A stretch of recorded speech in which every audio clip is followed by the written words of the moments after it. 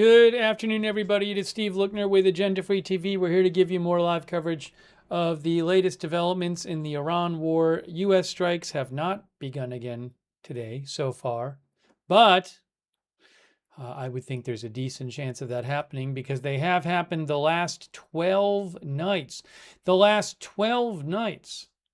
So are we going to see soon the start of night 13? We'll have to see. We'll have to see. It is currently 11:56 p.m. Iran time. President Trump is threatening, reportedly, a larger attack against Iran. So we're going to bring you the latest updates. Oil prices continue to go up. Oil prices going up, guys. Hey, tomorrow is when the markets close for the weekend. Keep that in mind. Hey, look at Brent crude oil. You can't look.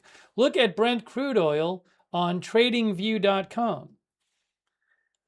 Brent crude is over 100. Actually, it got up to around 102, close to 102, I think. It is over 100. Brent crude.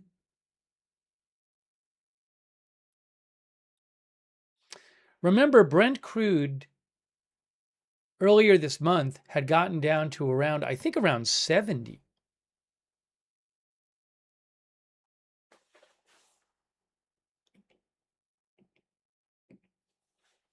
If we look here at the 6-month chart. Yeah, at the start of the war, it was around 70 at the start of the war. Went up to about 120 or so eventually. Then it got all the way down to around 70 when you had the memorandum of understanding and this talk about a peace deal. Well, since then, it's gone up about 40%. I think over 40%.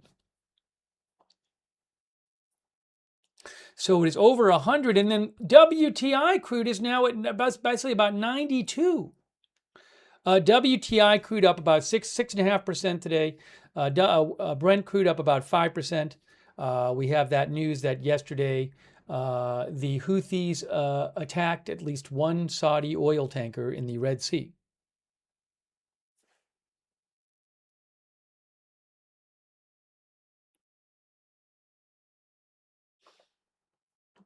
So oil up, I'm sure from my understanding of the way it works, we'll be seeing gas prices going up, in the coming days because of this. Maybe Gas Buddy Guy said something about it. Oh, look at this from Gas Buddy Guy, Patrick Dahan. Hold on, let me show you what Patrick said. Patrick Dahan at Gas Buddy Guy, who covers gas prices. He says, new diesel record incoming, Ukraine's attacks on Russian oil refineries, Houthi attacks on the Bab al-Mandeb Strait. I guess more on the Red Sea, but minor point. The point is the Houthi attacks in the Red Sea area, Bab al-Mandeb Strait area, U.S.-Iran trading threats. U.S.-Iran trading threats and attacks. U.S. diesel has jumped to average $5.20 a gallon and has a growing shot at reaching a new all-time record high. Previous high, $5.82 a gallon.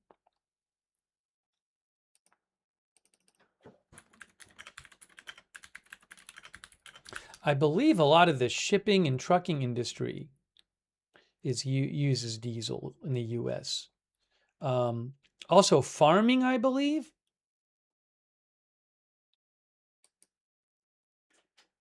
I'll show you something about that in a second.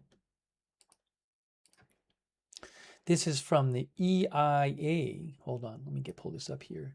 U.S. Energy Information Association. Look what they say about diesel. They say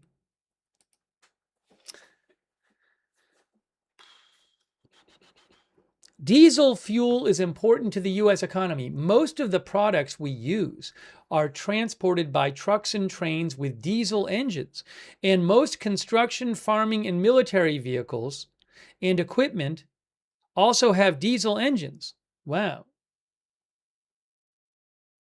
Again, Most of the products we use are transported by trucks and trains with diesel engines, and most construction, farming, and military vehicles and equipment also have diesel engines.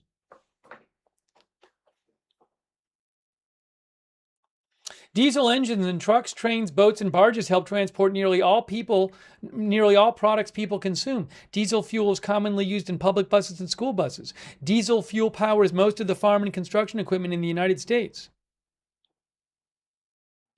The U.S. military uses diesel fuel in tanks and trucks because diesel fuel is less flammable and less explosive than other fuels. Diesel fuel is also used in diesel engine generators to generate electricity. Many industrial facilities, large buildings, institutional facilities, hospitals, and electric utilities have diesel generators for backup and emergency power supply.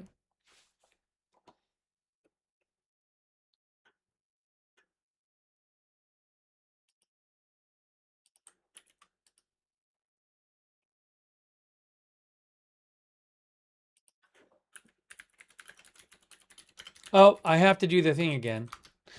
I always have to manually, because of this bug, I have to manually, even though I have mid-roll ads turned off for the broadcast on YouTube, I have to manually do it again, whenever we start the stream. So I just had to do it again. Sorry about that. Normally I remember to do it. Dream Rider says the U.S. started this. Let them finish it. Hold on a moment here.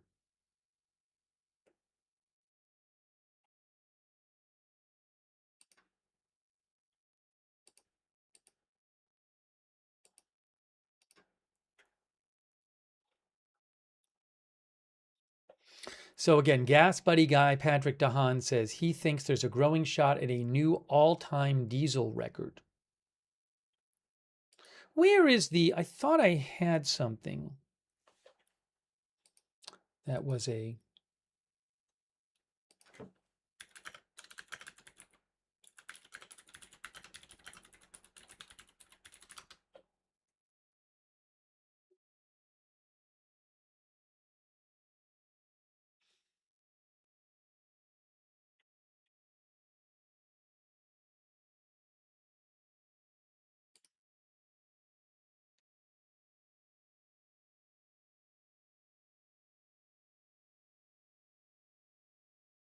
This is the benchmark for diesel, I believe, right here.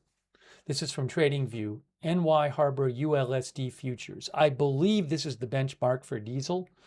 And you can see that is up 4.3% today. And then if we do a 6 months chart, similar to the gas, where it goes, before the war, this benchmark was at like roughly 2.56. Then during the war, it got up to about 4.5. Then it got back down to around 3 or so, the low threes. And now it's back up to 4.2, about roughly 40% higher, like gases from a few weeks ago. That's diesel. Inked Patriot Queen says almost everything is diesel.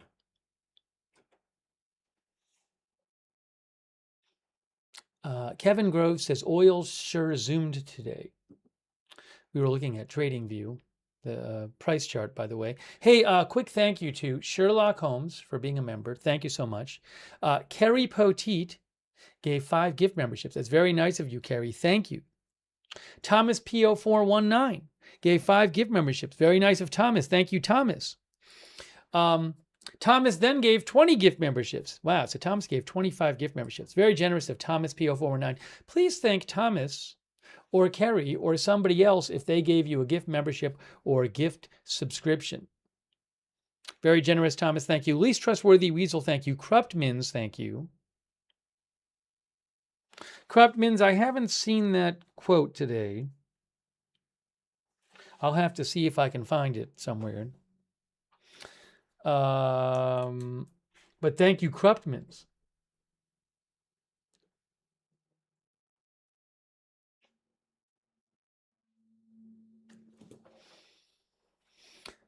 Also, huge thanks to our moderators who are here. We have moderating Ruth and Beth Mythical over there on YouTube, and Carms. They are all there moderating. Huge thanks.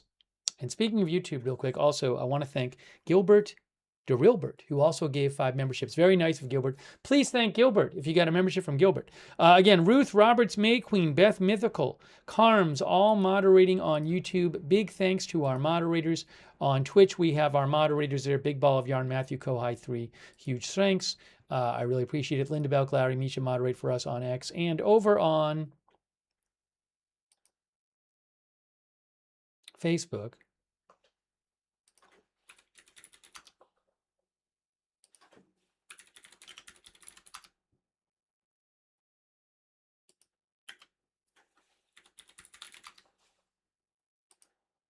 Kay Lowry Body is over there moderating. Thank you.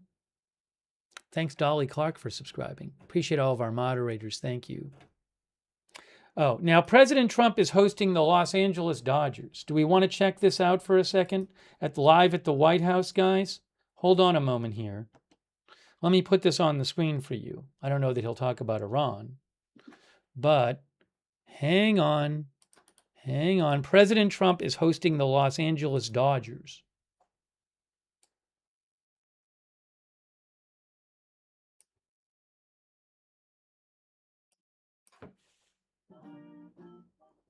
All right, hold on. Let's take a look at this. Hosting the Los Angeles Dodgers.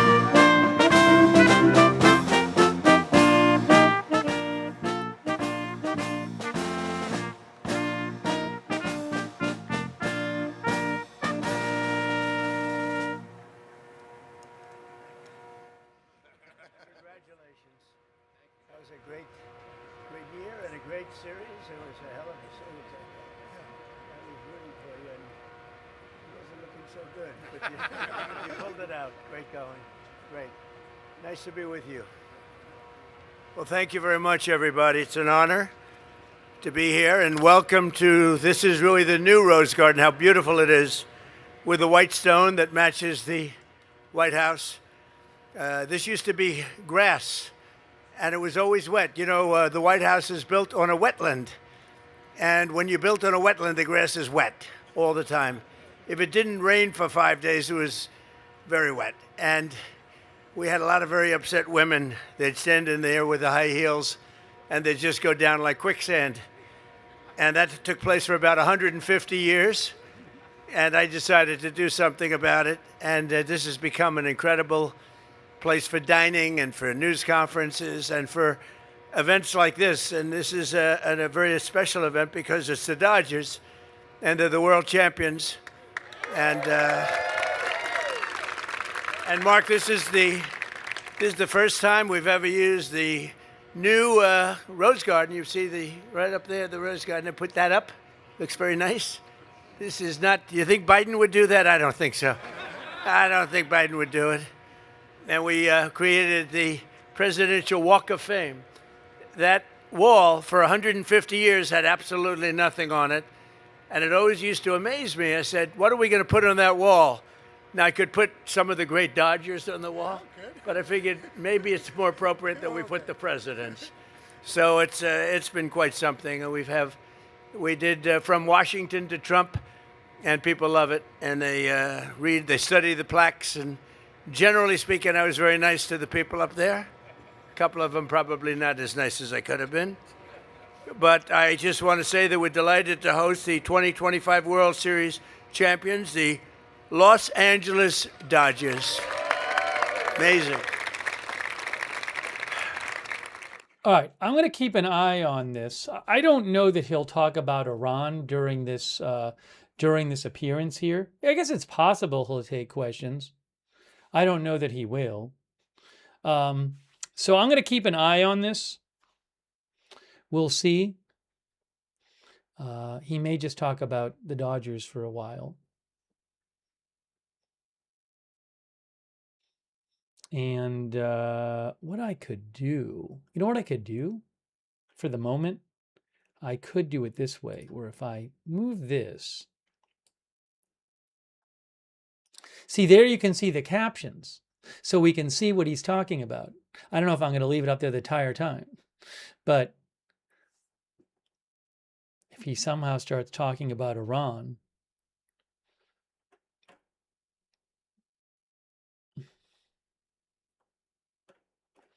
I'm keeping an eye out to see if we're hearing anything more again. Oh, you know what I bet's going to happen? I have a theory. Guys, I have a theory. You want to know my theory? You want to know Steve's theory?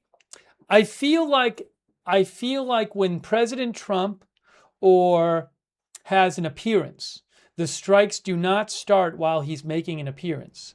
Also, I feel like this timing happened when Pete Hegseth and Secretary Hegseth and the Joint Chiefs Chairman Kane were testifying a couple days ago in front of Congress.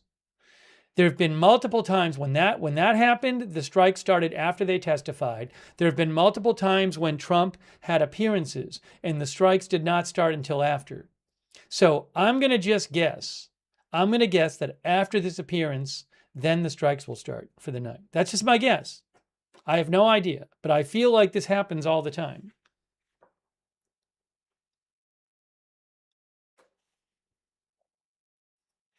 It's happened a number of times.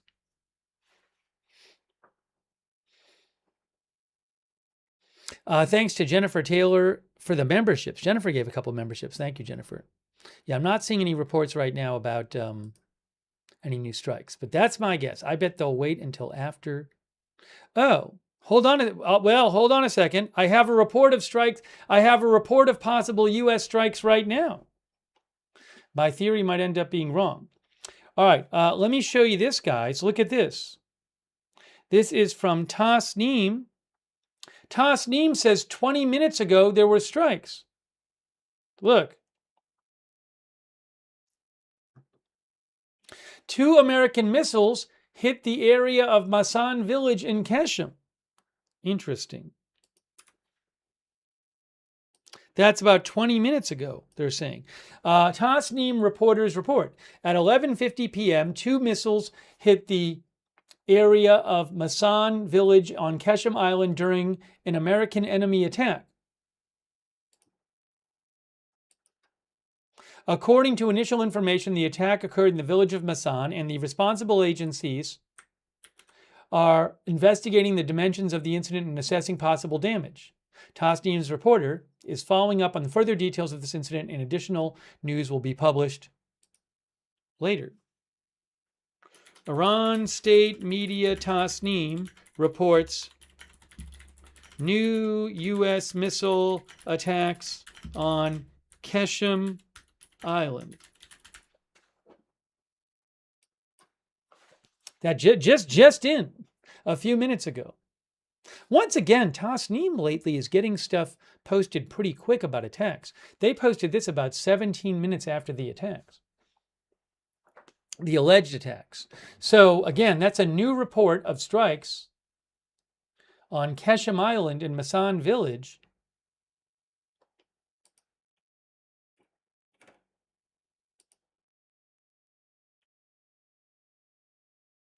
That's all I'm seeing so far.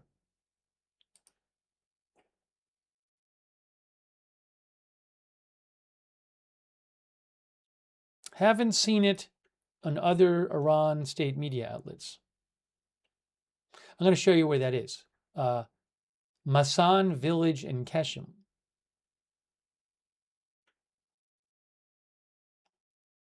Give me a moment. What happened here? What happened here? Oh, there's that. There's that. There we go. Okay.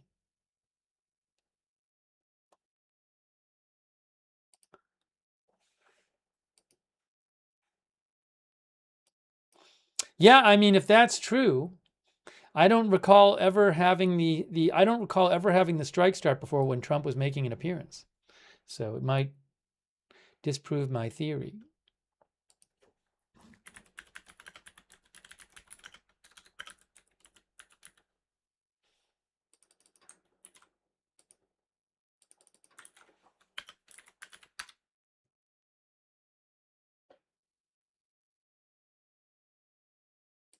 I don't know where Masan village is. I can't find it on the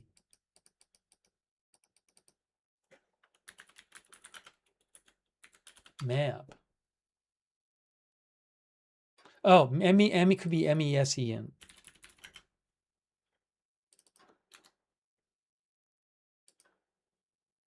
I think I found it. I got it. Okay, so Mesen. Mesen village is over here. It's in Keshem Island, is next to the Strait of Hormuz, and Mesen is on the southern side of the island. Mesen. There's a Mesen beach. So reportedly, two missile. What was it? What did it say? What did the report said? Reportedly, two missiles hit the area of Mesen village about 25 minutes ago. Two U.S. missiles. That's according to Iran state media. So possibly U.S. strikes underway.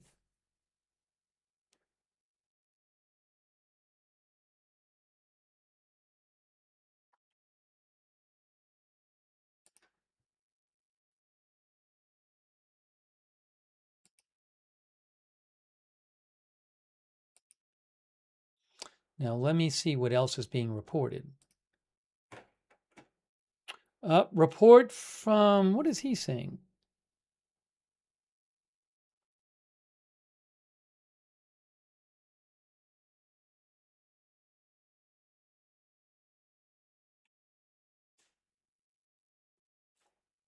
It doesn't seem to be new.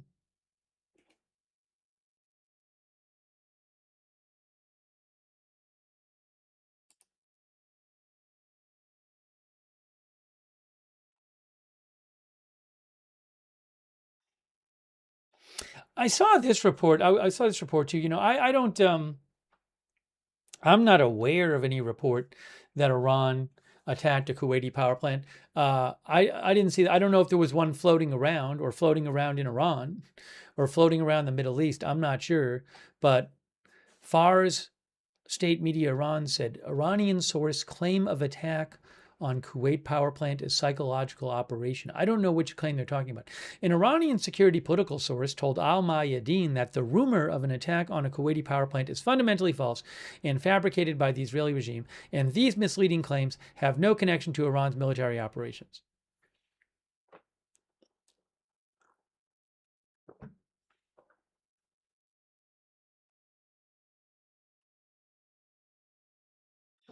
Our viewer BBDH says, new quagmire, same U.S. empire, sad?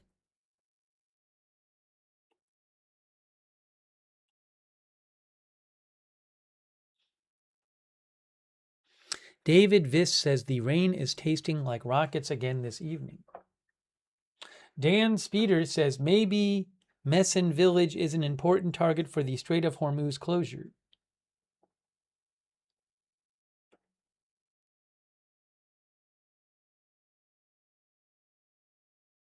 Dan Cruz says, maybe now it's ramped up. That's changing. You mean maybe they're now striking while President Trump is doing appearances? Although I will say, President Trump is still live at the White House with the Los Angeles Dodgers, and they still have not announced the new strikes have begun.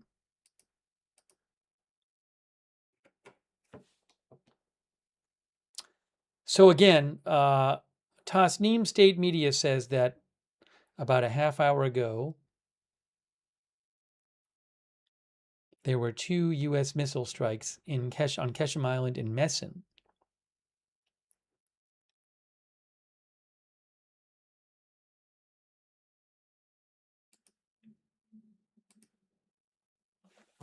We will be keeping an eye on oil for you. There's tradingview.com, TradingView. It is at 100, Brent crude over 100 again. First time over 100 since, what is it? I have to look it up on here. It's the first time over 100 since, was it May? I think it's May.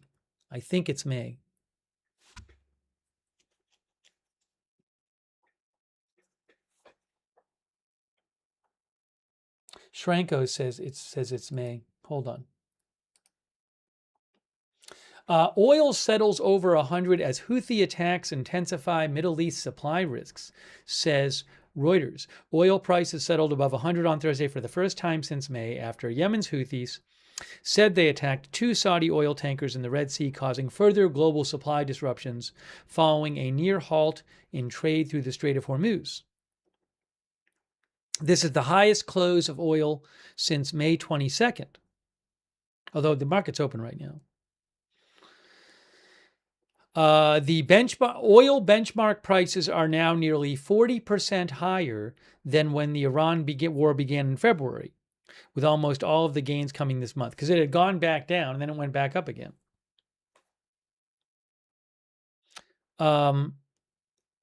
This expert, Bob Yager, director of energy futures at Mizuho, said, with the possibility of a ground war seemingly increasing by the day, and tanker traffic restricted through 2 of the most active checkpoints in the world, crude oil is suddenly positioning itself to within striking distance of the 4-year high of 126.41, he said. With the global economy drawing down so fast, it will eventually be running on fumes. Yemen's Houthis have opened a new front in the Iran war, although I'd be careful about phrasing this because Yemen and Saudi Arabia have had escalating, they're long simmering tensions. They've had tensions for years, and it escalated a couple weeks ago. So, strictly speaking, I don't know that we can say that technically Iran attacking the Saudi tankers is part of the Iran war. It's not clear how much of them doing it is because Iran wants them to, and how much them attacking the Saudi tankers is just because of this ongoing thing between them and Saudi Arabia. Anyways, Yemen's Houthis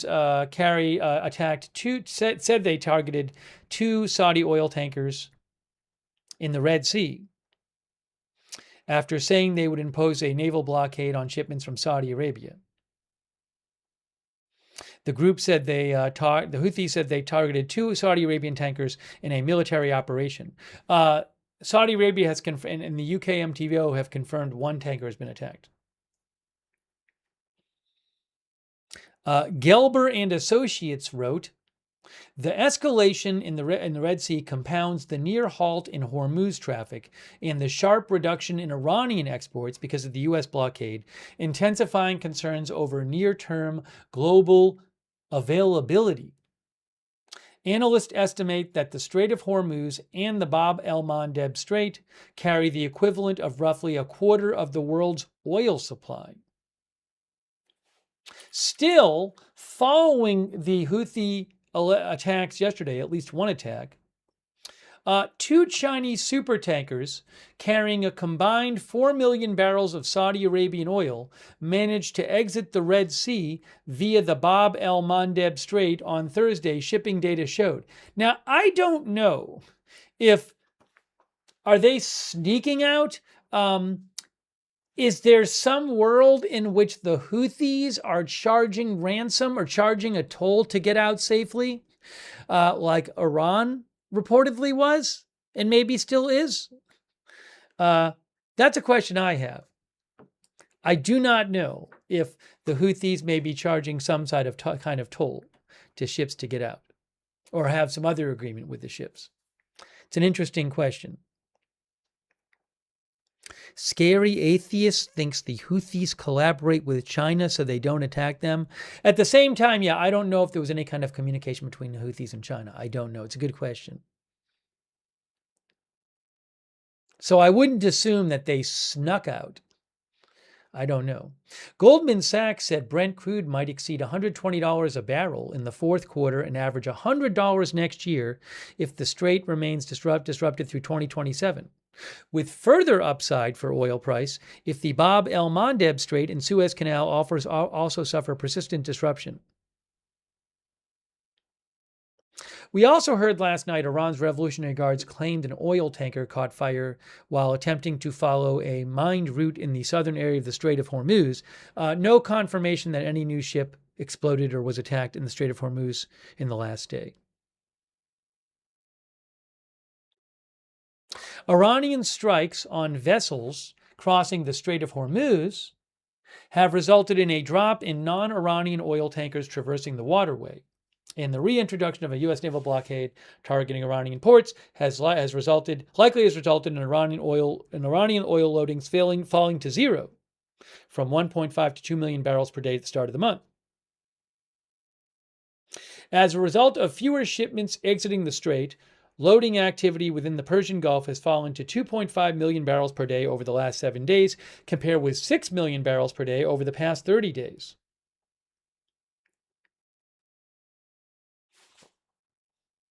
So I think there's a video here I'm going to show you about the oil prices that goes along with this article. Let's take a look at this video. Hey guys, let's look at a video about the oil prices. Hold on a second. Bonus video. This is from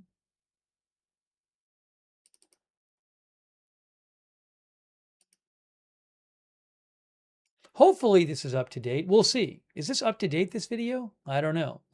I don't know if this video, it was in the article. We'll quickly find if it's up to date, the video or not. If not, I won't play it.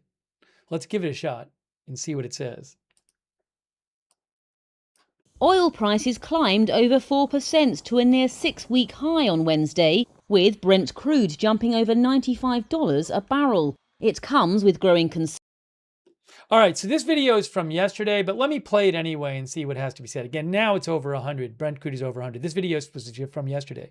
Concerns about disruptions to key Middle Eastern supply routes. That's due to escalating hostilities between the US and Iran and threats to shipping by the Iran-backed Houthi militia in Yemen.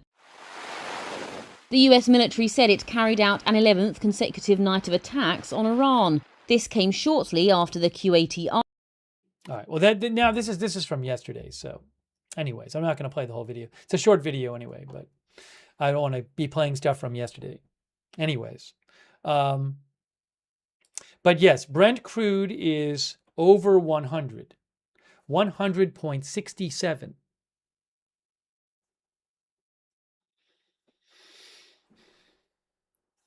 $100.67. That's from tradingview.com. By the way, so I know we have some viewers who think that maybe Trump likes to wait for when the markets are closed to do military stuff. So tomorrow, the markets close for the weekend. Oil markets and stock market close for the weekend tomorrow.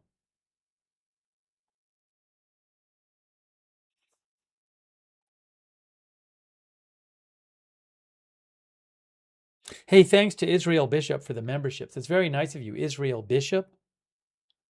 And also Toka Takagi gave 5 memberships too. Please thank Israel and Toka if you got memberships from them.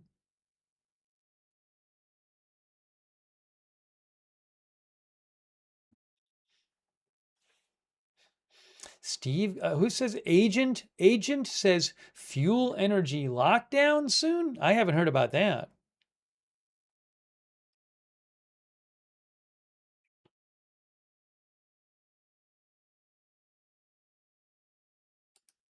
See if we have any more other reports coming out of Iran.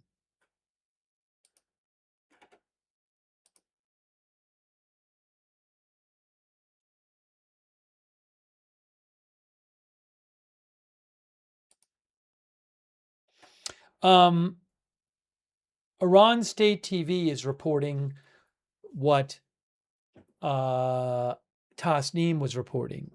They say the people of Keshem have also heard explosions from the Strait of Hormuz area. Oh. No, they said explosion heard in Masan village of Keshem, which is what Tasneem said. But Iran State TV said the people of Keshem Island have also heard explosions from the Strait of Hormuz area south of Lark and Hengam Islands. Where's this?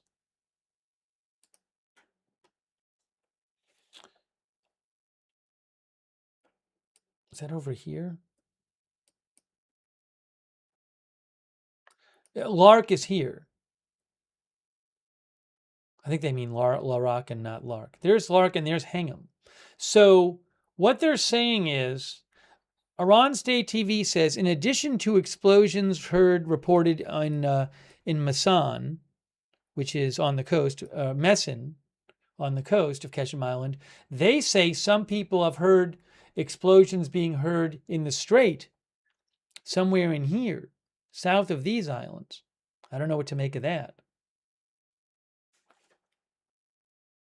Possibly explosions heard in the Strait of Hormuz, according to Iran state TV. I mean, there could be things going on with shipping now.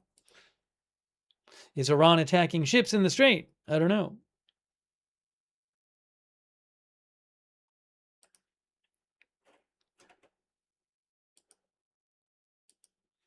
Zamila says mines?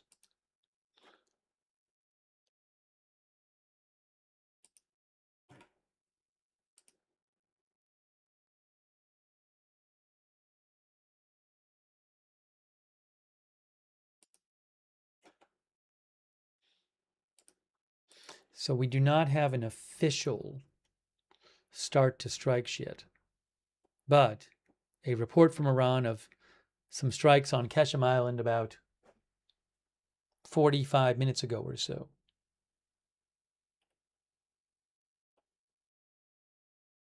If you're wondering about the SpaceX launch, which was originally going to be today, SpaceX announced that they are targeting tomorrow for Starship's 13th flight test due to weather.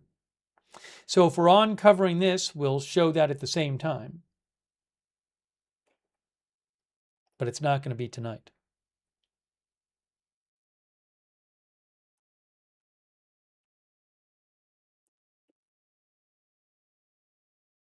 Our viewer mentioned, Christopher Wilson. Yeah, I had seen this before. Also, the Fate Tux Network had posted about this. So New York Post has a report today. The New York Post. They claim, the New York Post, that yesterday they say a source told them that yesterday an Iranian attack reportedly slipped through U.S. defenses and hit a weapons depot near the same Jordanian base where the 3 American troops were killed. And the source told the New York Post that after an Iranian attack hit this weapons depot, a towering, quote, mushroom cloud rose after that strike. Now, I don't have any confirmation of that. Could have happened.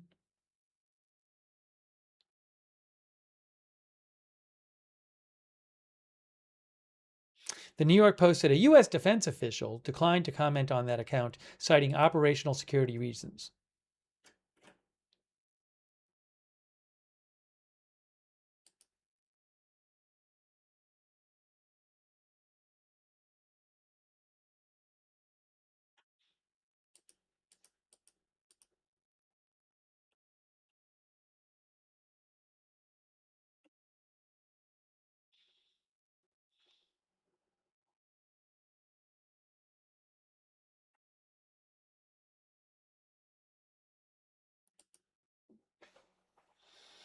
All right, give me a moment here. The White House finished. Hey, the White House finished, guys. President Trump's appearance is over at the White House, and there still is not an official announcement of strikes. I don't know. Maybe my theory is still in play, that they never start the strikes while he's doing an appearance, and they wait till after. It's my theory. We'll see what happens.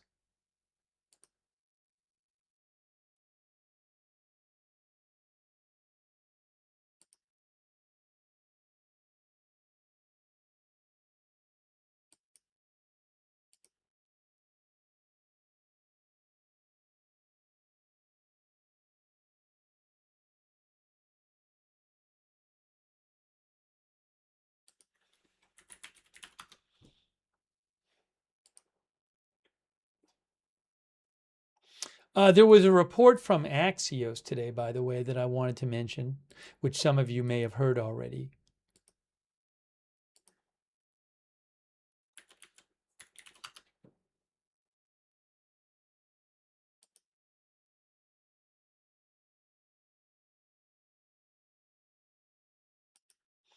Axios reports Barak Ravid. Barak Ravid says that President Trump told him today that he's seriously considering restarting major combat operations in Iran. including bigger strikes than the ones earlier in the war. But Trump told Axios he hasn't decided yet.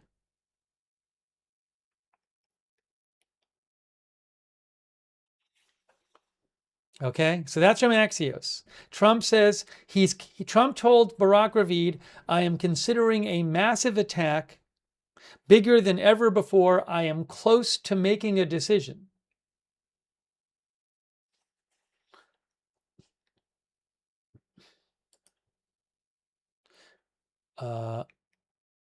Sitruk says, "What does restarting even mean? He bombed them 10 days in a row." Well, the bombing over the last 12 nights has been quite limited compared to the start of the war, the weeks at the start of the war, which was much more intense bombing by the U.S. and Israel.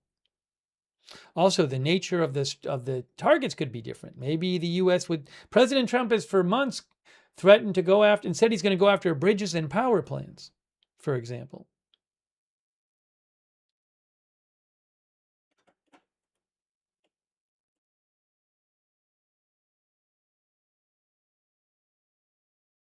Joseph thinks he's already made the decision.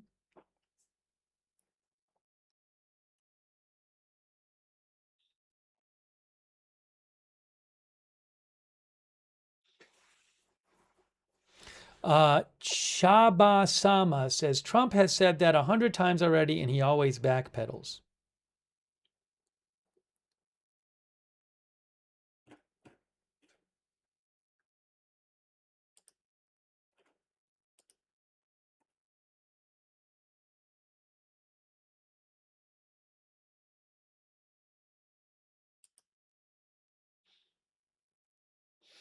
Will we be hearing about new U.S. strikes on Iran soon? Waiting to see. Give me a second. Give me a moment.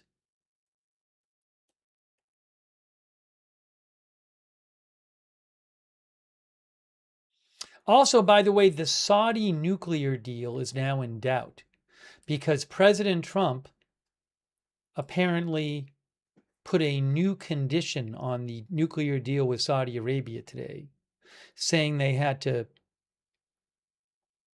be in the Abraham Accords, right? And normalize Israeli relations. Here, I'll show you. President Trump posted about this today.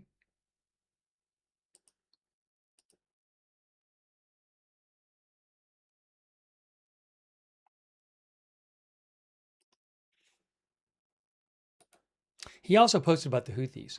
All right, so President Trump said the civil nuclear deal. So remember, backtrack, there was a lot of reporting. I didn't see the actual announcement today. I believe it was announced yesterday, that there was some sort of announcement yesterday. But there was a deal. The story was that the U.S. had signed a deal with Saudi Arabia to help Saudi Arabia develop a civilian nuclear power industry, including the possibility that Saudi Arabia would be allowed to enrich their own uranium. And there would be a worry that if they were allowed to enrich their own uranium, that they could, instead of enriching it a little bit for using it in civilian uses, they could have a secret nuclear program and they could use the same equipment to enrich it more to weapons grade uranium. Anyways, President Trump said today, the civil nuclear deal, there will be no enrichment of material, although so that he's saying there that the deal does not involve enrichment, but I don't know what the deal exactly says.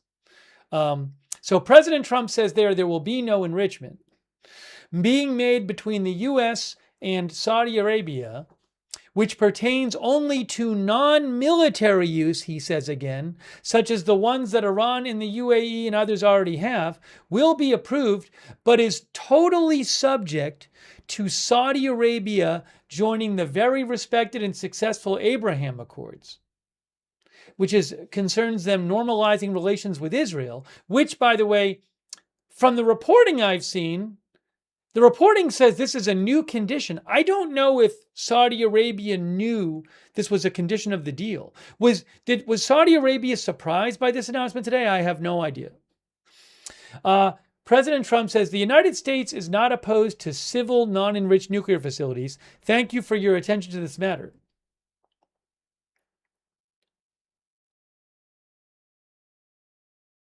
When he says non-enriched, what he means is that the country itself would be doing the enriching.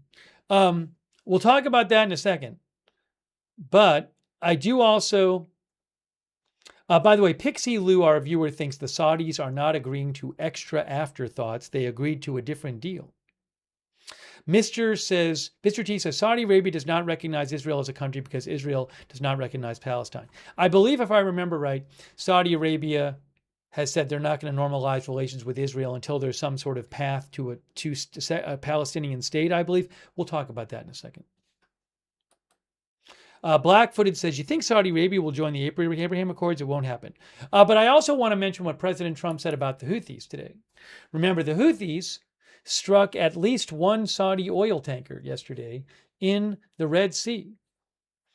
President Trump says, a year ago, the United States of America attacked very powerfully the Houthis for their interference with commerce and trade by shooting at ships. Since that time, and during our conflict with Iran, they have acted very responsibly. Unfortunately, now they are starting up again, shooting at 2 Saudi Arabian ships last night. Please let this truth, he says, posted on Truth Social, please let this truth serve to represent that if they do this again, the U.S. will hold Iran responsible, and that the Houthis are a surrogate and or proxy of Iran, and major military punishment will be inflicted on Iran, and of course the Houthis themselves, who I am very disappointed with, in that they have until now acted very professionally and smart. Thank you for your attention to this matter. By the way, I do believe that during the war at some point the Houthis have fired at least 1 and possibly more missiles at Israel. They haven't done it much. It hasn't happened much. But I believe they have fired missiles or drones at Israel during this war.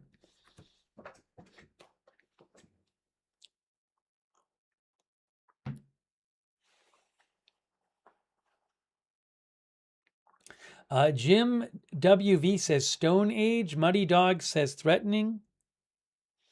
Tall as Me says, this is your final warning, pinky promise. Firejack says, very responsible terrorists. So President Trump has now said in the last couple days that if the Houthis fire at any more ships, he's going to launch a major military punishment on Iran and the Houthis. He also said yesterday that, remember, yesterday he said from this point forward, anytime Iran shoots at a ship in the Strait of Hormuz, whether it be by missile, rocket, drone, or any other device or weapon, the United States will bomb and destroy one bridge or power plant, including those located next to or in the capital city of Tehran. Thank you for your attention to this matter. So we will have to see, does Iran fire at any more ships in the Strait of Hormuz? Do the Houthis fire on any more ships in the Red Sea? And if so, does President Trump do what he said he's going to do to them yesterday and today?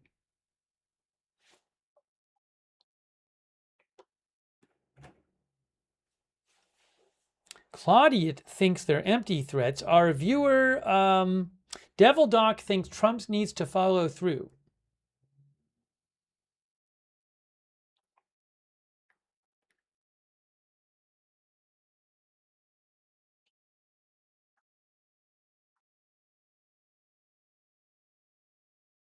History Underfoot says negotiation through punishment. Snarf Maru says dream on. Pre-breakfast banana, and this within a short time from that deal they made. What are the odds?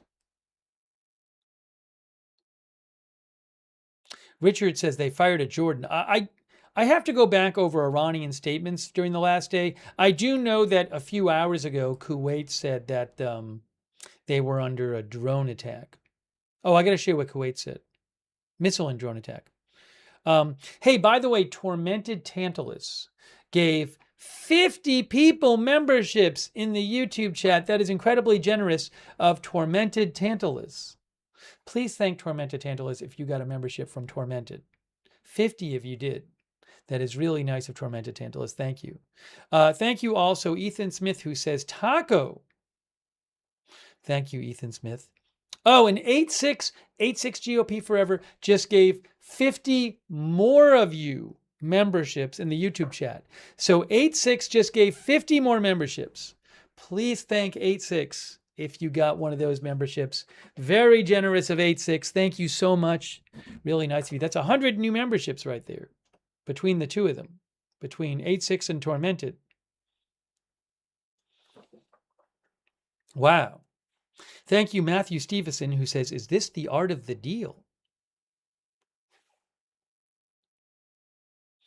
Now, what I need to do is keep an eye on the news from Iran. No new strikes reported right now that I'm seeing yet. Not seeing it yet, guys. It is 12:47 a.m. Iran time.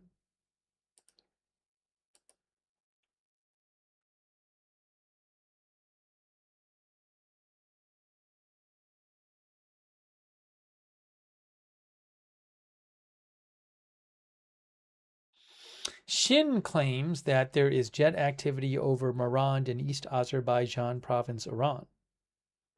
I can't confirm that, but that's what Shin is reporting.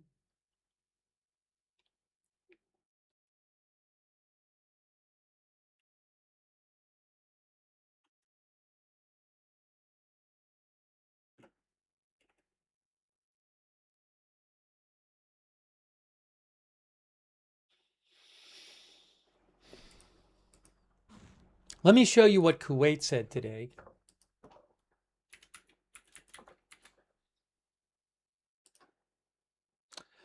Sean thinks tomorrow the strikes will ramp up and that today will be another Groundhog Day. Why? Because the markets will be closed tomorrow, Sean, you think? You mean for the weekend?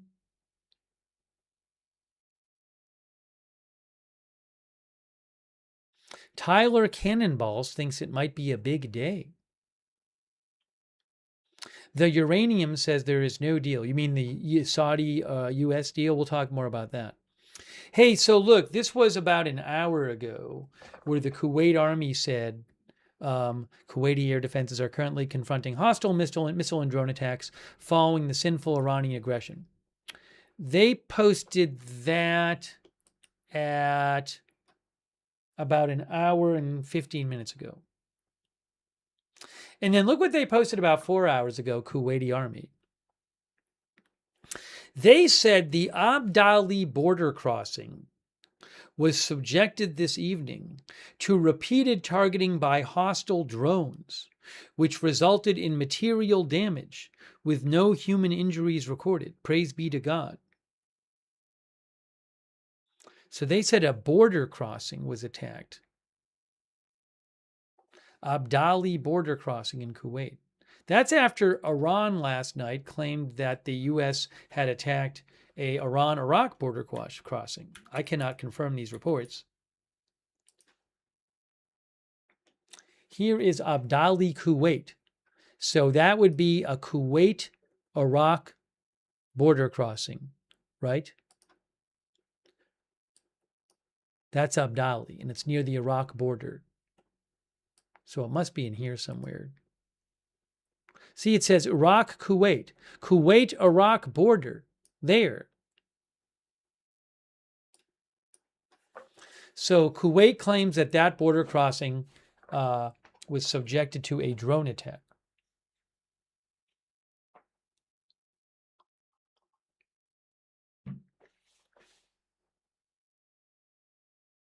It's actually not far from Iran because of the way the geography there is. You can see here, that's Iran and that's Iraq, which has a sliver of land on the coast, and then there's Kuwait. So, I mean, this right here is really only about, that border is only about 30 miles from Iran.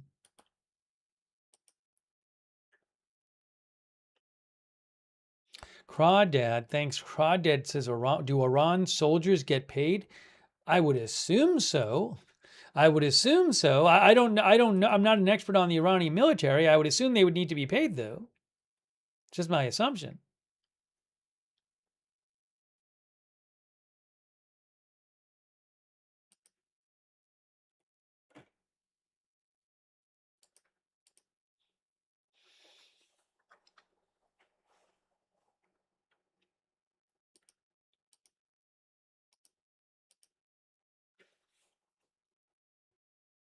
You know what I do have? Yes, no live feeds.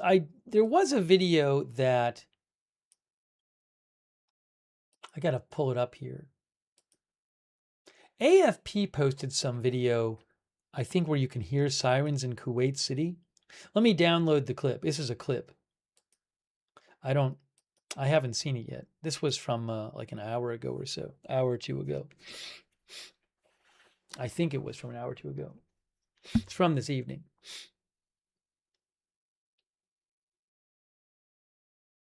Yeah, let me pull up this video and see what this is about.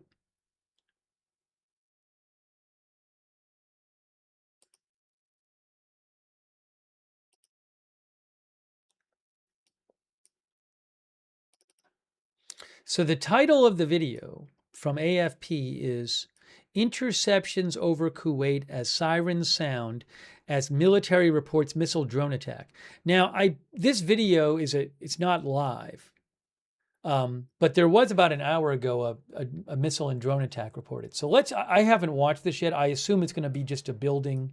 I don't know that you see any interceptions. I think it might just be buildings and sirens. It's an AFP video, though. Let's see what it is. All right, hold on. I haven't seen, maybe it is interceptions. Let's see what this video is from AFP. Ooh, look, I think we have footage of the sky. This is from earlier tonight.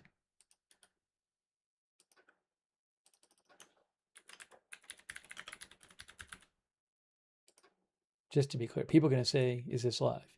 This is earlier tonight. See? That's when it's from, earlier tonight.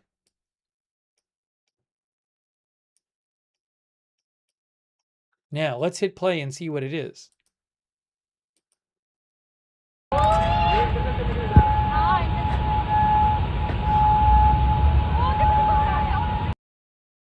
This is in Kuwait. I should say earlier tonight, Kuwait. So people, if they see it, from AFP, earlier tonight in Kuwait. Kuwait City, by the way. Is it Kuwait City? You think? Kuwait City. I'm never going to play the video. I'm going to keep updating the caption.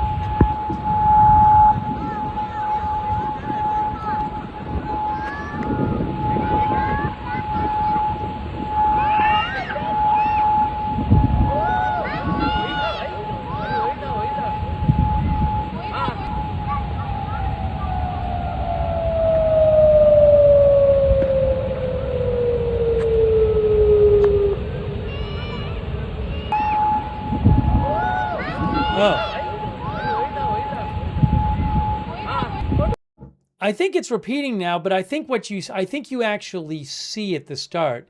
If you look up there, look in the top corner there. Look in the top left corner. I just shifted it over. I think you can actually see an interception maybe. Let's try this again.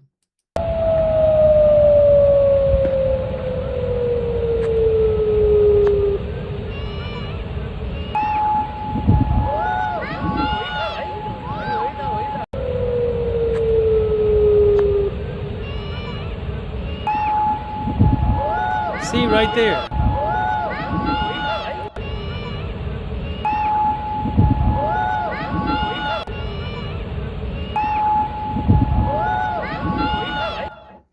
I think that might be an interception. I think the video just repeats after that. Oh no, here's more. There's more to the video. There's more to the video. Let's keep watching the video and see more of it.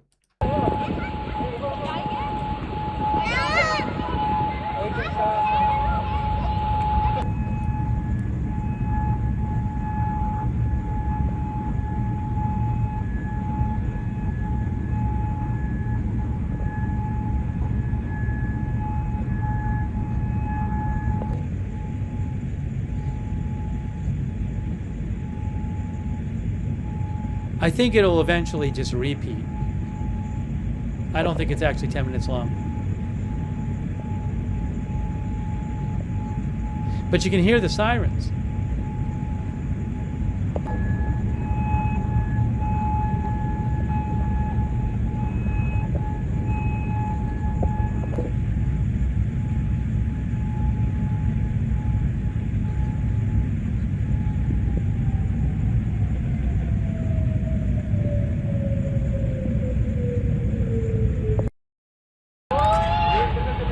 Okay, then it repeats. All right, well, got a little video from there. I think they might not be allowed to have the camera going when it's live, by the way.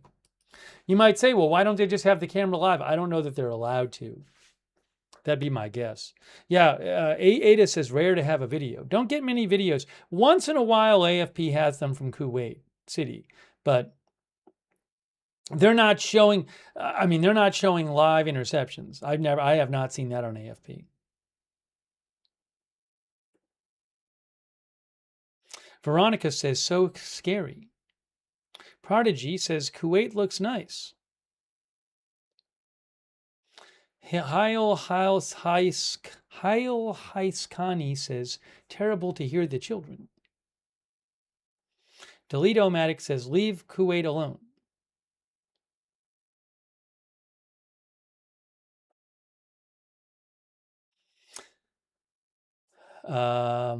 Nanot Work says, nice looking city.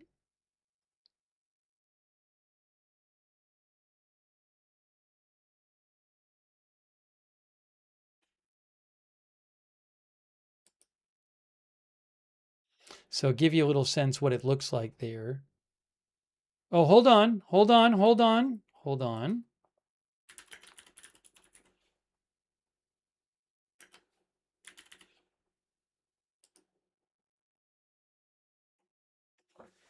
I guess is there a new alert?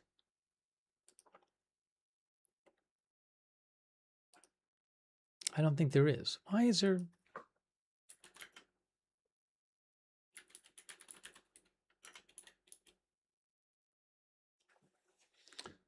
I don't think there's a new alert. What is this?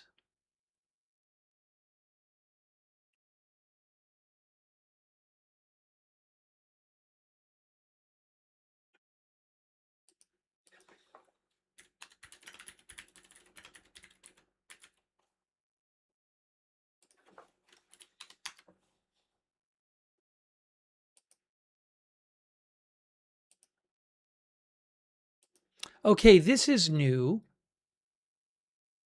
I think. No, that's not new. That's not, it doesn't look like it's new.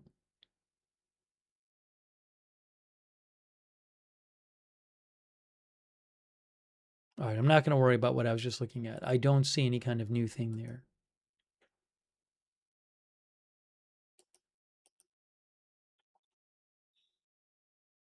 So we're still here. It is now 1 o'clock a.m. Iran time.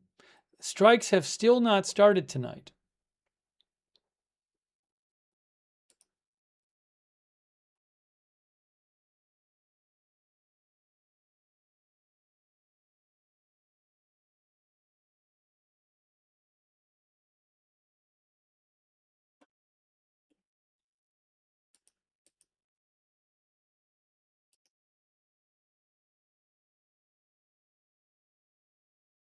I will say this. Iran State TV reports that a Revolutionary Guard commander says, the Revolutionary Guard commander says an American Tomahawk missile was intercepted and destroyed in the sky of this city. What city? Tehran? I don't know what he's talking about. That just came out from Iran State TV. They said IRGC Commander Kanuj, an American Tomahawk missile was intercepted and destroyed in the sky of the city. But it doesn't say what city. So maybe we'll hear more about that.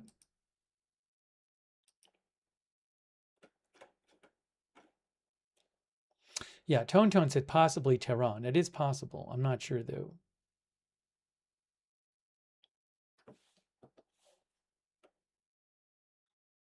Unconfirmed video online that there's... Oh, was it Kanuj? Oh, I think I see it here. Is the city Kanuj? I think the way it was written was confusing. Hold on. Hold on.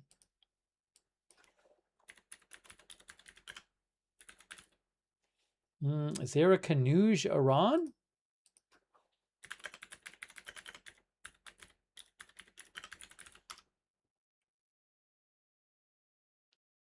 Oh, there's one in Kerman province.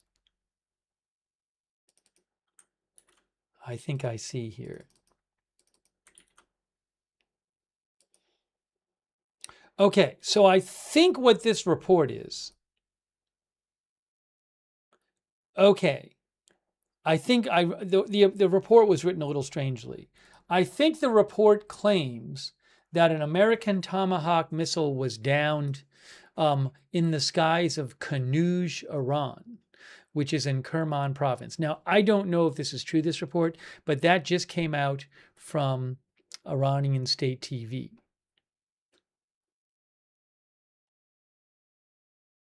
Now, let me see if that gets reported anywhere else. One of our viewers, Max Mano, I'm probably reading that wrong, said maybe they made a deal so the strikes are postponed.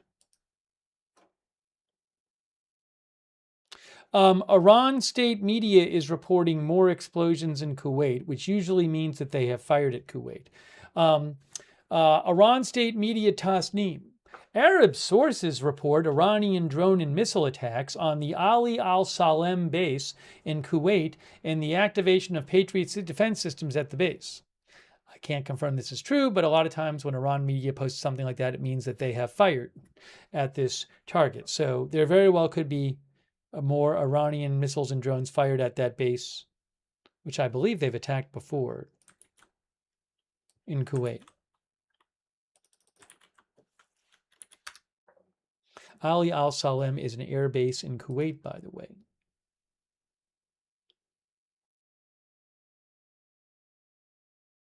There is a U.S. Air Force presence on that base.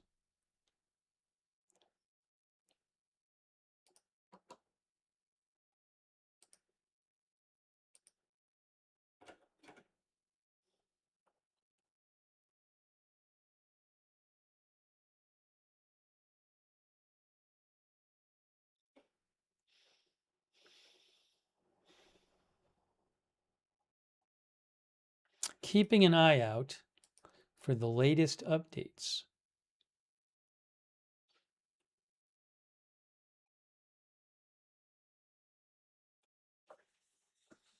A Hi-Ho Silver thinks no deal happening, can't trust Iran.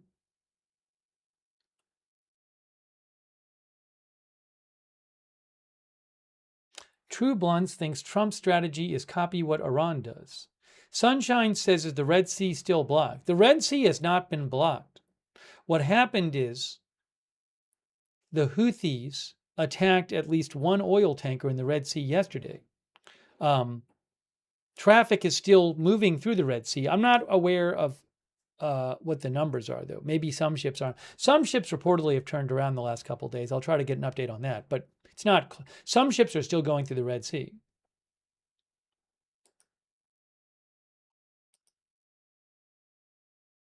And what the Houthis say is that they are blockading ships going to or from Saudi Arabia.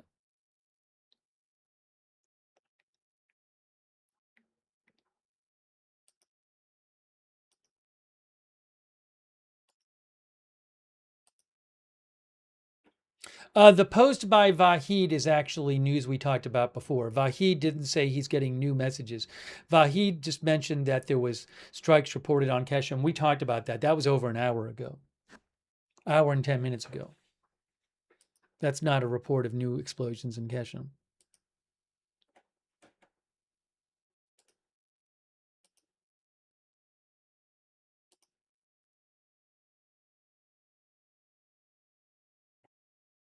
Yeah, in terms of Iran, haven't heard that many reports so far of strikes in Iran itself. And no official announcement of strikes from CENTCOM.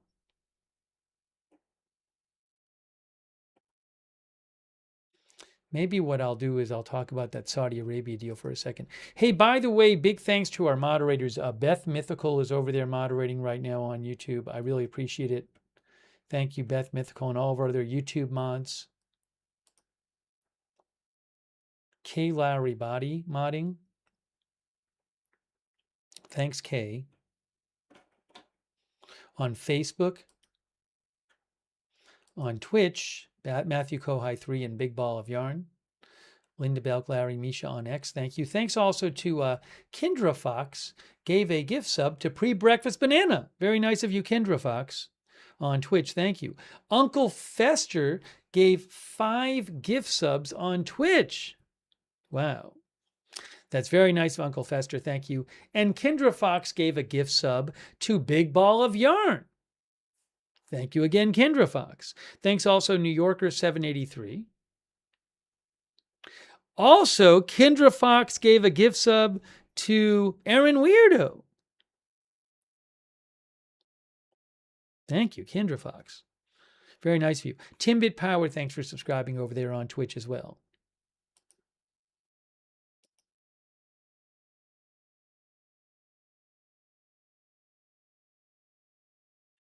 Michelle C. says, they nuking Pickaxe Mountain or what? President Trump has said recently that the U.S. is going to attack Pickaxe Mountain, but it hasn't happened yet.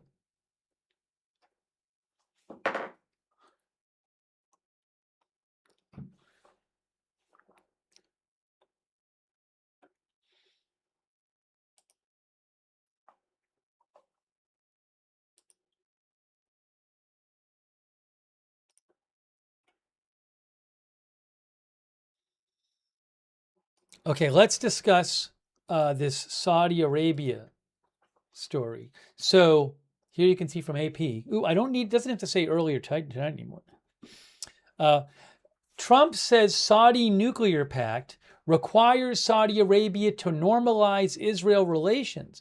It's being reported that that's a new demand from Trump today. President Trump said today that a new agreement, which the U.S. reached with Saudi Arabia, for a civilian nuclear program will require Saudi Arabia to normalize relations with Israel through the Abraham Accords. Trump added that the new nuclear deal, which is expected to last 30 years and involve U.S. firms, does not allow for enrichment of uranium.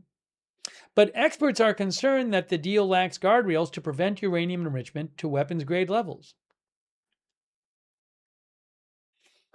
Okay, let me show you something more about that. Hold on. I'll give you something more about that.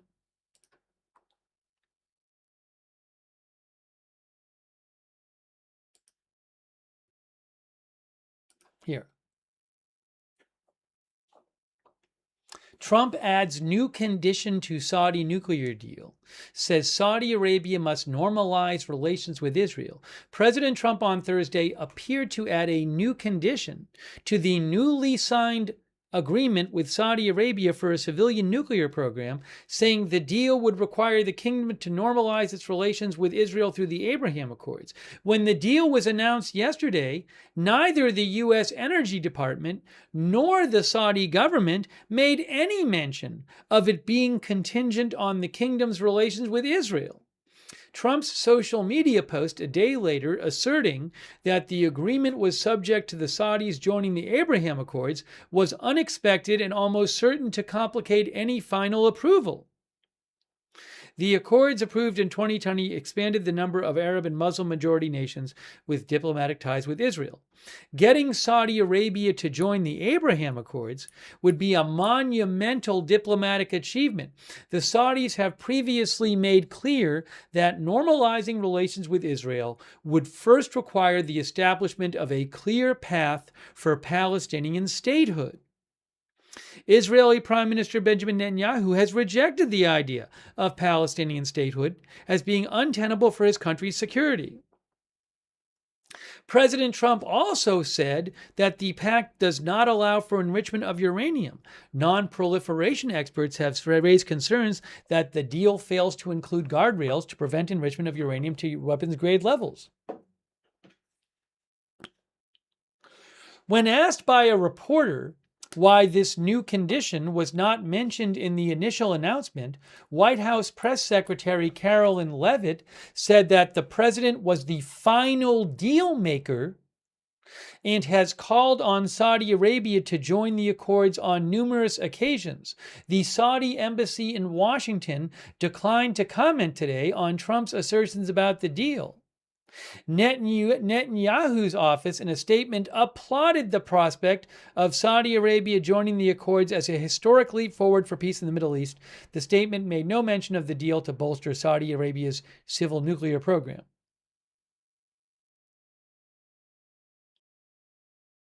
So, again, there was no word of this condition before, and as you can see, there is some serious doubt whether Saudi Arabia would agree with that.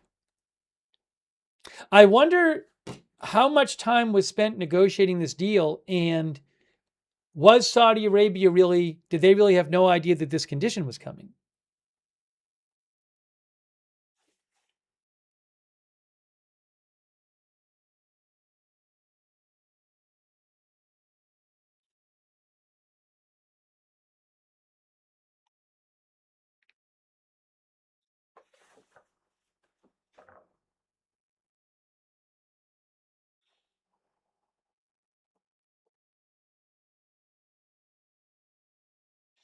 Austin Batman says, Trump, never mind the agreement we signed. I'm the final deal maker.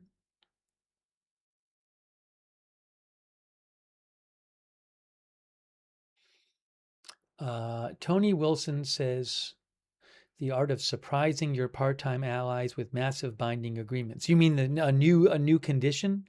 So we'll have to see what happens here. But again, from everything reported I've seen so far, it says that this is a new condition.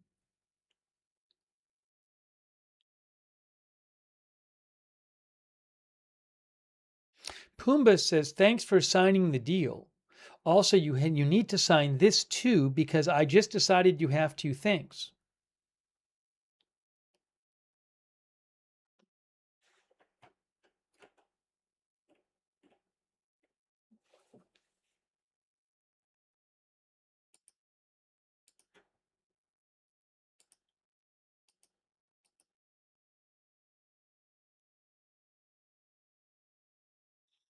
All right, hang on a moment here.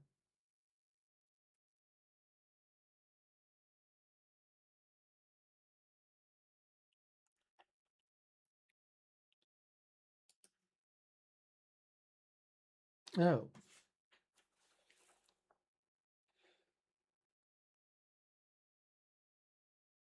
I think I have to restart the Facebook feed. For Facebook, yeah, Facebook is having issues, guys. Facebook is having issues. I have to restart the Facebook feed. It's crazy.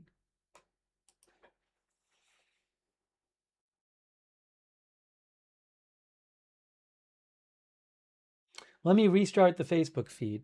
Well, it's not dead yet, is it? Did it end? Let's see. It's so bad. Facebook always has issues. They frequently have issues.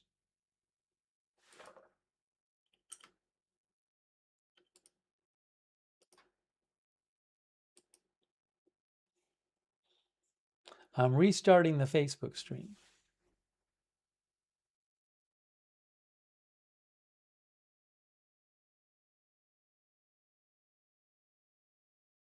All right, I restarted it. Sorry about that.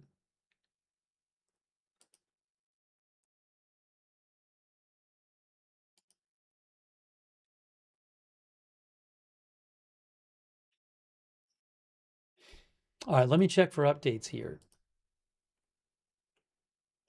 Interesting. No strikes have not started yet, guys. No announcement of strikes started. It is now 5:45 Eastern U.S. time. It is 1:16 Iran time. Will there be a 13th straight night of U.S. strikes on Iran?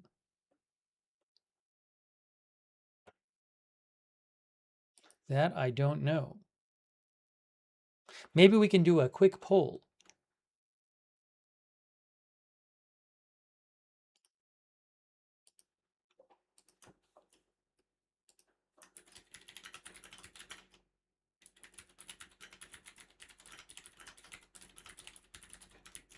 Gaz says 13 is unlucky.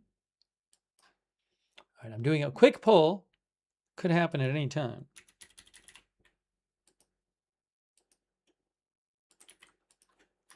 You know, oil is going up. One of the viewers said ceasefire.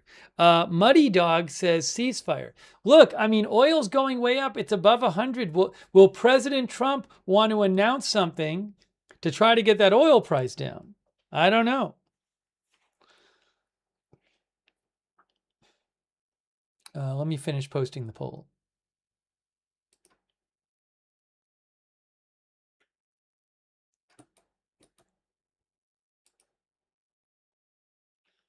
One of our viewers, Joshua Seka, thinks Trump will say Iran made a deal. Stolly says MOU 2.0 for real this time.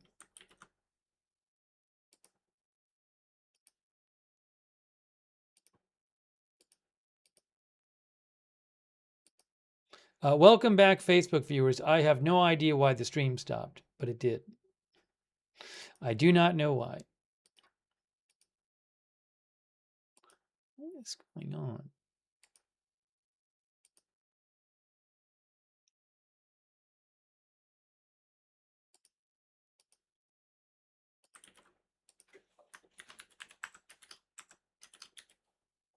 Now,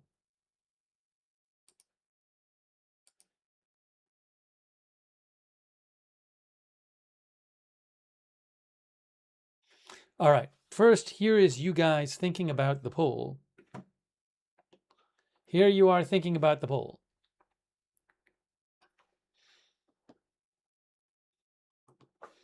Now we're going to show you the poll results in a second. What happened here? Okay.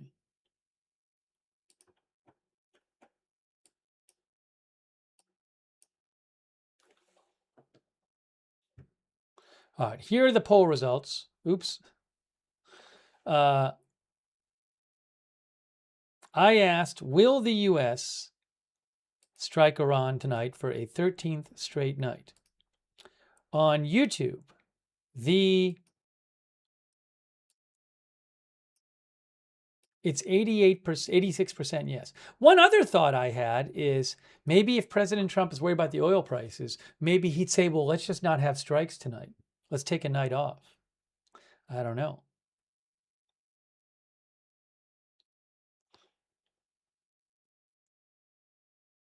Oops, I got to get rid of this for a second. All right, there's that. So that's on Facebook, it's 79% yes on Facebook. And on Twitch, it is Twitch results coming up. Look at Twitch. 92% yes on Twitch.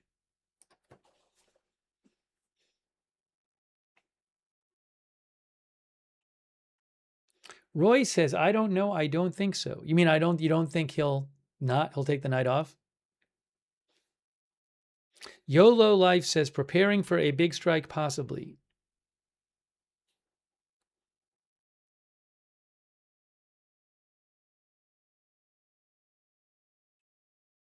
All right, so most of you think there will be attacks tonight by the U.S. Users says Wall Street could cause a ceasefire. You know, long-term bond yields have been going up too. I wonder if the White House is worried about that.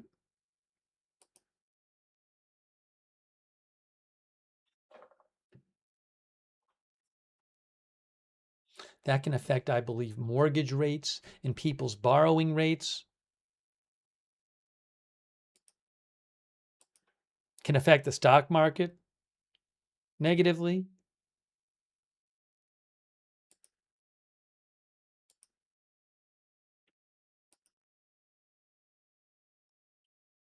Pragmatic centrist says bonds are getting yippy. Try to find something about it I can show you. Let me take a second here, see what I can dig up.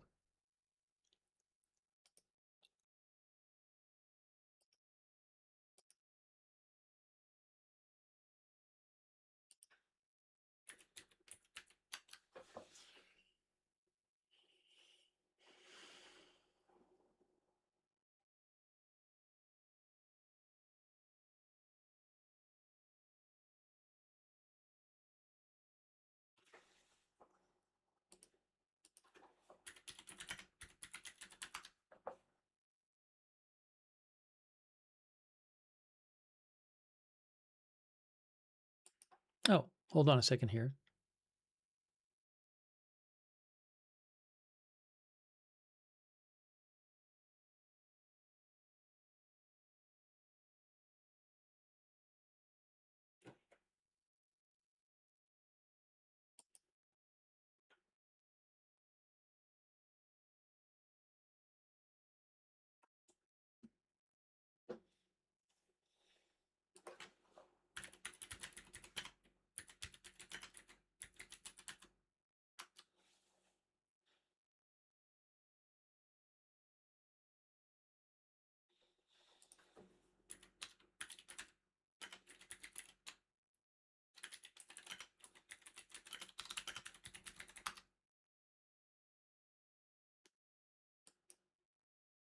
CNBC says that the yield on the 10-year U.S. Treasury note, they say that's the key benchmark for mortgage and auto loans and credit card debt, is up to the highest level since January 15th, 2025.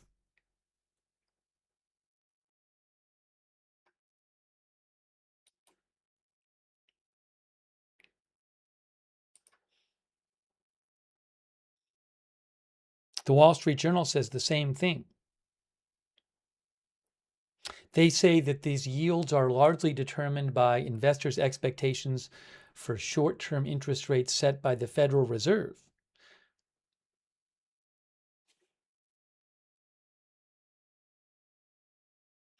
But again, when those Treasury yields go up, that can make borrowing costs go up.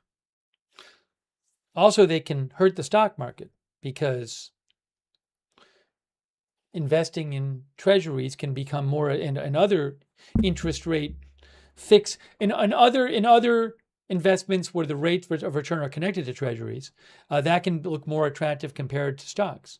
I'll actually show you real quick here. Here's the 10-year treasury yield. I have it right here. The market's closed at the moment. This is from government bonds 10-year yield. This is from TradingView. I mean, that's like a 100-year chart there. 5-year chart. That's a 5-year chart right there. Back in 2022 it was lower.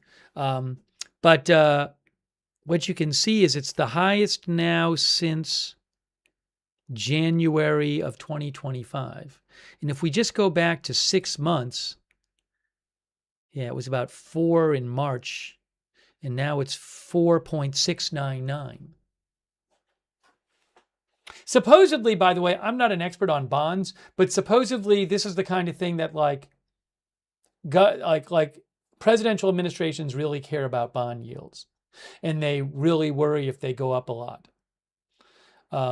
So I'm not an expert on this. It's not talked about as much as the stock market, but it's supposedly quite important.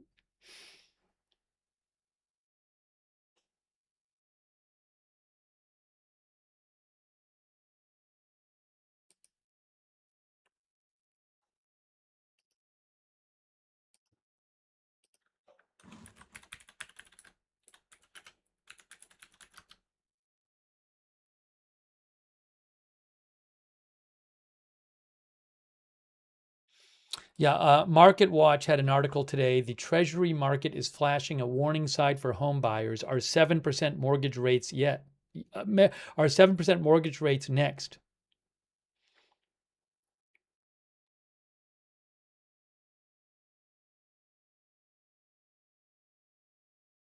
They say that rising tensions between the US and Iran have pushed up energy prices, which has sparked concern about inflation and whether the Fed might raise interest rates to keep down inflation. That has meant higher Treasury yields and higher mortgage rates. And Market Watch says rising Treasury yields put 7% mortgage rates back on the table. Again, I'm not an expert in this field. I'm just saying that is something you might be hearing about more. The Treasury yields going up.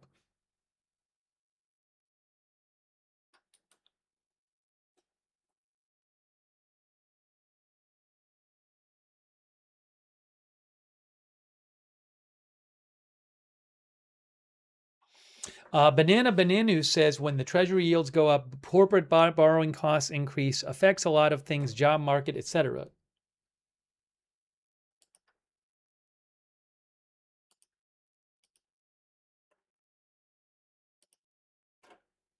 Still no word of the U.S. starting strikes tonight.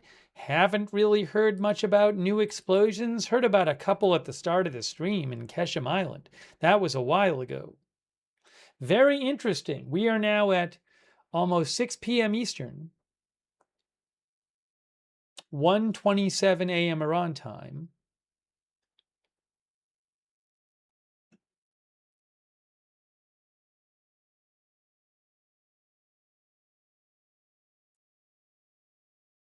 No new strikes yet reported by the U.S. military.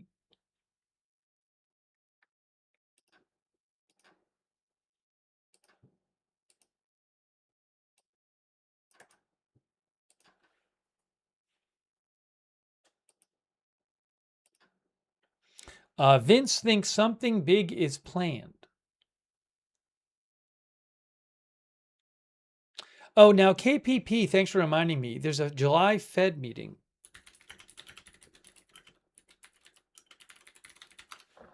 Yes, July 27th and 28th. Forbes says markets see high chance that Fed hikes rates next week at July meeting. I wonder how much the oil price is going up recently in recent days is going to impact whether the Fed hikes rates or not. In case you're wondering, we now have oil at close to 101 Brent crude.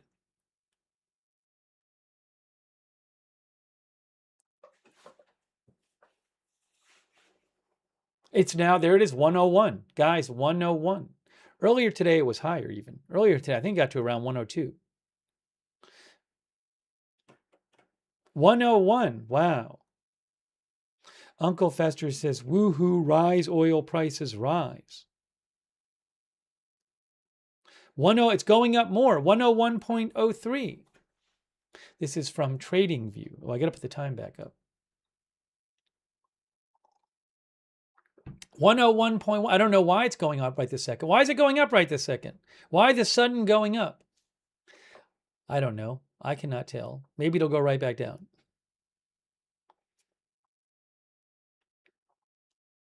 Oh, 101.04. We'll see.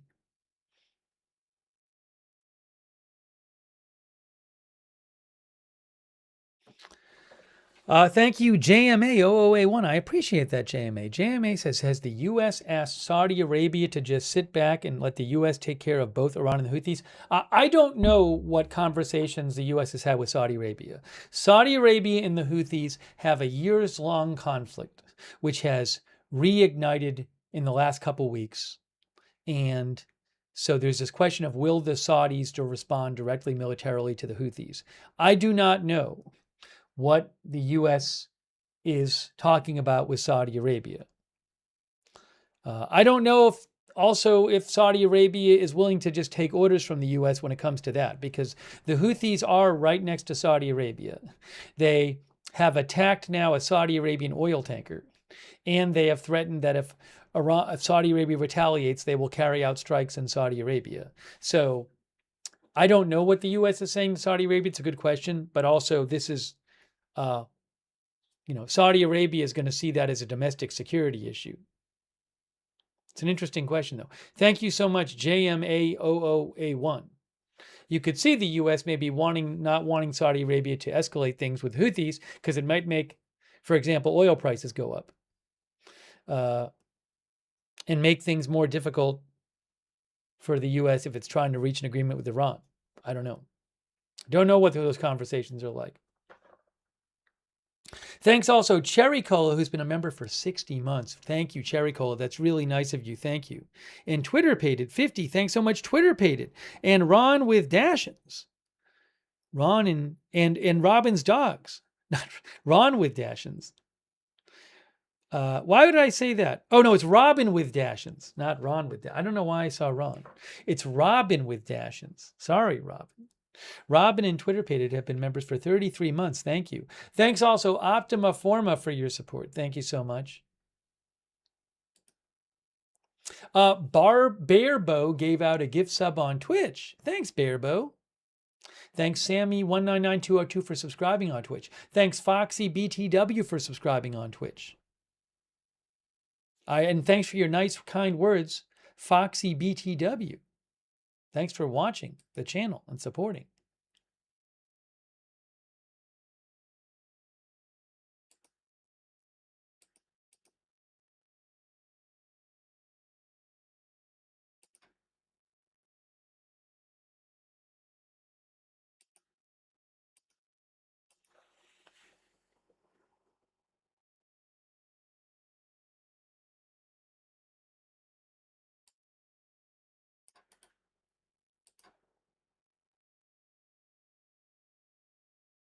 Oh, interesting. I just saw something from, give me a second here.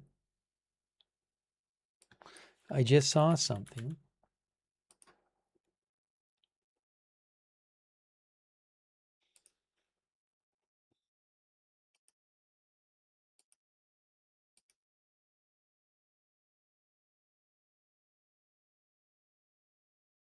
Oh.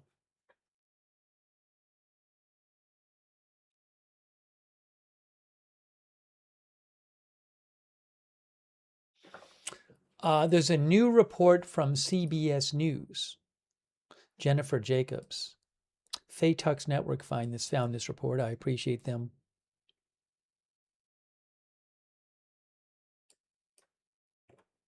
I appreciate them pointing this out. So Jennifer Jacobs of CBS News has a new article. One of the things she said is, so the headline for this new CBS News report is Rapid Pace of Interceptor and Precision Guided Weapons Use. Rapid pace of interceptor and precision guided weapons use worries Trump administration. And one of the things the article reports, CBS News, is that some U.S. officials told CBS News the U.S. cannot sustain the rate at which it expended precision munitions early in the campaign against Iran. And also, the defense industrial base is not equipped to produce missiles rapidly enough to replenish munitions that have been fired or transferred to U.S. Central Command.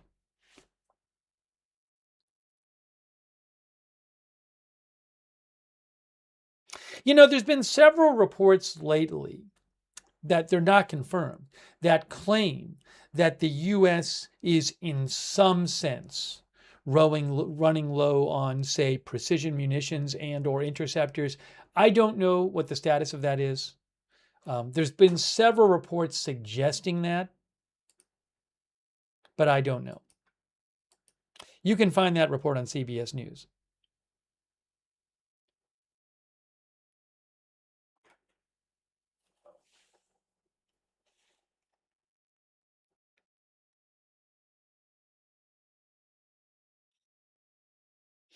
Ma Florida says, carpet bomb Tehran?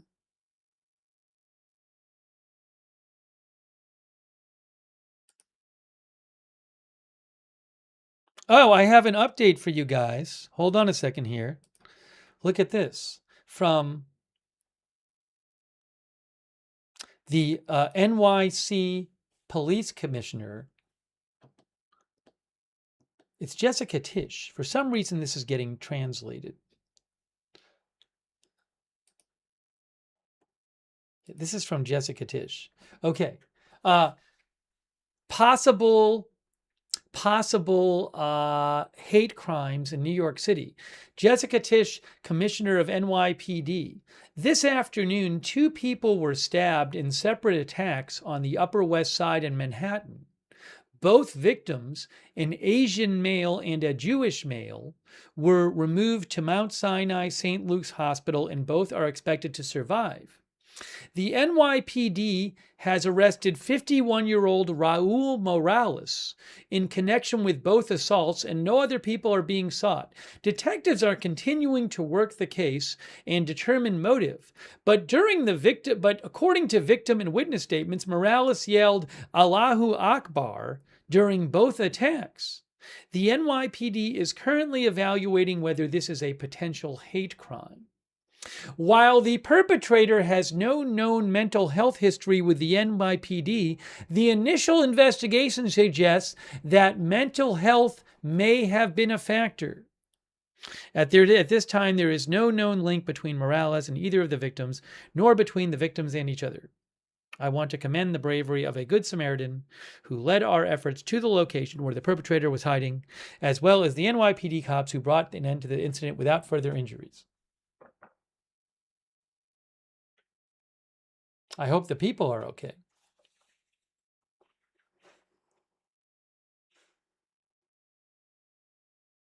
History Underfoot says, under the Upper West Side in the middle of the day is a very safe area. This is strange. All right, give me a moment here. Hold on.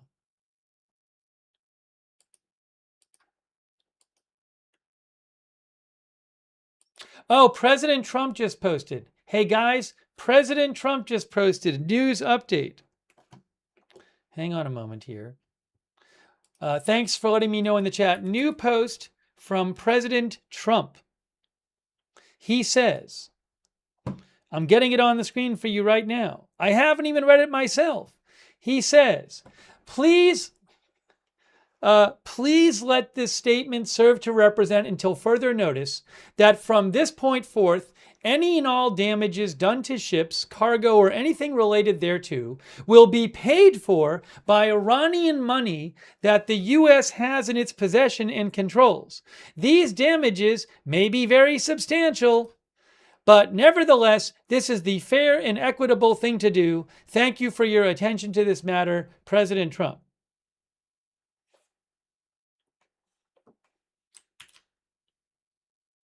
He says he's going to make Iran pay damages from money that the U.S. has in its possession of Iran's. I'm going to read that again.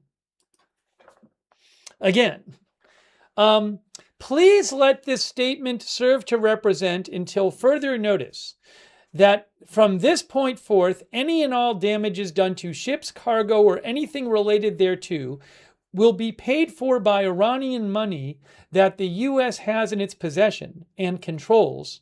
These damages may be very substantial, but nevertheless, this is the fair and equitable thing to do. Thank you for your attention to this matter. By the way, I'm sure Iran is not going to be happy about this. Michael the Muffin Man says, sounds like a good plan to me. It's Smokey says, so now thieving typical. Quipson says, fork over the cash Iran. Well, this would be money, I guess, that's Iran's that the U.S. is controlling. Why he's posting this now, I'm not sure. Claudiate says, Iran is trembling.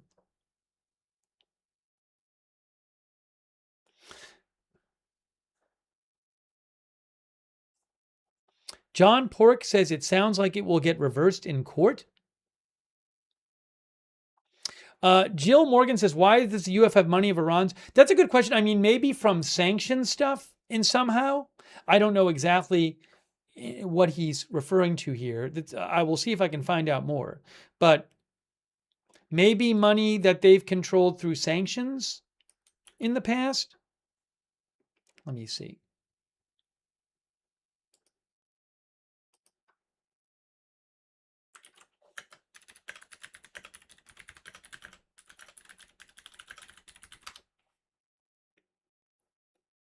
Yeah, frozen assets. I don't know exactly what those are though. Let me look.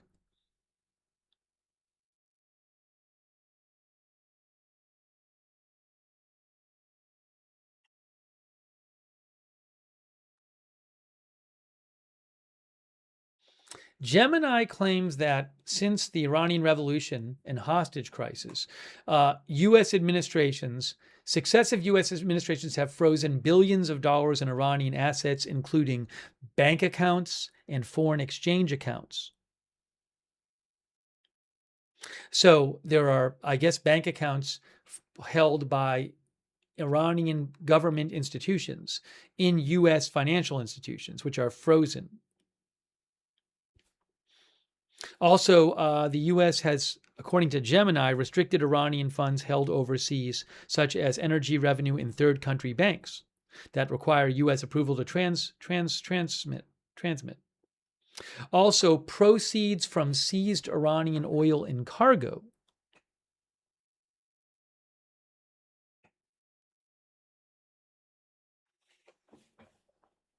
And probably some other things they mentioned too.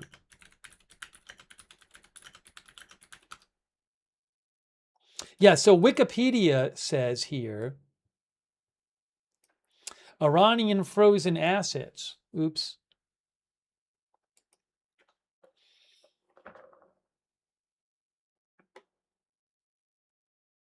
I got the donation post. I do donate to Wikipedia every year, by the way, in case anyone's wondering.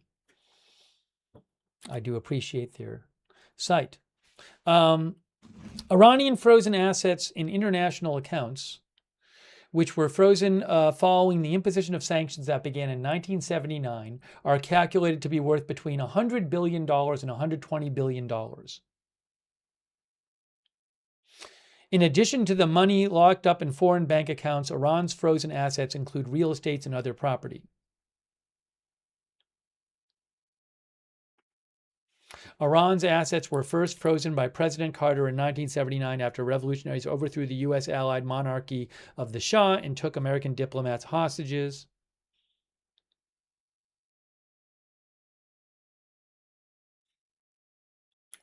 Much of the frozen cash includes Iran's income from selling a limited amount of oil before the sanctions were lifted, here it says, and when Iran could legally sell oil but could not transfer the money back to Iran because doing so was illegal under U.S. sanctions.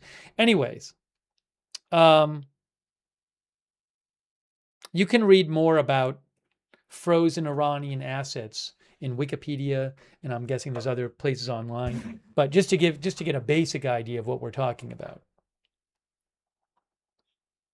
So again, as we mentioned, President Trump has said now that, and this is something, by the way, Iran has repeatedly said, and the memorandum of understanding talked about this, that they want their frozen assets back, right? So the Islamabad memorandum, I think. It should be here. Let's see here. Does it talk about the assets in the memorandum? I think it does. Yeah, the United States of America undertakes, well, that's reconstruction. That's not the assets. Where is it here?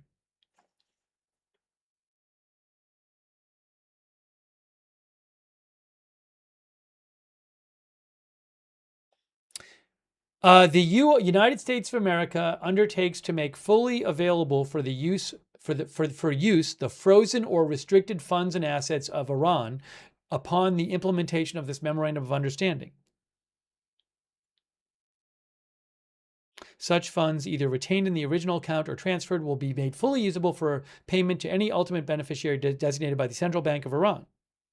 Again, that's a big, in the negotiations with the U.S., a big thing Iran wants is to get its frozen assets back.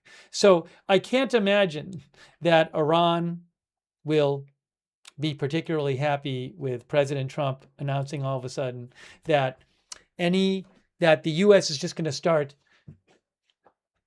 taking money out of the frozen assets to pay for damages done to ships, cargo, or anything related thereto. So, I mean, I guess what this would involve is, so Is the U.S. going to just start taking money from the frozen Iranian assets and giving it to shipping companies whose ships have been damaged already in the, I mean, a number of ships have been attacked, right? So is the U.S. going to just start writing somehow taking that money and just transferring it to these shipping companies, for example? I don't know. I can't imagine that's something Iran's going to be particularly happy about if they start doing that. Trace, I'm sure we'll get some comments from Iranian state media about this. Tracer Bullet says, you broke it, you bought it.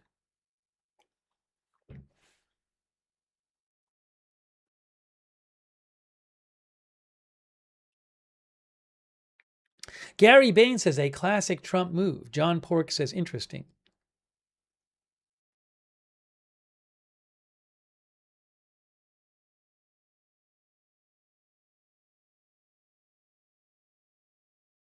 Hang on a moment here.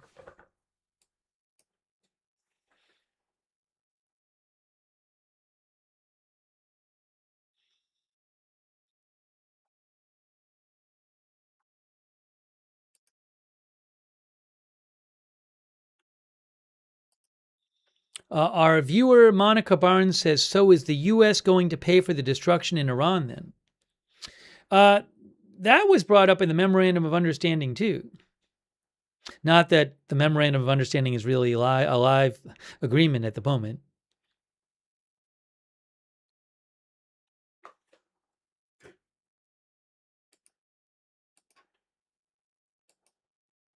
You can see here, Memorandum of Understanding from Wikipedia. The U.S. undertakes with regional partners to develop a definitive, mutually agreed plan with at least $300 billion for the reconstruction and economic development of Iran. So that's something Iran wants. All right, now.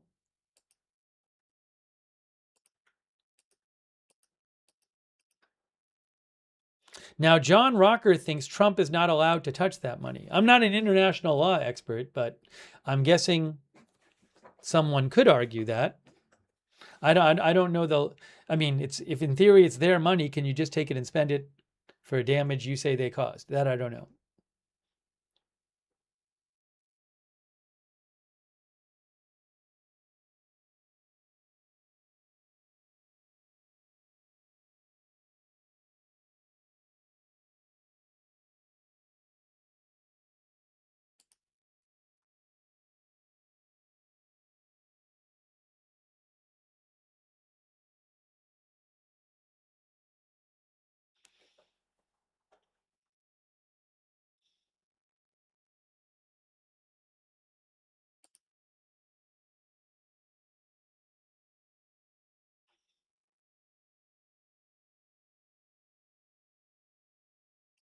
And again, something to me that's interesting about that statement from President Trump is why now? Like, what prompted him to post that now rather than at any other time?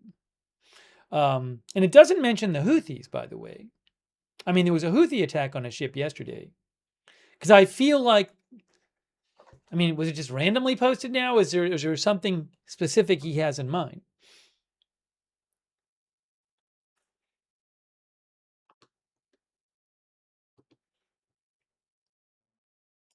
Jay, the fisherman, says running out of options. I mean, I don't know. He's already said 2 days ago.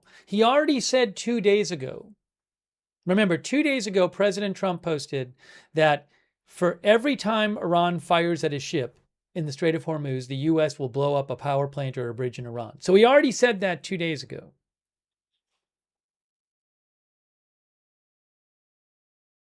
Canuck thinks it's just a threat to stop any more ship attacks. Oh, one of our viewers thought it's oil price protection. Stephen Scotland said oil price protection.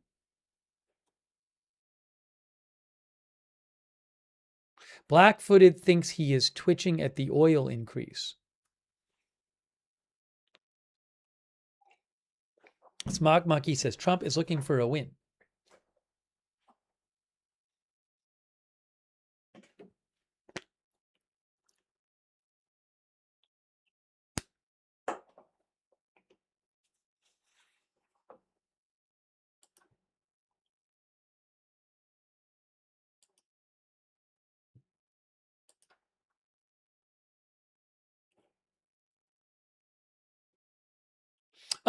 Now here is, we have some commentary from Far State Media on President Trump's post.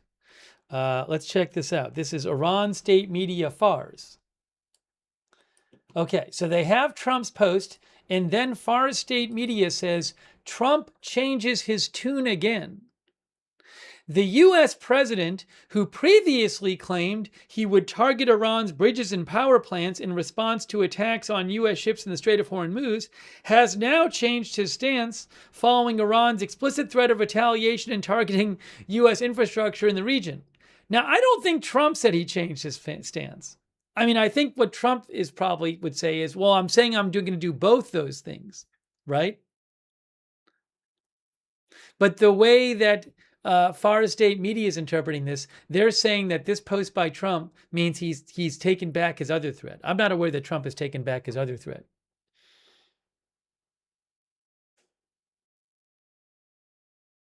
Anyways, you can see how Far State Media is spinning it. Darcy says it's both. They will have many consequences.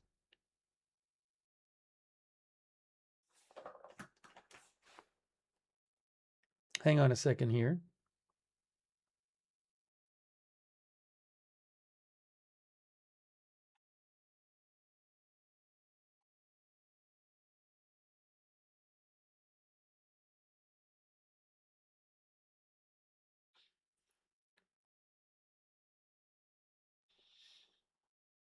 We're going to take some more comments, bring you updates.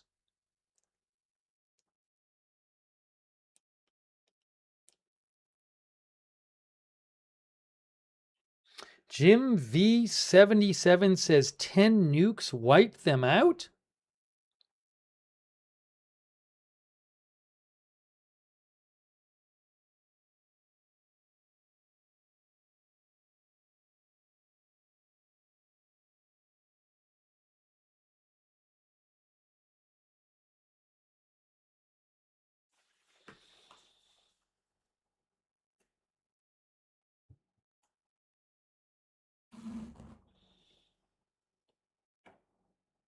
All right, let's see. I'll let you know if I see any other reaction to Trump's post in Iranian state media. We're still not hearing about new strikes in Iran, guys. It's 6:23 p.m. It is 1:54 a.m. Iran time. So far, really not hearing much about new strikes in Iran. Is there any? Will the streak end? Will the streak end? Is it going to end at 12 nights in a row? Interesting. Mad Jester thinks 3 a.m. is the best time. Thanks to XKR2, I appreciate that. XKR2 thinks Trump is starting to get affected by the oil and market performance lately. He wants the Strait opened up ASAP. Red Sea also complicating stuff. Look, I mean, I can't imagine that Trump is not concerned about the oil price, which is now above 100 again, which has gone up about 40% since the start of July.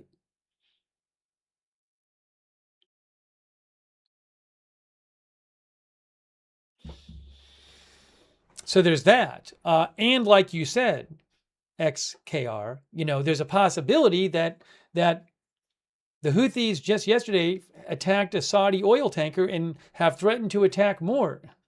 They said they attacked two. It's not confirmed they attacked two. But they're threatening to attack more shipping in the Red Sea, which could push oil prices higher.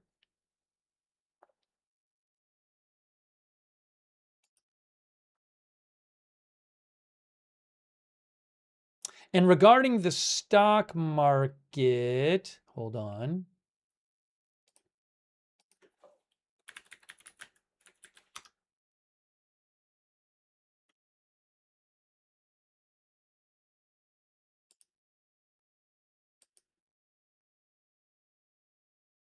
So here's a little overview about what happened with stocks today. This is from Barchart, from barchart.com.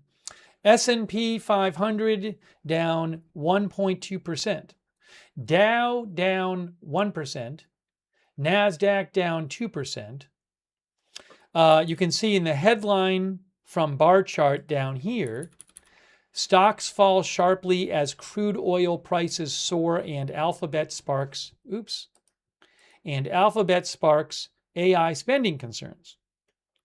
Stock indexes fell sharply amid a double whammy of soaring oil prices and a decline of 7% in Alphabet following its earnings report after Wednesday's close. So you can see that the bar chart is reporting that part of the reason stocks fell is because of crude oil prices soaring.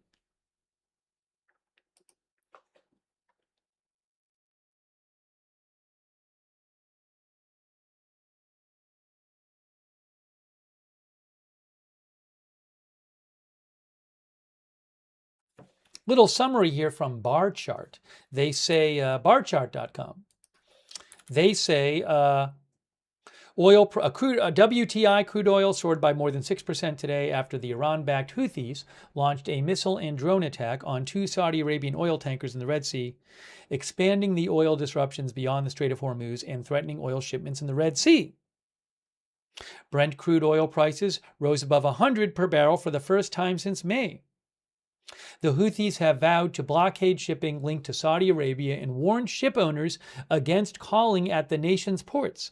The move threatens Saudi oil exports from Yanbu, a Red Sea hub that the Saudis are using to ship crude since the war brought shipping through the Strait of Hormuz to a near halt.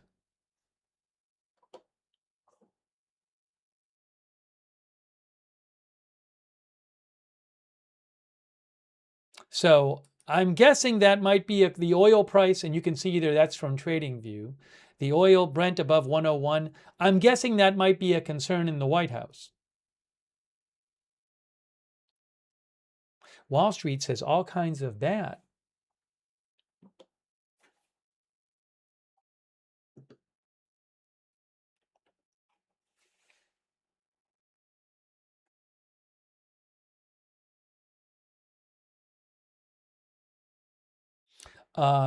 Let's see here.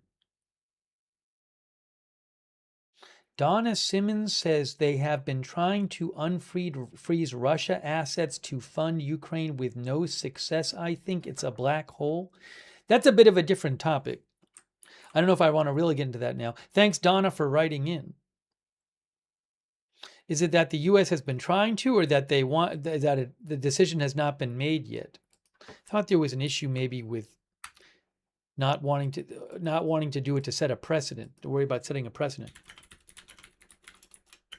I have to look this up. I know I don't have details about this. We're not going to spend that much time on this. I want to maybe say 2 seconds worth about it.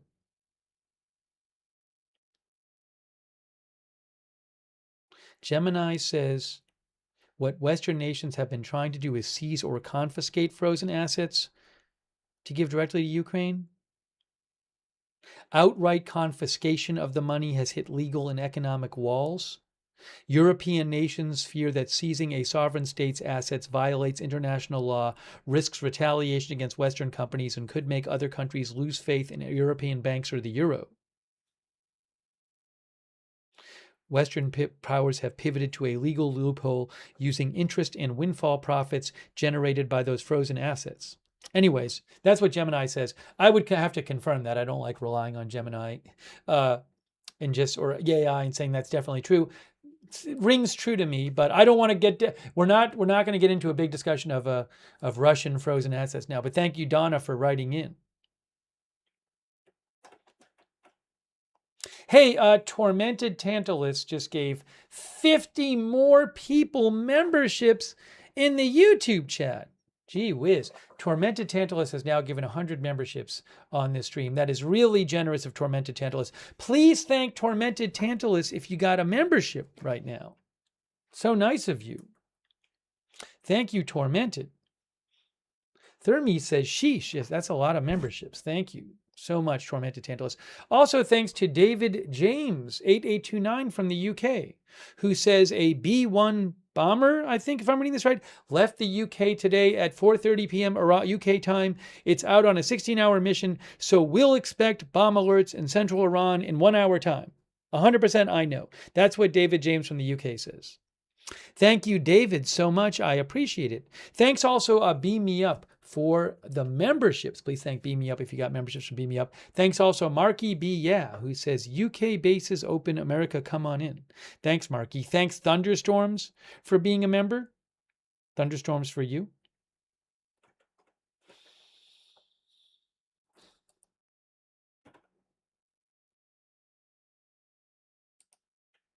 I am still not seeing any new reports of strikes in Iran. This might be a drone. This is interesting. What is this about? I'm guessing this is a drone. But let me show you what I'm seeing right now. Fars News says Arab sources. Sometimes when Iranian media says Arab sources, it seems to me that they just mean they're saying it. Arab sources, initial reports indicate the crash of an aircraft in the airspace over Qeshm Island. Now, look, obviously this would be a huge story if it was like a U.S. plane. My guess is they might mean a drone. Frequently, or pretty regularly, Iran claims they shot down U.S. drones. That happens a bunch of times. So we have to keep an eye out and see if we hear more about that. Oh, hold on. Now there's a report of, they posted a video, which I don't have the rights to, and they say, they seem to suggest a plane is falling from the sky. It still might be a drone. So now the report is from Iran state media, Fars. Let me show you what they're saying now. They posted a video, which I don't have the rights to, which I can't tell if the video shows a plane or a drone.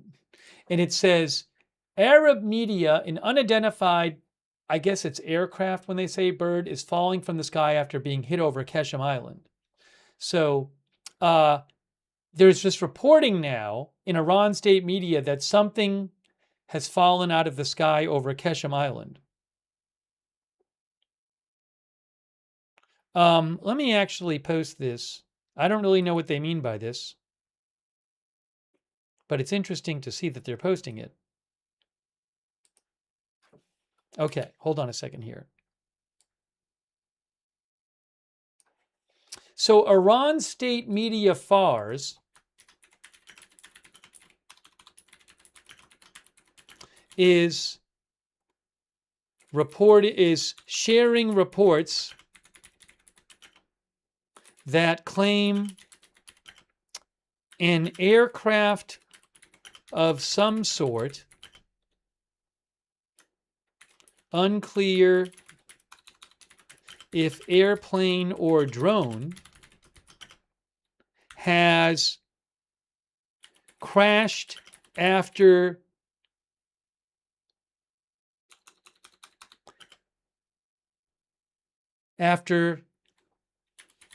falling from the sky over Qeshm Island.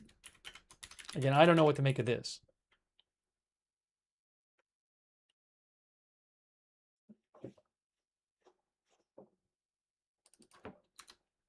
Iran state media Fars is sharing reports that an aircraft of some sort, unclear if airplane or drone, has crashed after falling from the sky over Qeshm Island. What can I say? It certainly seems possible something has fallen from the sky. Tasneem is saying, Tasneem state media says another account. Tasneem quotes another site. Tasneem state media says the Naya account, which I don't think is state media, is claiming that some initial reports indicate a plane crash in the sky of Qeshm Island. That matter is under investigation. Again, I don't know what to make of this.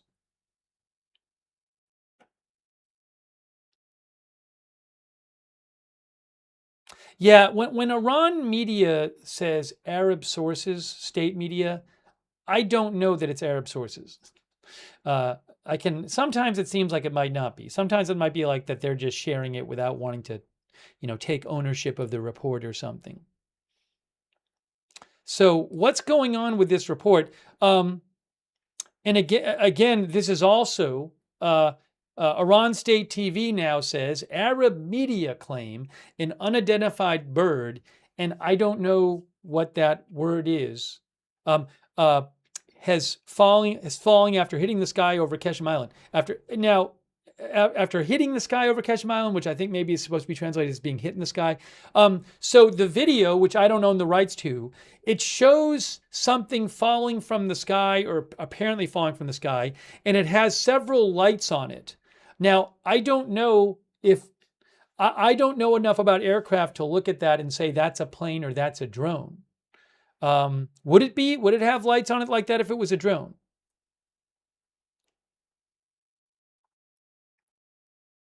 I don't know.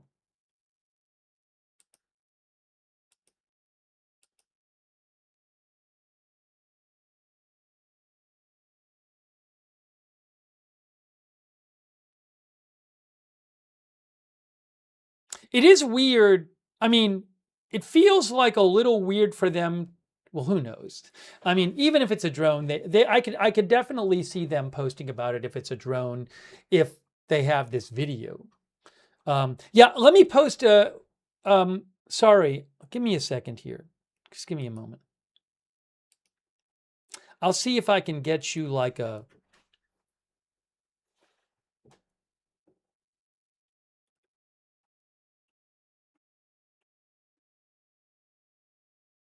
Yeah, Ali BK posted it.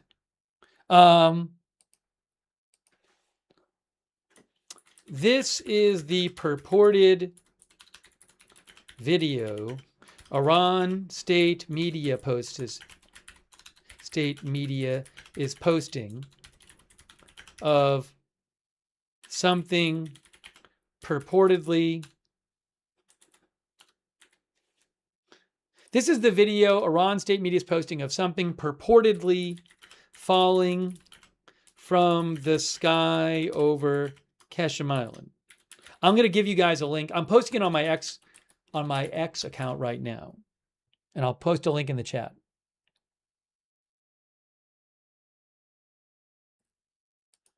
So Ali BK posted it. I'm posting a link right now to Ali's post. You can go look at it. You can go at my X account at Lookner and look at it there. I'll post a link to my X account. I don't have the rights to the video, but you can go see it if you want. I don't know what that is. And I can't even verify the video itself. But at the same time, it's being widely reported in Iran state media.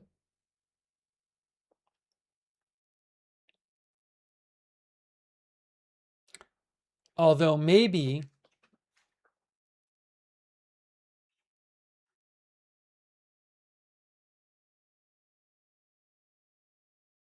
hold on a second here.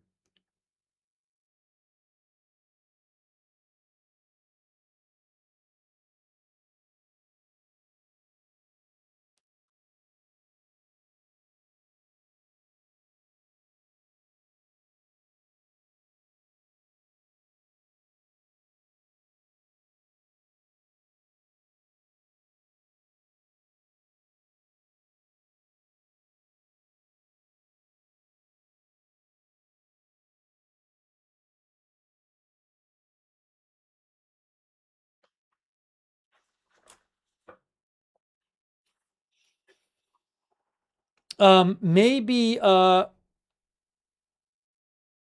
turn out to be like not even a legit video. I don't know. What can I say? I'm just passing this along. I'm not telling you something has happened. All right. Hey, by the way, thanks so much to David Costa, our new member, and for your support, David Costa Jacks. Thanks, David. I appreciate that. Also, thanks so much to Samuel DeMarco. Samuel thinks it looks like an F-35 with front and rear gear landing lights on. That I can't say. Maybe it is. Look, I will say that when a plane did crash in Iran, this was months ago, back in March, I think, and that's when the U.S. had to conduct a rescue mission. The first word of it was in Iranian state media. That's when I first heard of it, hours before other places, I believe. So I don't think we can rule this out that it's a plane. At the same time, it's very possible that it's not a plane or nothing, or just not. It didn't happen at all. Tonight in that place. So We just have to wait and see more.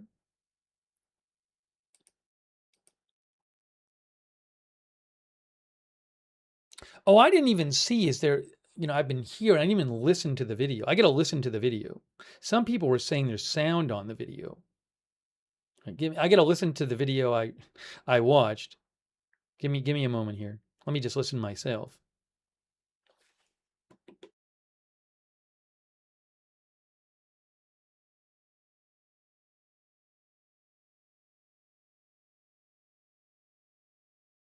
Yeah, so there is sound, and it kind of looks like whatever that thing is smoking, I guess, in the video. It's kind of hard. Again, I don't know if the video is legit, but it does sort of look like maybe there's something smoking on this aircraft or drone. And again, Iran state media is claiming that something went down over Qeshm Island.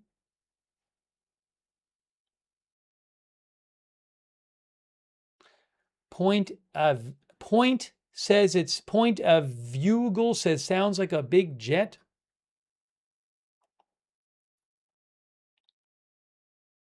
Kev So Fun says it looks like a triangle aircraft.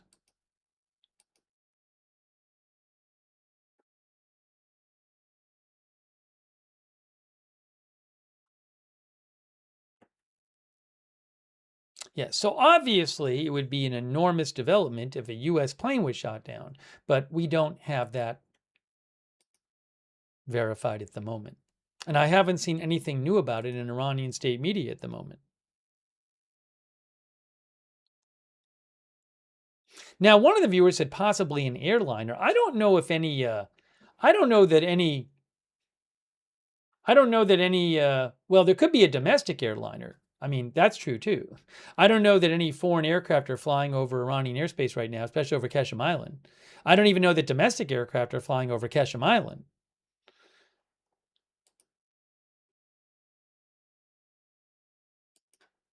What I can do is go to Flight Radar 24 here, right? And go to playback. I don't know when this happened though. Right now it is July 23rd. And its UTC right now is, so go to like 2 hours ago or something. Start playback 2 hours ago. Let's zoom in. All right, so there is Qeshm Island. For whatever it's worth, this is the last 2 hours I'm playing back on. I'm playing this back on Flight Radar 24, where you can go, and I'm just gonna I'm gonna speed it up here.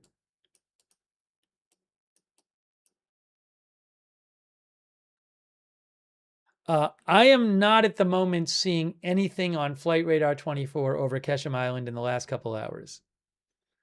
Doesn't mean there wasn't something there, but I would think if it was a civilian plane, you would see something there. If it was just like an airliner. Qeshm is right here. Yeah, let me just keep doing this, but I don't. And I'll go back, so I don't see anything there, and I'm going to go back further.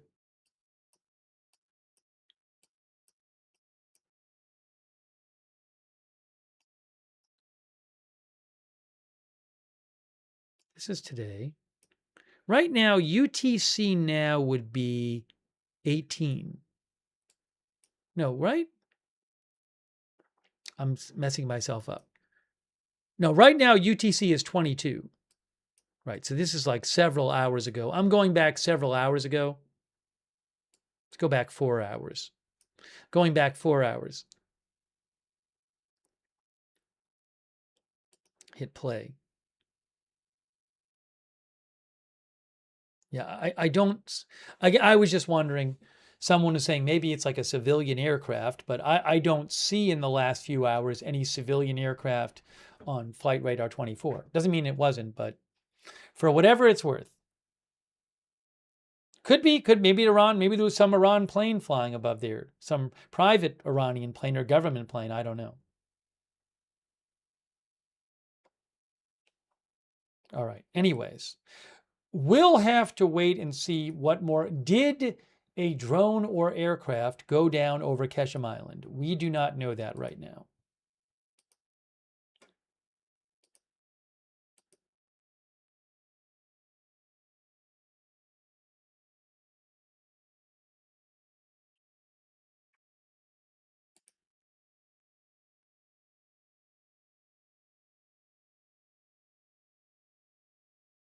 And let me just mention what Tasneem had to say about this.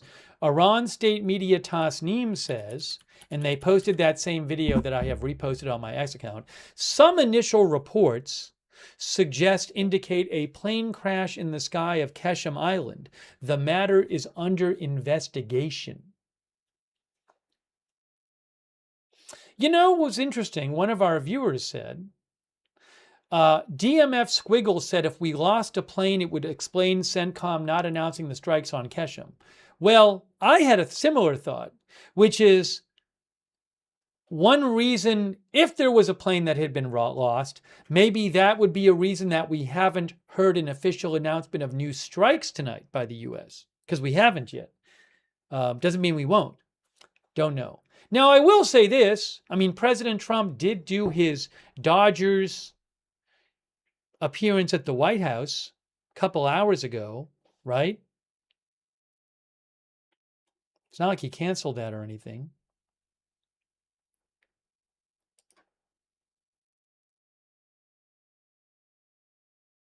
Yeah, so Iranian state media did, several different sites said that, but I don't that said that there are reports of an aircraft going down over Keshem Island, but we'll have to see.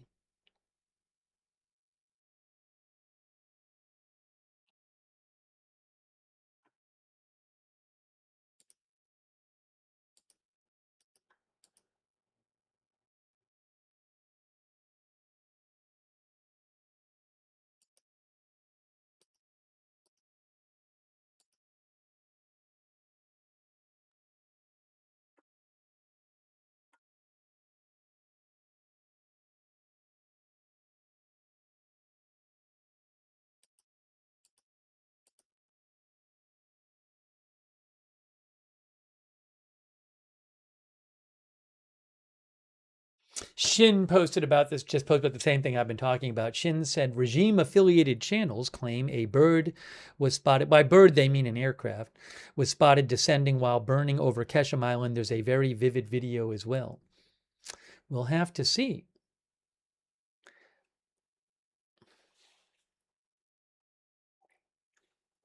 Now, I will say we did hear, I'll post a link to my X account again. Go there and see the video if you want. I will say that that was posted by Ali BK, Ali BK3 on Telegram.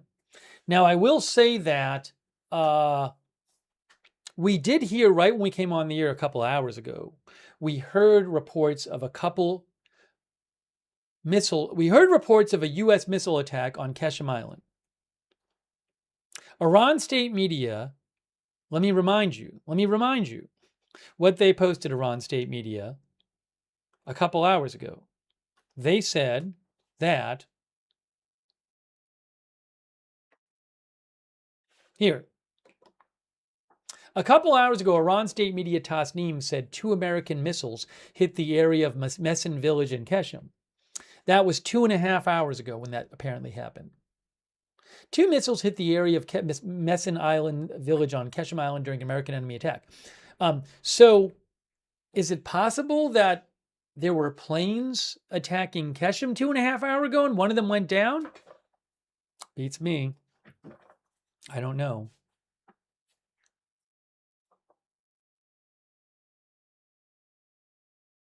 Thomas Young thinks an American plane probably would not have lights turned on in combat. Maybe an Iranian plane. I don't know. Maybe a drone. Maybe it's nothing.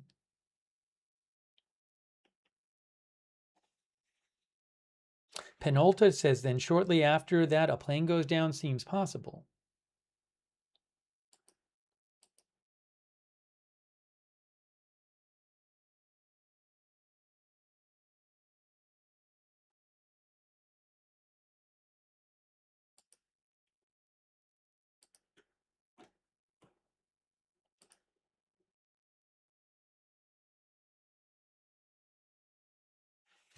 Naya, which is the video, which is an account that posted the video, I think originally that Iran state media had gotten. Their caption for the video says a strange object falls into the sky after being shot at, they say.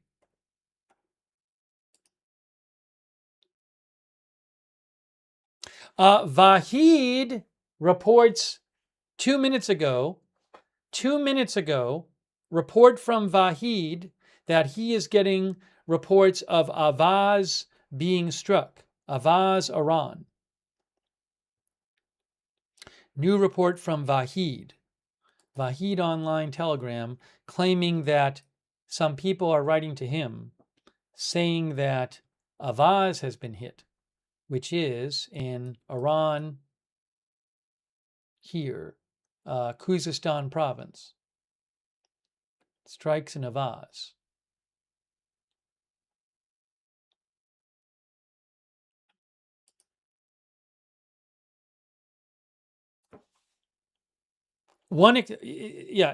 Sounds of explosions in Avaz in the last few minutes.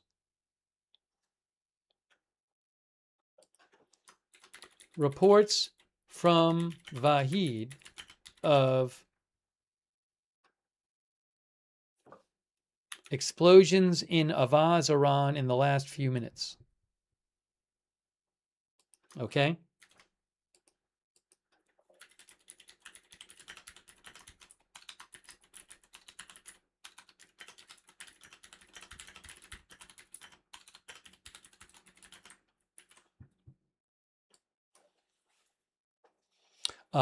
One person said many more than 10. Some people said there was one explosion. One person said 3 explosions. Again, Vahid reporting that he has gotten a number of reports of explosions in Avaz in the last few minutes.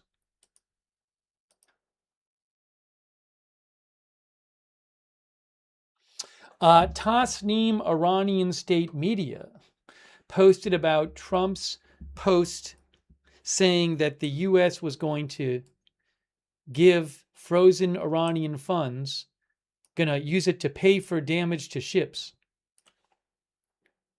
Again, President Trump posted a short while ago, please let this statement serve to represent until further notice that from this point forth, any and all damages done to ships, cargo, or anything related thereto will be paid for by the Iranian money that the U.S. has in its possession and controls. These damages may be very substantial, but nevertheless, this is a fair and equitable thing to do. Iran state media Tasnim says Trump's desperate statements about Iran continue.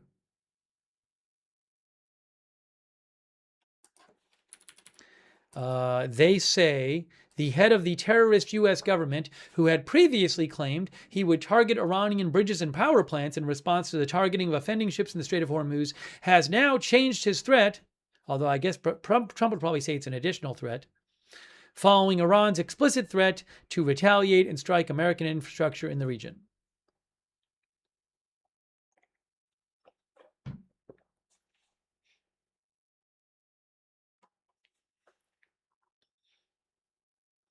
Thanks, Aeneas, for your support. Aeneas says maybe it's a bird. Aeneas is, I think, joking.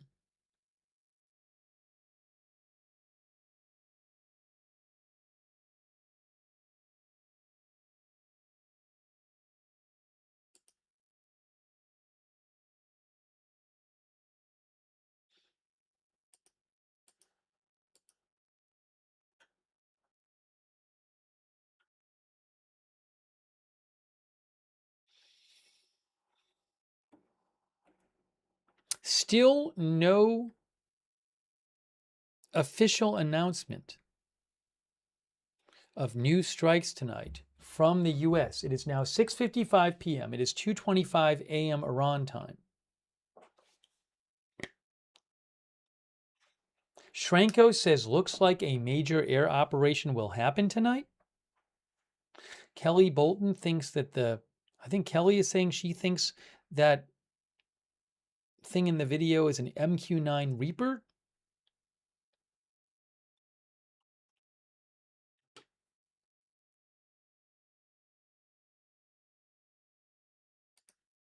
Shout out to Kendra Fox, gave another gift sub to My Mind Spray on Twitch. Thank you, Kendra Fox.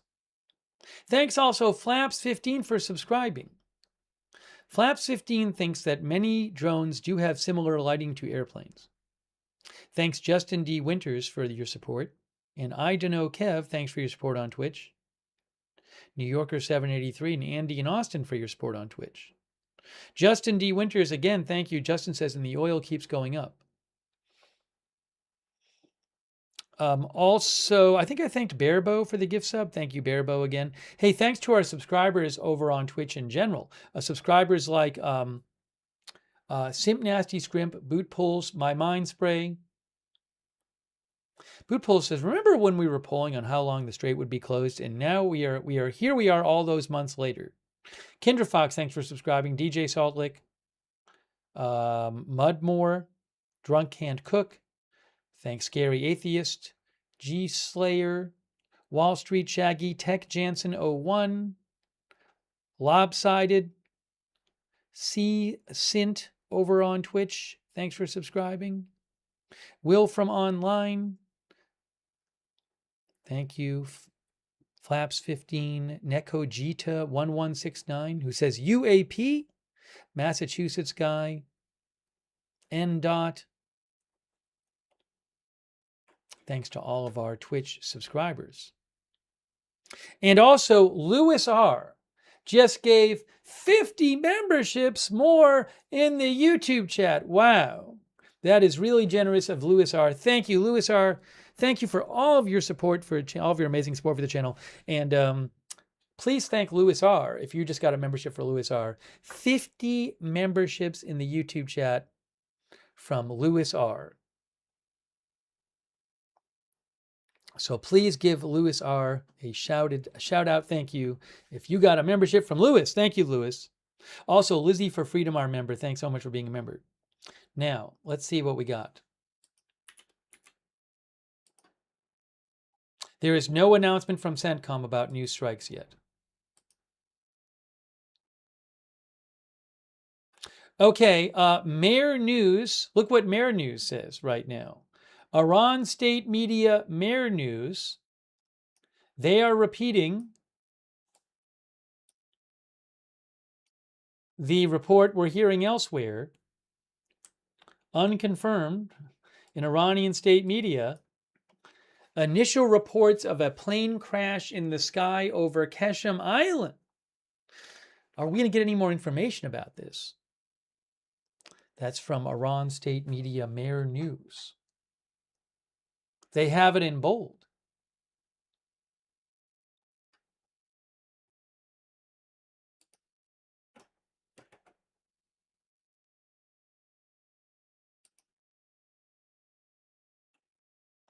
Iran state media, Iran state TV now says explosion heard in Avaz, Iran. That's what Vahid was posting about.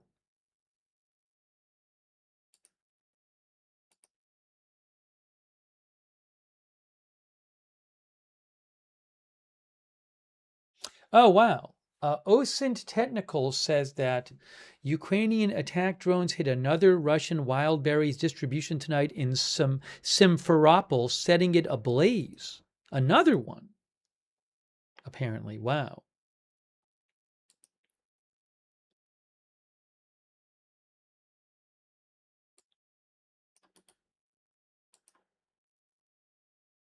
Simferopol is the second largest city in the Crimean Peninsula.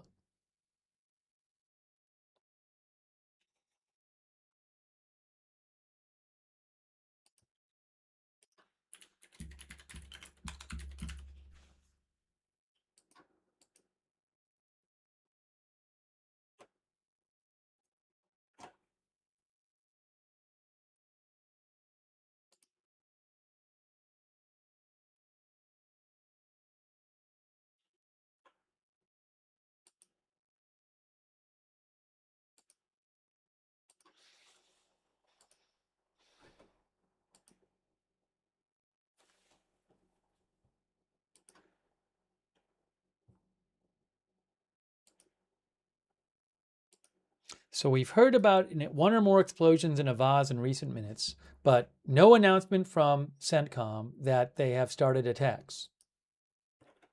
There are a number of unconfirmed reports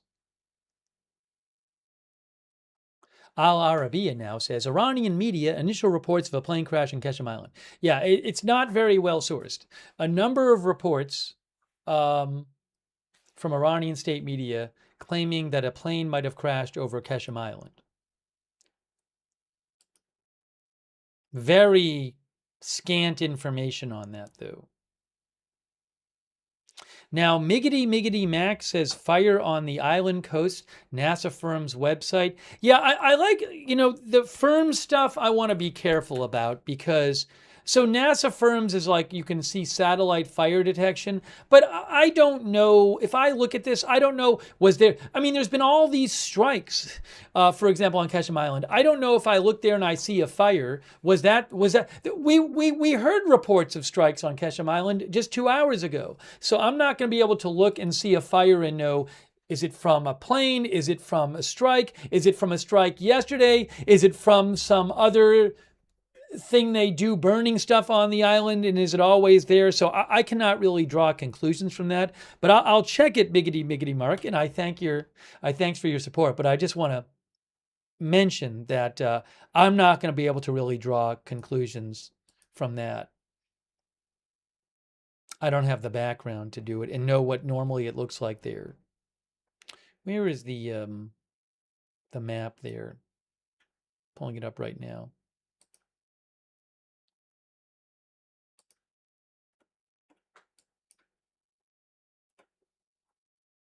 I pulled up the time-based map on firms and I don't see anything on Qeshm Island. I went to time-based and it says nothing. There's simple. There's a red thing there. I don't know when that's from. What does that even say? It's not on time-based though. I don't, this is not really doing us much good now it's not even on simple. So for whatever it's worth, I see that thing there. I don't know what that is. And this is not really my field. So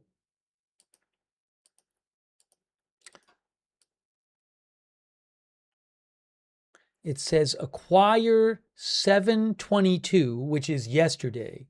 That says 722 yesterday, 548. I don't know if that's GMT or what, but it says acquire 722, whatever that is. Maybe that's a ship or something. I don't know. Maybe I'm doing it wrong, but what I can say is I just looked and I'm not seeing a fire on Qeshm Island on either the simple or time-based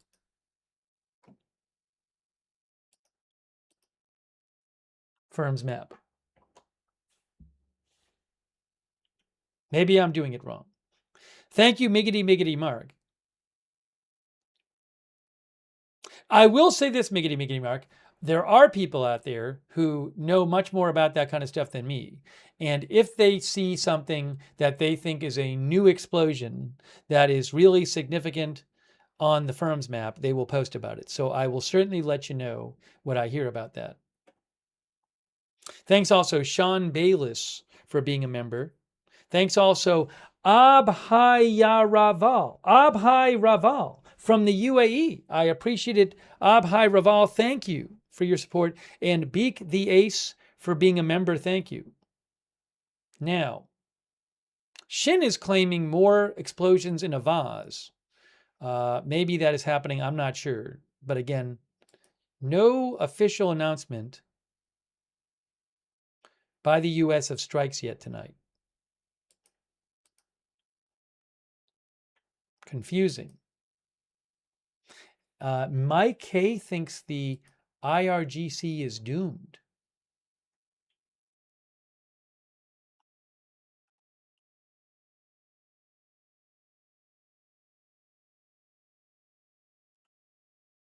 I don't even know that we'll hear anything more about this supposed aircraft that went down over Qeshm Island. You might just never hear anything about it again. Who knows?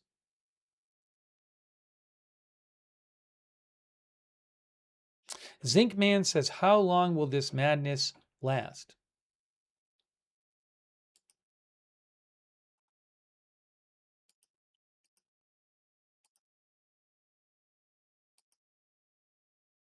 Oil is at, all right. By the way, Brent crude is temporarily closed the market. I think it closes for an hour or two. So that's at 101.03. This is The new trading day just started for WTI crude, down a little bit in the new trading day. But overall, if you look at the last 5 days, that's the last 5 days. It has gone from about 82 to 92 in 5 days. That's WTI crude. In a month, it's gone from about 68 to, actually, just in a few weeks, it's gone from 68 to 92. That's from tradingview.com.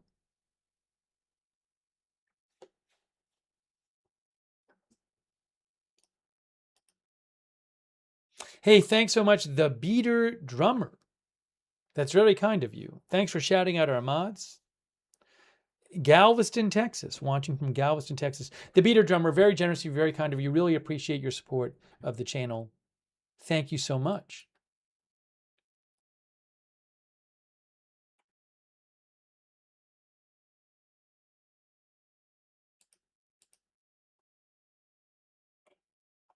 I remember when the plane crashed in Iran in March. What happened is, what you saw is state media started posting these photos which looked like plane debris. That's when I first heard about it. This report that state media is saying that they have a video which appears to show some sort of aircraft possibly smoking in the sky. I'm not aware that that any kind of debris has been found. Also, if a plane did go down or a drone, it could go down in the water. I don't know if you'd ever find the debris. So, don't know right now. Yeah, some of our viewers are saying, and I've said that from the beginning, it could be a drone. I don't know.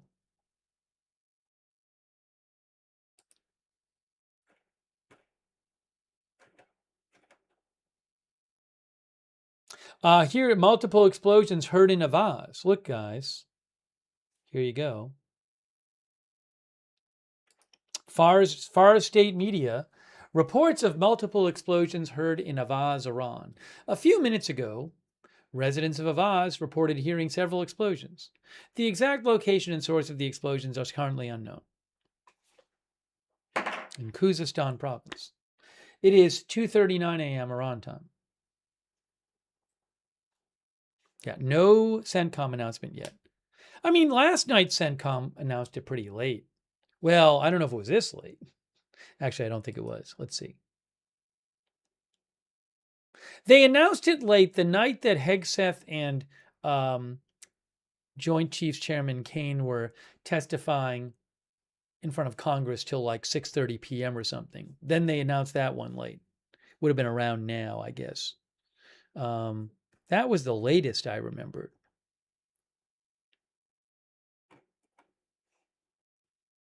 Yesterday, they announced it at... they said that the strikes had started at 5:30 Eastern yesterday, and they posted it at 6:04 p.m. Right now, it is 7:10 Eastern.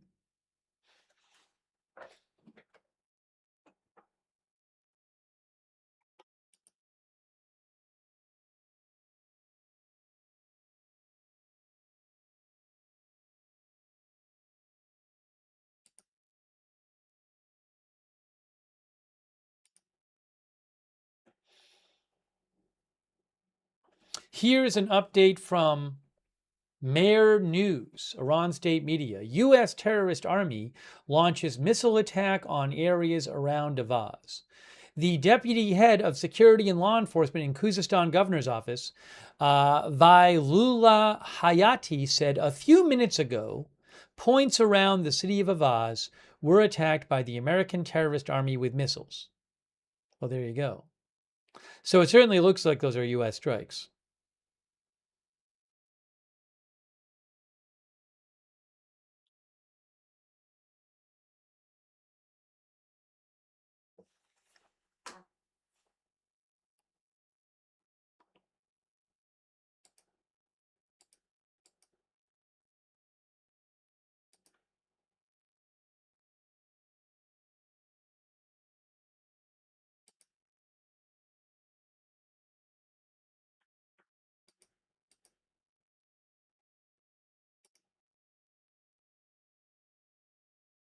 Oh, some people were asking about this in the chat. I don't know what this is.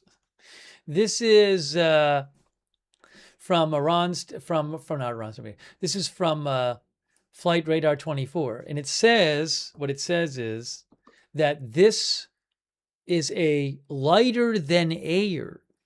I don't know if that means a balloon or a. Couldn't it be like a blimp? It says 12,000 feet.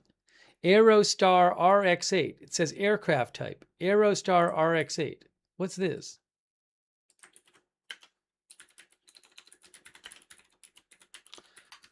I'm going to ask the internet. It is. Oh, it's Gemini is saying it's a hot air balloon. Gemini is claiming that it holds a pilot and 2 to 3 passengers. That is what Gemini is claiming. Now, I don't know what this is being used for, but Gemini says there's an Aerostar RX-8 hot air balloon. Yes, I am seeing other talk about Aerostar RX-8's balloons as well online. I believe it's a large hot air balloon.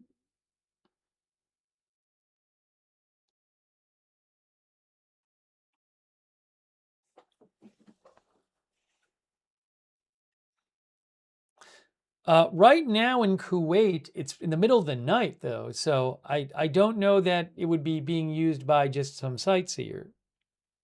If that's legit, I mean, maybe it's not actually there. Maybe it's being spoofed or something on the radar. I don't know.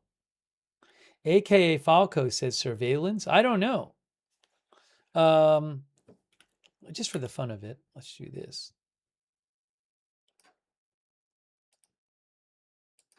Let's ask Gemini.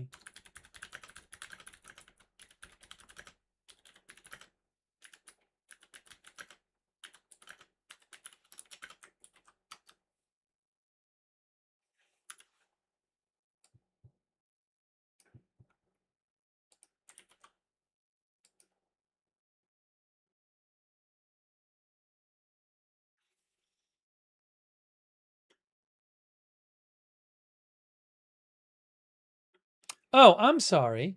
I'm an idiot. I said Kuwait. This is Qatar. I just misread everything. It's Qatar.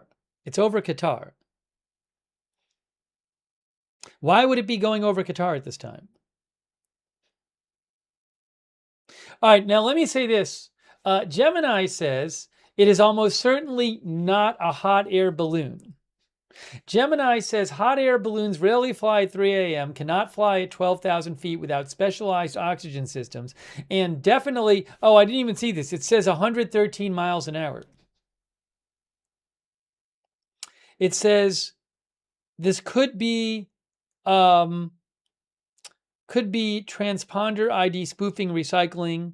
When an old aircraft like this balloon is retired or stripped, its transponder hardware or assigned hex code gets sold, repurposed, or assigned to a military/defense asset. It also could be a military drone, they're saying. Could be a surveillance balloon. Okay, anyways.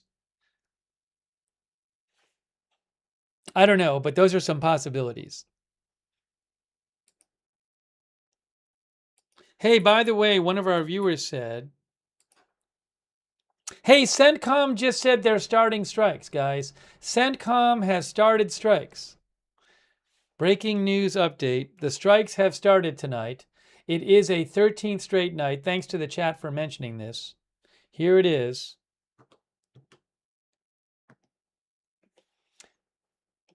U.S. forces started another night of strikes against Iranian military targets at 6:45 p.m. Eastern today.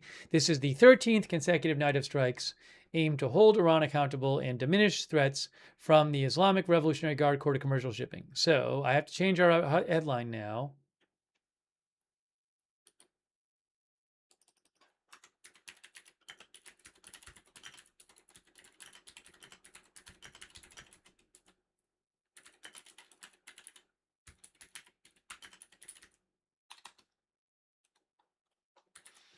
"13 consecutive nights."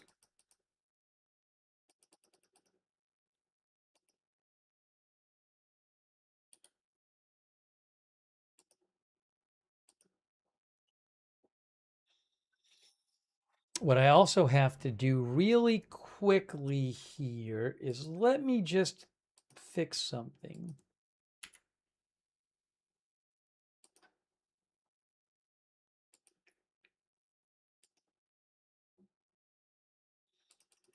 I like to update the title if there's actually new U.S. strikes going on.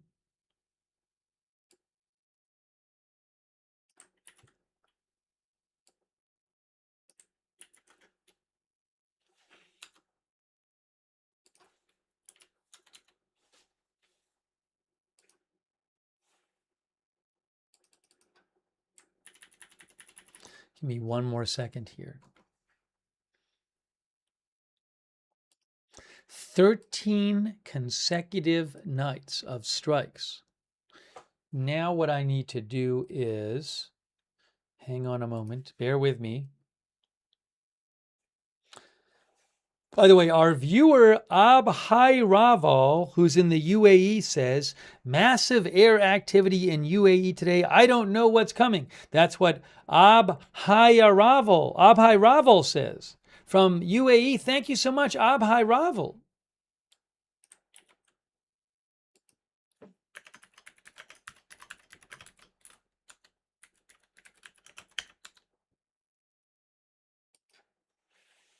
Thanks also, old what's her name. Is there a big difference in this between the size of a manned aircraft versus a drone? I'd have to look up how big the different drones are. Maybe in a second I can give you a quick answer, attempt at an answer. Thank you, Martin Ging. Martin says maybe Iran will treat its people better after this. That's what Martin says.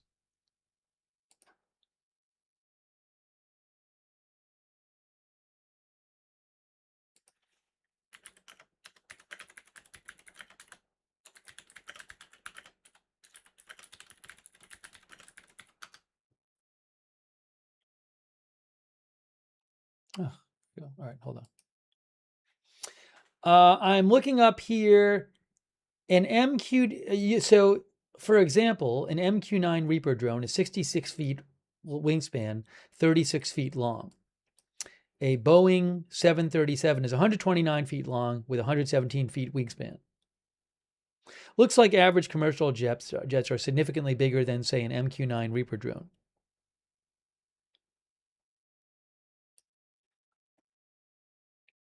That's my very brief answer based on very little research.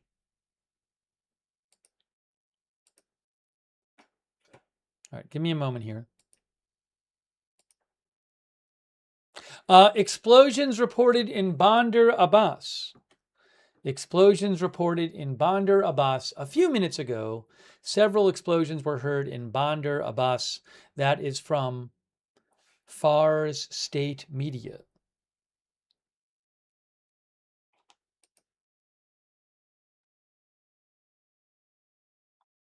Iran State TV is also reporting explosions in Bandar Abbas. So,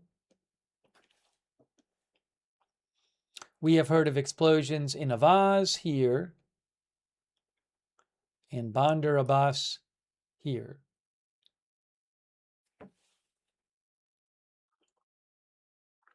"13 consecutive nights."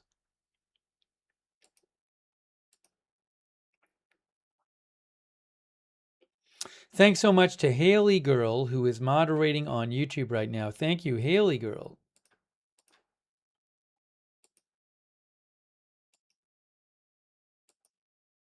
Big Ball of Yarn, LB Prairie on Matthew, Kohai 3, McBritches, and Sarah, all moderating on Twitch. Big thanks. Thanks, Kendra Fox, for all your support on Twitch. Thank you, Kendra Fox. Much appreciated. Linda Belk, Larry, Misha over on X. And also,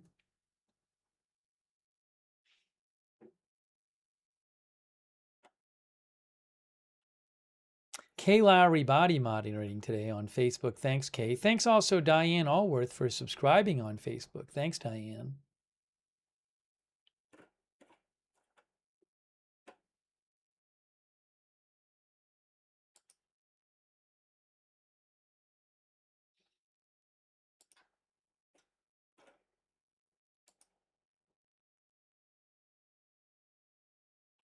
So we've heard about Avaz and Bandar Abbas.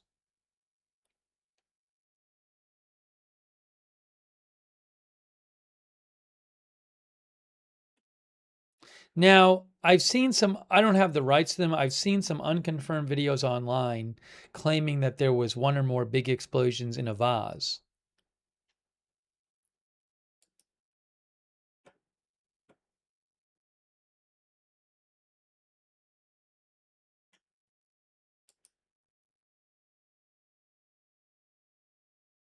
Waiting to get you more information here.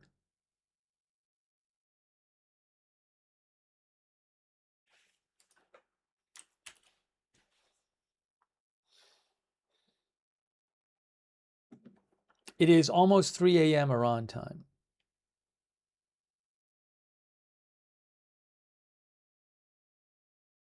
What is this? Hold on, I just saw something here.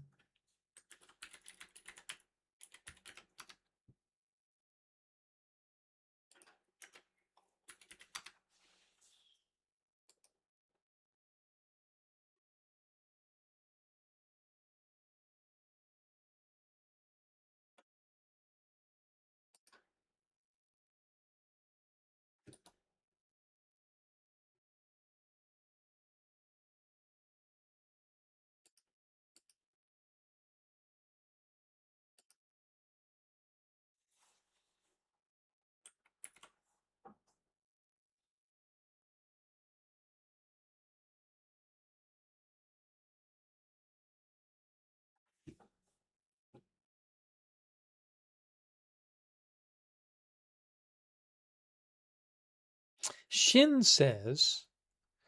claims that there were blasts in Andimeshk, Iran, and claims that an eyewitness believes an ammo depot was hit, as they are hearing uninterrupted secondaries. Oh, he says on the Avaz Andimeshk road. Maybe that's, I saw a video claiming to show a big explosion in Avaz. That could be, maybe it was an ammunition dump, I'm not sure.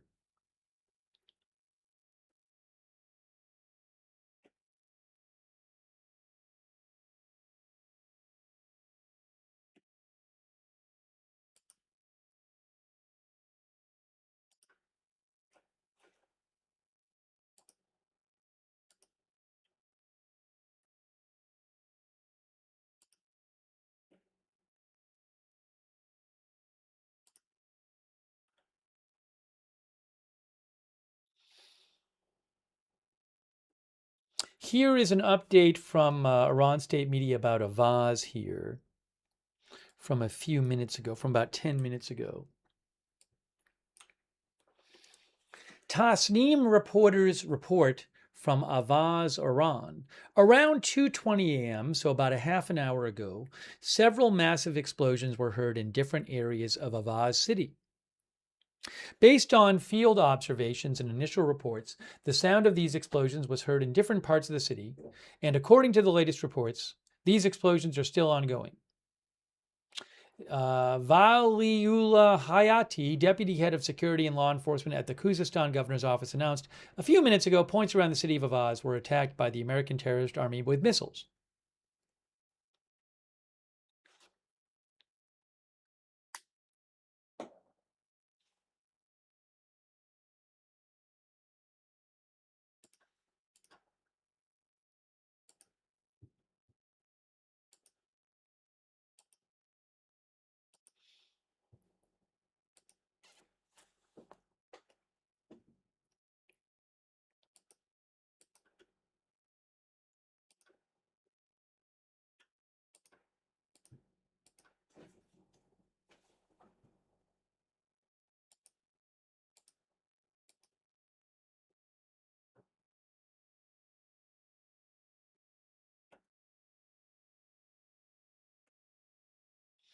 Haven't yet heard any more about strikes. I'm checking different sources.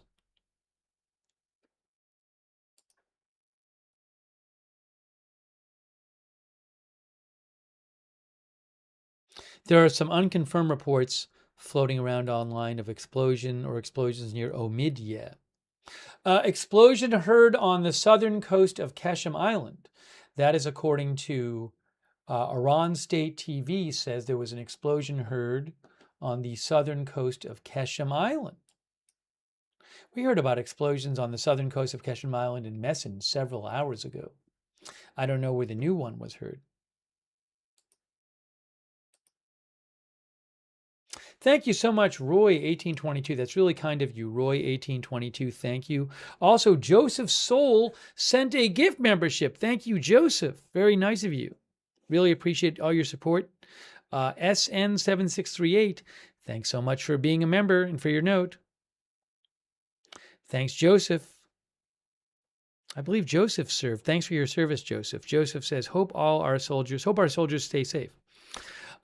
Hey, thanks to all of our YouTube members. Just give a quick shout out to some of them, like J.K. Sinar, Gary Baines, I Am Nordic, Sedin, Austin Batman, Jed Stamas, Mad Gesture, Sabra,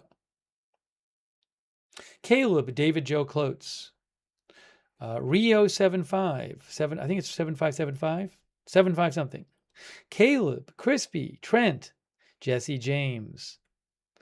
Thanks to all of our YouTube members. Ms. FAFO, Stephen Parmy, Roger Shoemaker, thank you, thank you. Molly Morgan, too, thank you.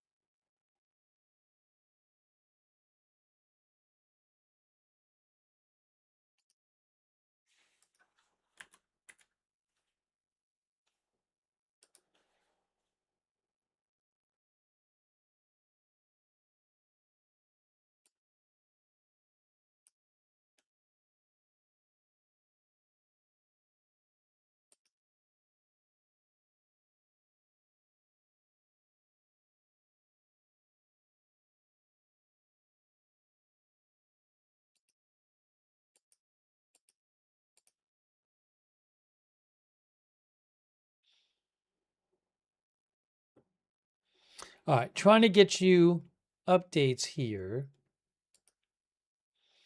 We have been hearing about some strikes in Avaz, Iran, in or near Avaz,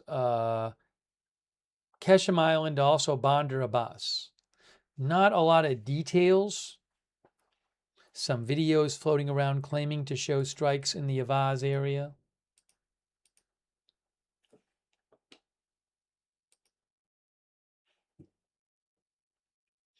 Nothing yet to suggest these strikes are much different than I would say, the usual strikes that we've seen, generally speaking, the last couple weeks.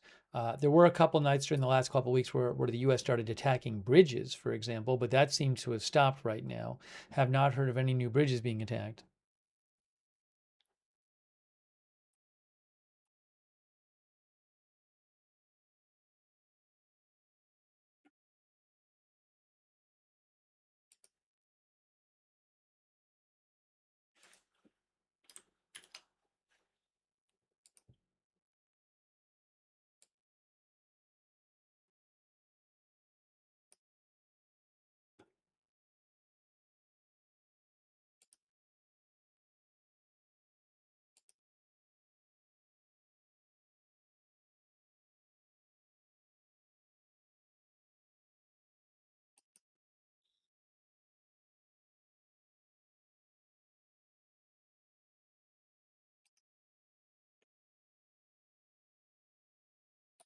Hang on a moment here.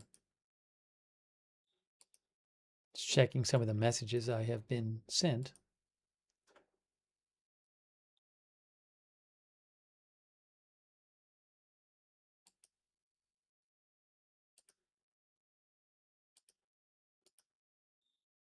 Okay.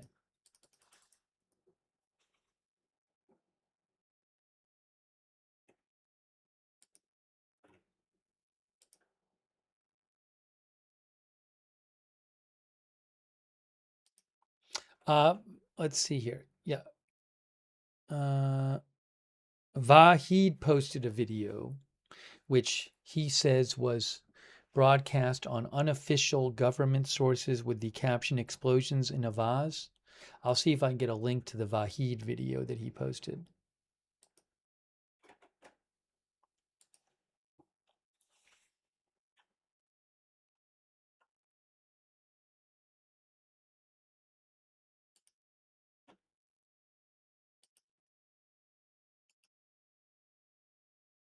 Not a lot of details right now.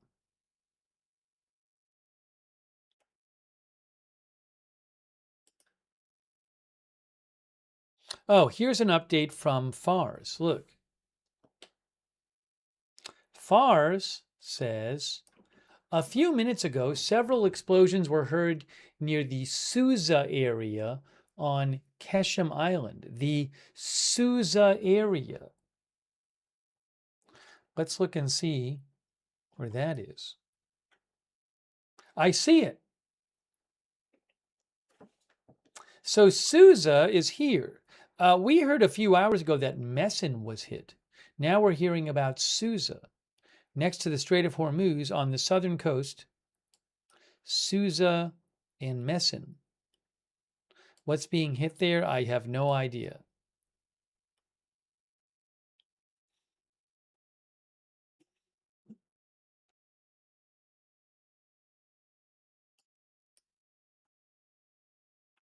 Sousa.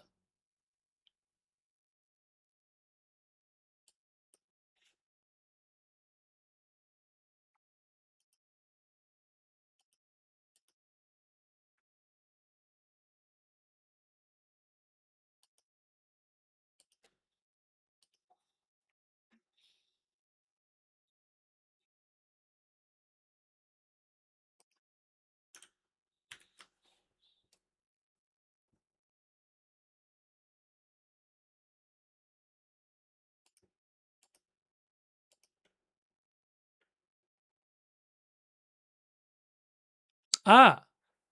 Oh, hold on a second here. Sorry. I'm not going to worry about that right now.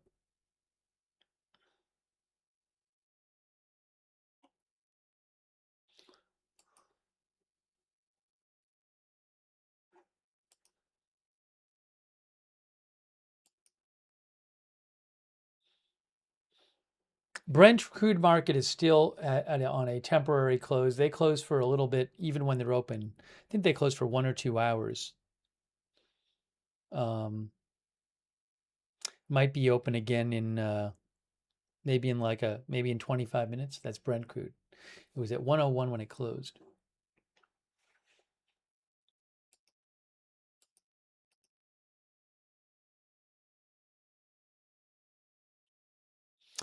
Shin posted a video that Vahid posted, which supposedly shows an explosion in a vase. I'll post the link in the chat for you.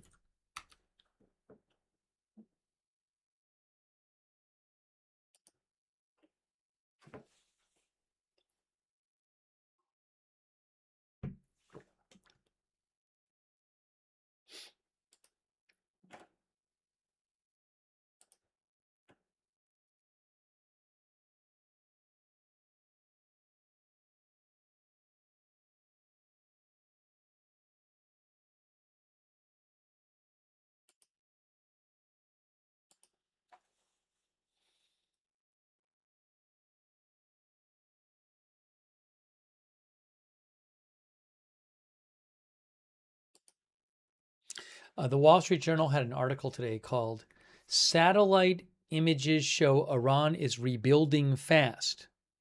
Tehran's speedy recovery from damage done by U.S. and Israeli air campaign raises concerns about its effectiveness." So that's what the Wall Street Journal is reporting today. They say the faster than expected progress worries some Israeli officials. Although, whenever I see a story about Israeli officials worried about Iran, I do wonder, is it like, are they trying to push the U.S. to attack Iran more? But Wall Street Journal does say Israeli and Western officials and a review of satellite imagery all suggest that Iran has quickly rebuilt some infrastructure damaged during the bombing campaign in recent months.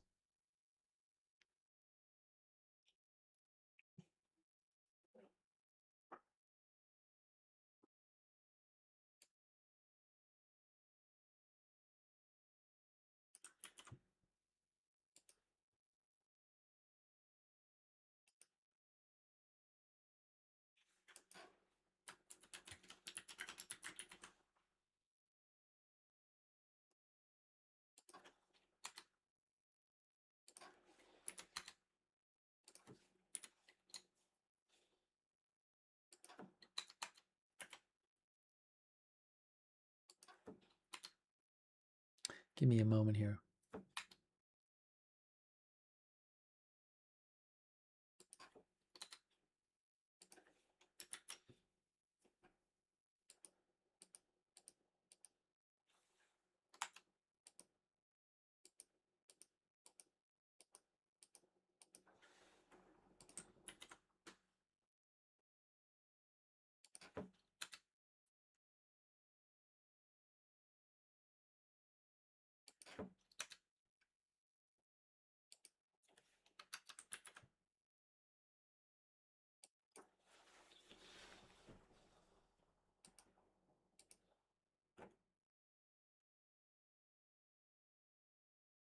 A report about injuries in Bandar Abbas from Iran state media. They say U.S. Army attacks Tape Allah Akbar neighborhood in Bandar Abbas.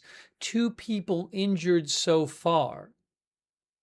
The Deputy Political and Security and Social Affairs Officer of the Hormozgan governor announced that the U.S. military's recent attack on the Tape Allah Akbar neighborhood of Bandar Abbas says so far 2 people have been injured in this attack, and relief and service agencies are present at the scene.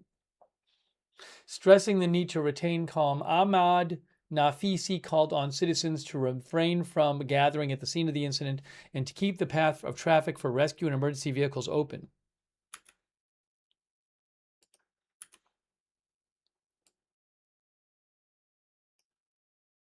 That's from Iran state media IRNA.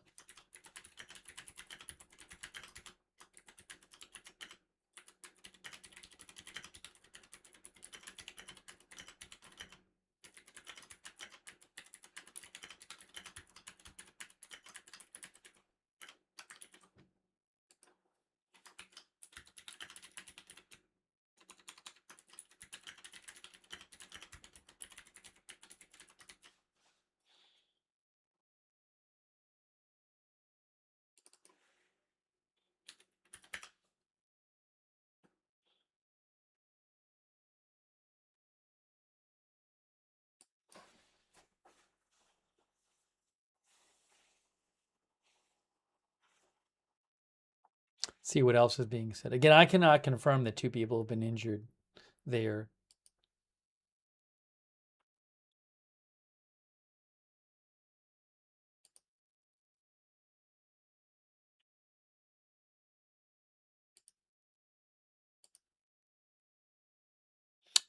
More reports of explosions. This is from Afar State Media. State TV reporters, several explosions were heard in the vicinity of Andi Meshk and Omideya.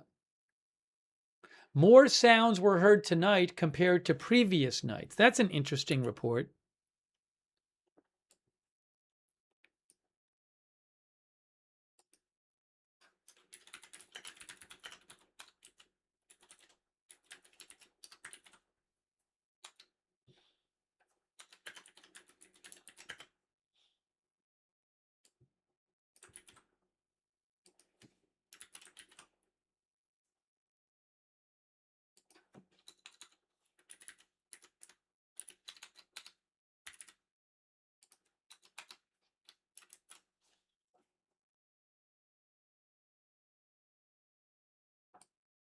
Interesting report. I don't know about the more sounds. Is that more explosions? I'm not sure. Andi Meshk and Omideya, I'll show you where that is.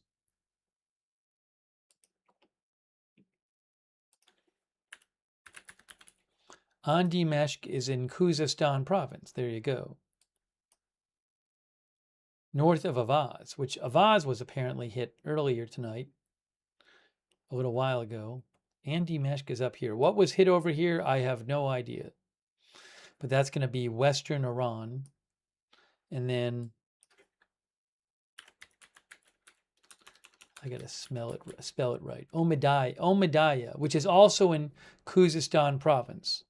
Omidyah, Western Iran. There's an airport there. Once again, a bunch of strikes tonight, like on a number of other nights. I don't know if you can see what I'm looking at. You couldn't see what I was looking at. Hold on. There is Omidyah right there. That is Western Iran. That's Avaz is here. That's Khuzestan province. Omidyah is in Khuzestan province. And Andimeshk is also in Khuzestan province. And reports of strikes in all those places. Again, Western Iran. Andimeshk right here. See that? Andimeshk, Avaz, Omidyah.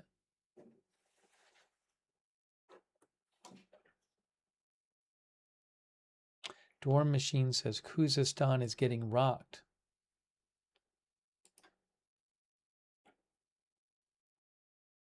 Update about Andimeshk and Omidyah from Mer News State Media. The U.S. terrorist army launched a missile attack on areas around the cities of Andimeshk and Omidyah.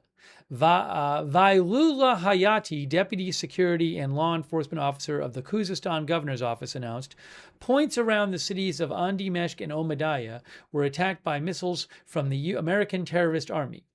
These attacks did not result in any casualties or injuries.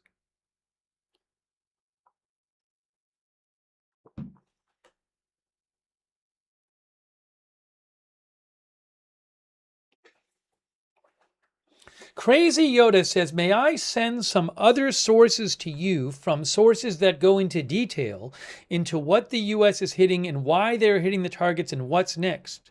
Contrary to the reporting you cited, respectfully. I'm always interested in reading new stuff. I reserve the right to look into what these sources are. I can't say what I will decide about the sources. But I would certainly be I'm always interested in seeing new stuff about the war. So send away Crazy Yoda.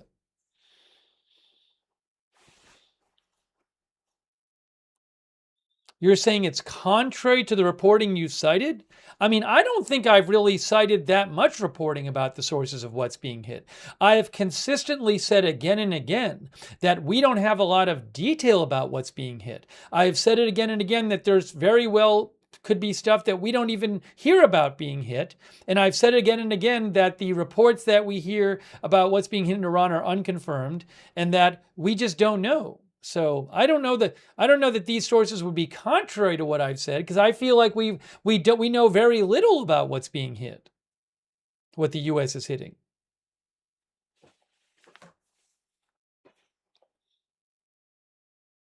I mean, we get some statements from the statements from the U.S. government have very little detail.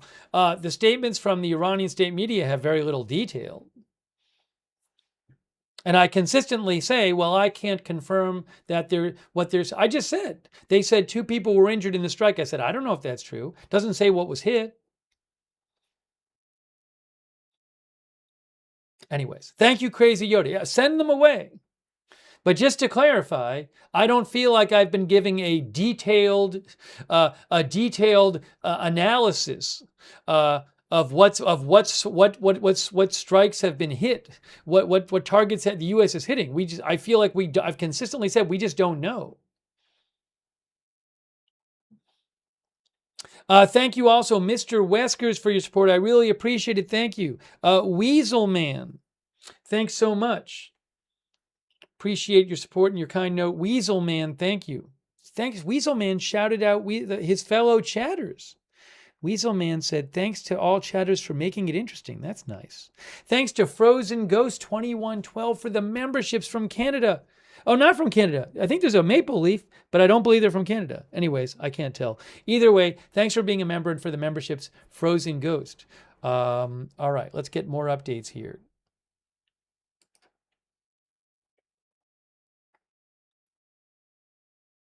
Now, Vahid Online posted a couple videos that supposedly show a big explosion or explosions in a vase. There was some report I read somewhere earlier on the year claiming that there might have been an ammo dump hit in the Avaz area. So again, I've seen some videos floating around claiming to show a big column of smoke in a vase. Possible that maybe an ammo site was hit there. I don't know for sure.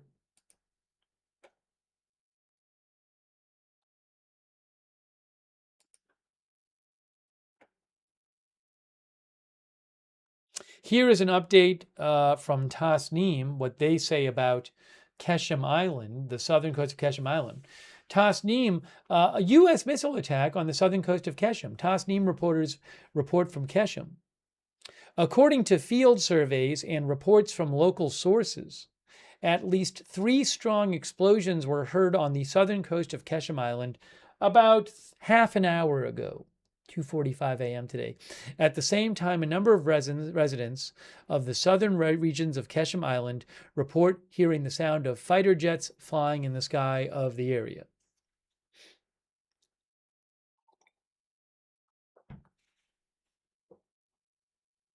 Irascible SAP, our viewer, claims that Avaz has a nuclear research center they are building, and that is what they hit. Now, I do not know where our Twitch viewer, Irascible SAP, is getting that inside information. That's what Irascible SAP claims. I do not know what has been hit myself.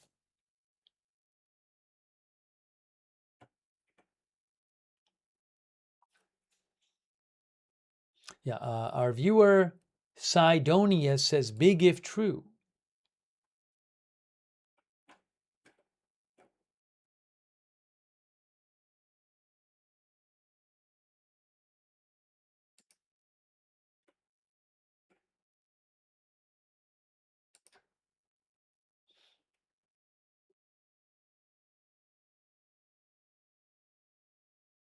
Here's something about Bandar Abbas.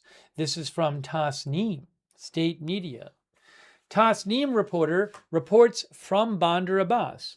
A few minutes ago, that's actually about 45 minutes ago, more like 50 minutes ago, 50.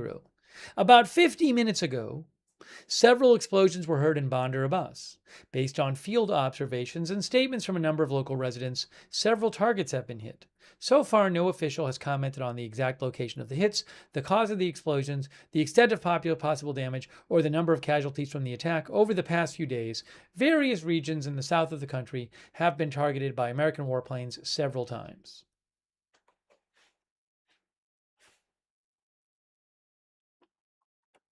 I do want to point out that 86 GOP Forever just gave, I'm not joking, 50 more memberships. 86, is that 100 for you this broadcast? Am I getting this right? At least 100 memberships given to people in the YouTube chat by 86 during this broadcast. That is incredibly nice of you. Please thank 86 if you got a membership from 86. That was very generous of 86. Thank you. Summer Breeze gave a gift memberships too. Thank you so much, Summer Breeze. Thanks, Portec. Portec, I can't check that right now. If you have something to send to me, I would suggest send it to me on X @Lookner, or you can always send something on email to agendafreetv@gmail.com. Thank you so much, Portec from the UK. And Crazy Yoda, thanks again, Crazy Yoda. Crazy Yoda said, sorry, Steve, not a dig at you. I'll send you what I have, thanks to you and the mods. Not enough room to type out all thoughts. Fair enough. Thank you so much, Crazy Yoda, for your support. Thank you, Crazy Yoda.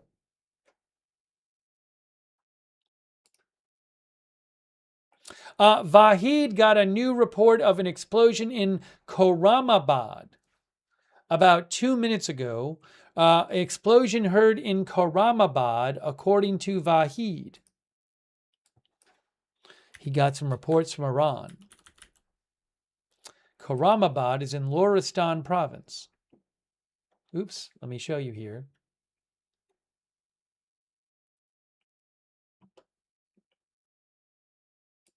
There is Khorramabad in western Iran.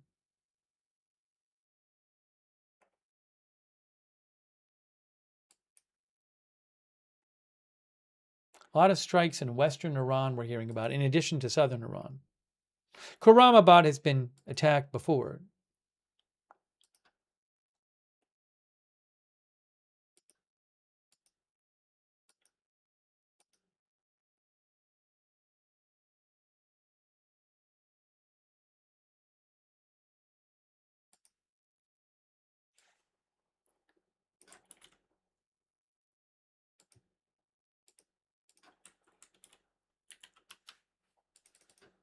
Hang on.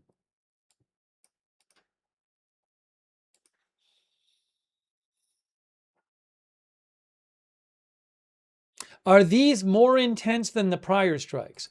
I have not seen any evidence yet that these strikes are significantly different than most nights of the strikes have been so far.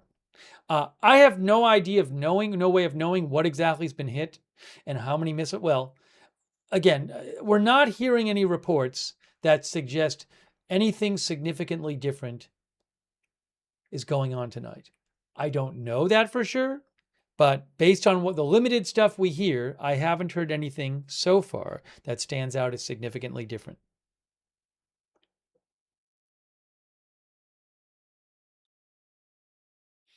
Our viewer Dean Porter mentions that BBC has an article talking about how Iran's foreign ministry said the UK was an accomplice in the US war, and said any country which supports the US military will be responsible for the consequences and repercussions. I don't. I mean, and the British government says it stands ready 24/7 to defend itself. I don't know if that's, Iran makes all kinds of threats. I don't know if they have some big threat towards that poses a high risk towards the UK. I have no idea. That's a long way from Iran, but I'll let you know if I hear anything, of course. But the UK is a ways away from Iran, so now I would be shocked if the UK, say, fired a missile at the UK. I guess they could fire a missile or something, but again, that is not something they have done so far. Now, Daily Meme says UK bases in the Middle East. I mean, who knows about that? Maybe they could try targeting some UK interests or something. I'm not sure. Again, I have not heard any kind of specific reporting about Iran targeting the UK already. But Iran regularly says that countries that cooperate with the US are targets for them.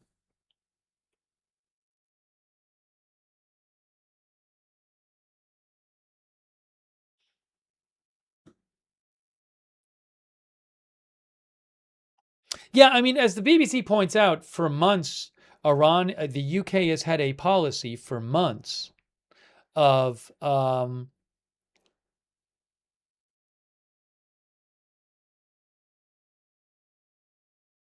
allowing the US to use British bases to target Iranian military infrastructure that has been used to attack Gulf countries and vessels in the Strait of Hormuz. So there's not some brand new policy. And BBC said that policy hasn't been changed by the new prime minister. So I'm not aware of any big change that the UK has made in their policy towards Iran.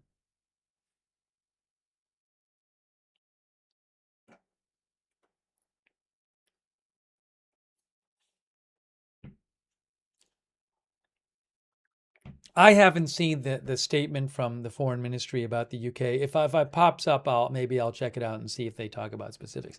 Thanks to Dean Porter for writing in.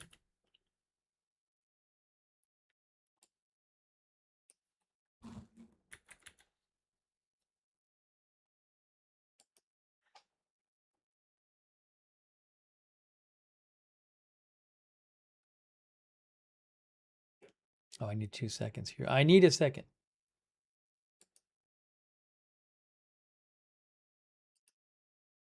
Hang on. Hang on, folks.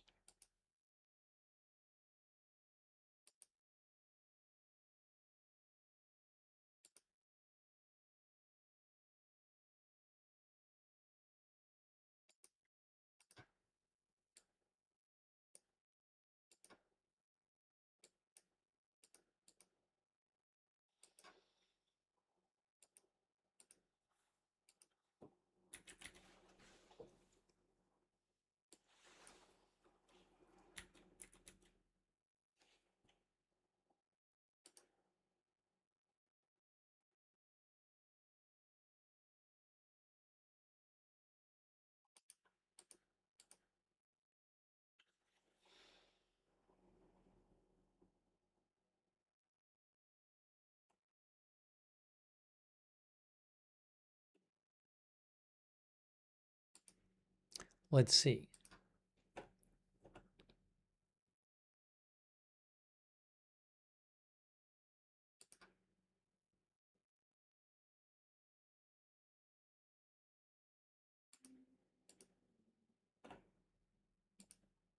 So we have heard about attacks tonight by the U.S. on Bandar Abbas, on Keshem Island, on Avaz, on Andy Meshk, and Omideya, and also possibly Karamabad. Those are all places that we've heard about the U.S. attacking on other nights.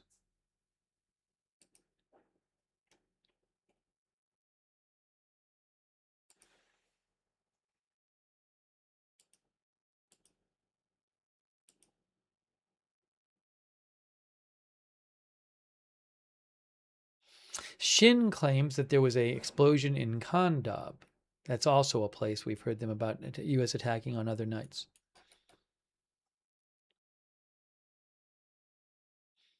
We'll see what else we hear.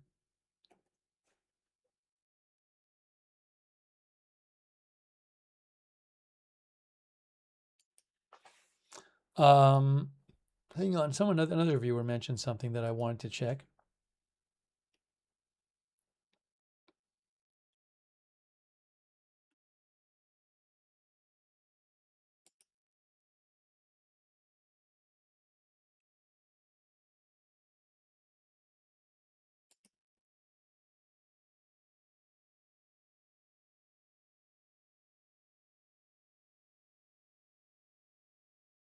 Yeah, the New York Times is claiming tonight that the leader of Iraq, the Iraqi prime minister, took a ceasefire proposal to Iran, and the report says that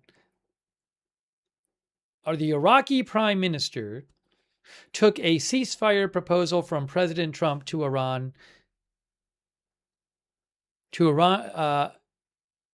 and then Iran rejected it. I don't know if that's true. I mean, it might be true. I don't know what it said. It said the details of the ceasefire proposal were not immediately clear.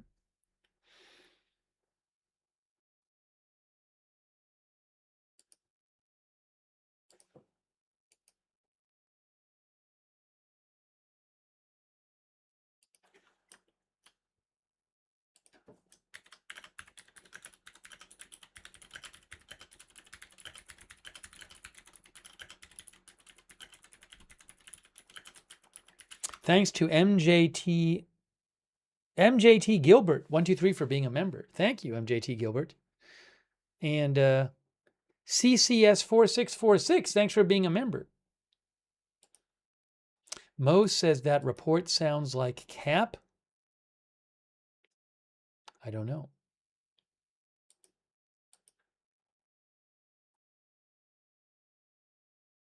Remember what Axios reported today? Barak Ravid said today that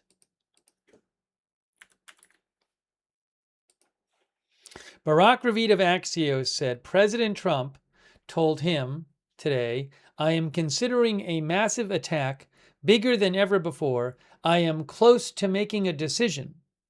We are all set for it, President Trump said.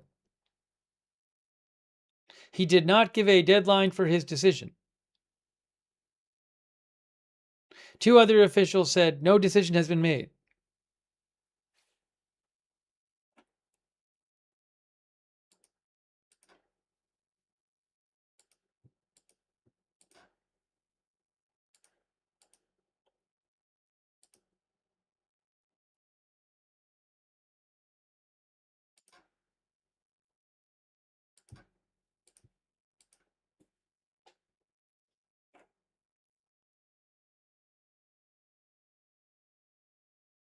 Midtown Mike says, we all knew it, Friday, 4 p.m. Eastern Time. Hey, it's the weekend's coming up when the markets are closed. The weekend is coming up. Will there be fighting while the market is closed? Oh, the Brent crude market is back open. There it is on TradingView.com, Brent crude is at 180.83. We have not heard in the last day or two about any confirmed attacks on ships in the last day. We have not heard about any new attacks on ships confirmed in the Strait of Hormuz or the Red Sea.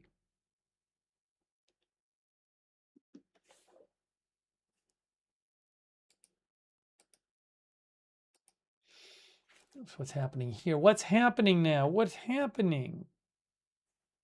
There we go.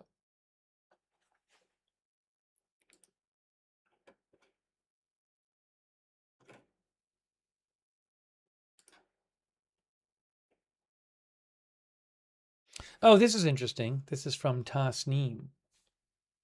Tasnim State Media. According to the Khuzestan Governorate, Khuzestan Province, strikes in Avaz, Andimeshk, and Omidyah have been confirmed, but the blackout in southern areas of Dezful, which is in Khuzestan Province as well, has no connection to the attacks of the American enemy. I guess there's a blackout in the southern areas of Dezful, which is in Khuzestan Province.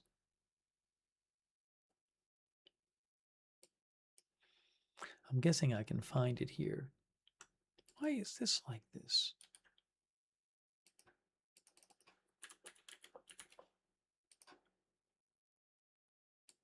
Dezful. Oops, you can't see it. Now you can see it. Dezful. A city in Khuzestan Province.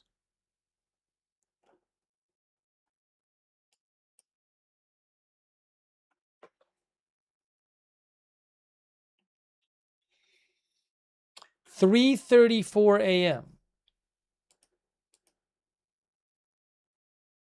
Iran time.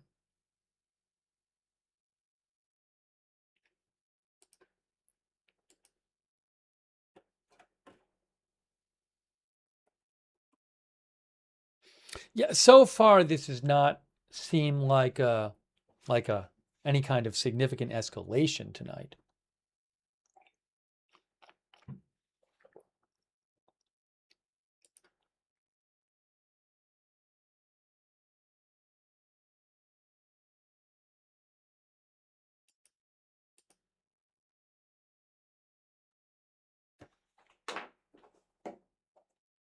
Dorm Machine thinks it's over for the night. Wow. I mean, a number of recent nights we've basically seen like around an hour where we hear about different strikes, and we don't really hear of like a second big wave. Thanks, Nicole76108. I mean, there was one night a few nights ago where it was an hour and 15 minutes, and then from the time they announced it to the time they stopped. But they started that late.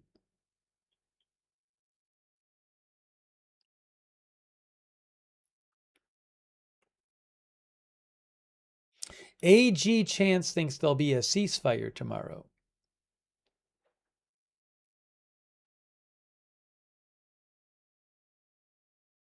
Roger Shoemaker says right on time for the weekend again.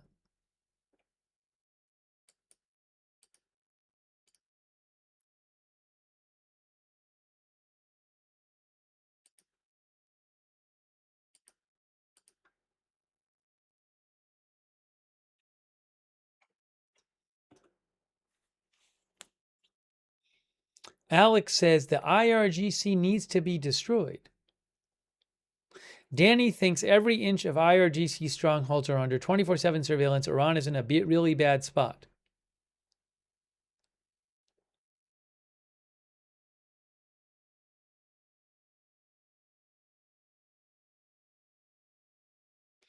Tech Surfer thinks there will be no big invasion. The heat alone would get the Americans.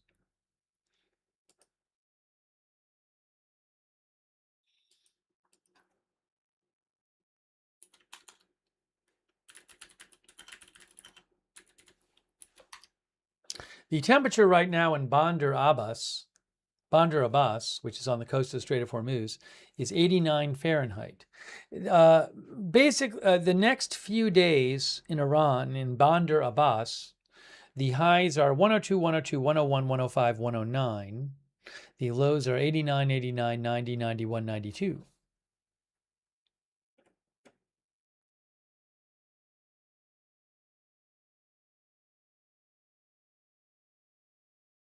There's no reports of a ceasefire right now.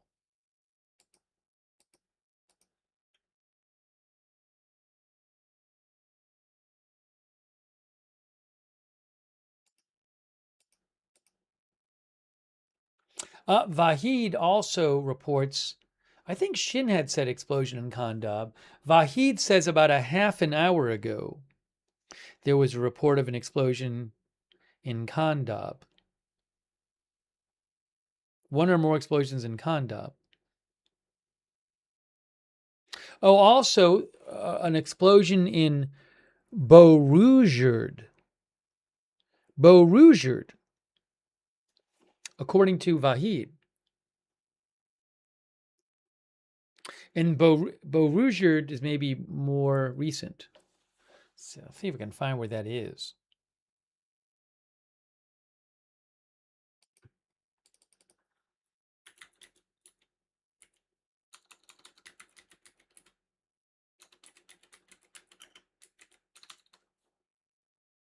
I think it's here. There is a Borougeard in Loristan province, Iran, which is in western Iran. Once again, western Iran. A lot of strikes in western Iran tonight. So we have Vahid getting some reports in from Iran saying people heard an explosion there, one or more. Some people said 2 explosions they heard in Borougeard.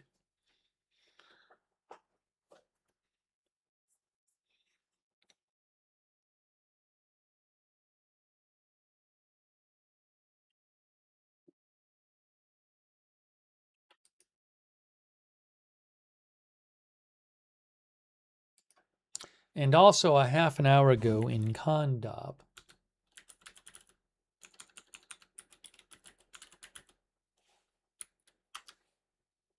Now, Khandab is in Markazi province.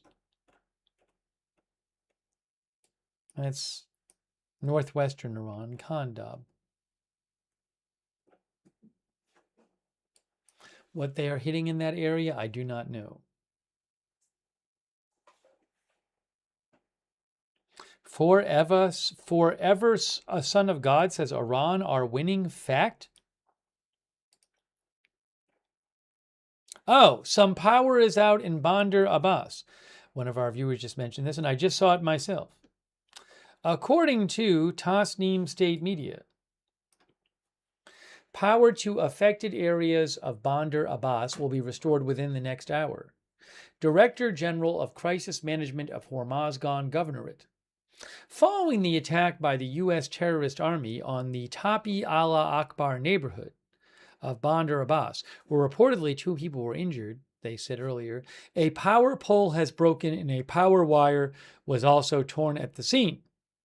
Immediately after the attack by the invading U.S. Army, operational teams and forces from the electricity distribution company arrived at the scene, and operations to secure, de-risk, and restore the power grid are underway at speed.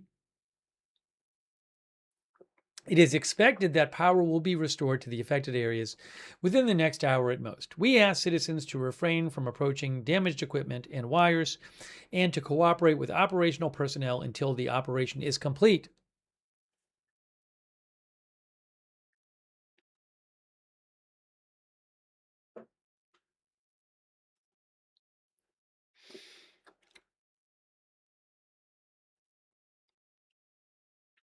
Mo thinks Iran will drown in debt after the war. Is that winning?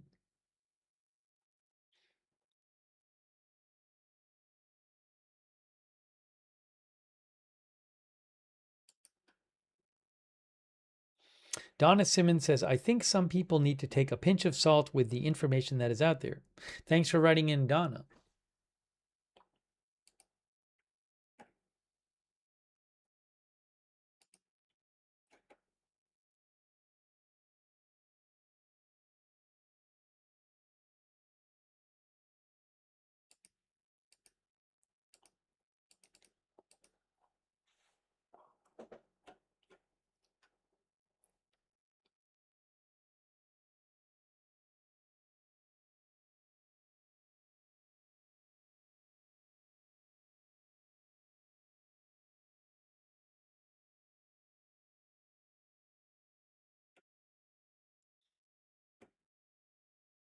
Again, haven't yet heard about any kind of strikes on bridges or power plants or any other kind of target that is not the type of target that has been regularly hit. I don't know for sure what's been hit, but again, we have not heard about that at this point.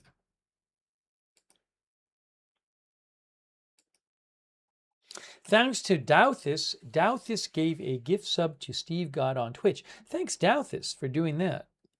Thanks also, Deli Meats. Thanks for your support, Deli Meats. I appreciate it.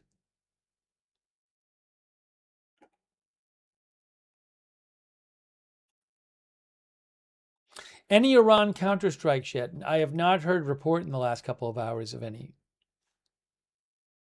Earlier today, Kuwait said that they were under a drone and missile attack from Iran. That was earlier today.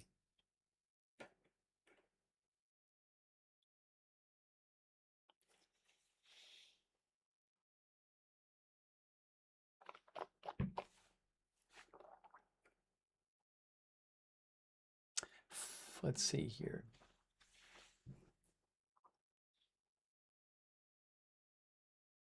This is the 13th consecutive night of these nightly strikes. 13. We're almost at 2 weeks of nightly strikes.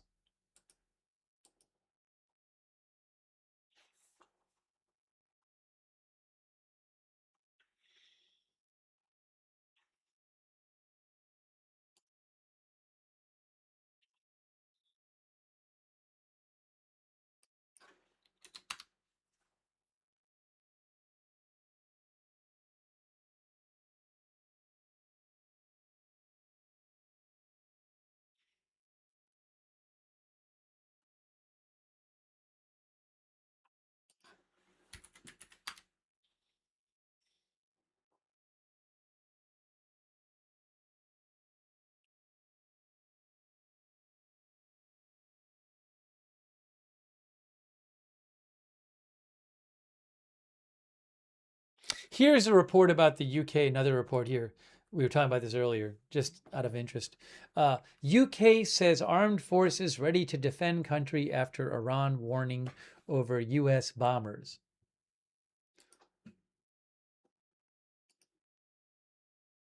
Poor Tech mentioned this story as well, our viewer. Britain said on Thursday its armed forces were ready to protect the country from any attack after Iran's Revolutionary Guards issued a warning over allowing U.S. bombers to fly from UK bases, which they've been doing for months, I believe. Our armed forces are ready to keep the United Kingdom safe from any kind of attacks, whether it's on our soil or from abroad. The UK stands ready 24/7 to defend itself, a government spokesperson said. Iran's warning came after the new British Prime Minister, Andy Burnham, was notified last week of Britain recommitting to an existing agreement allowing the U.S. to use British bases in what it described as the collective self-defense of the region. The government said on Wednesday that the arrangement covered U.S. defensive operations to degrade missile sites and capabilities used in attacks on ships in the Strait of Hormuz.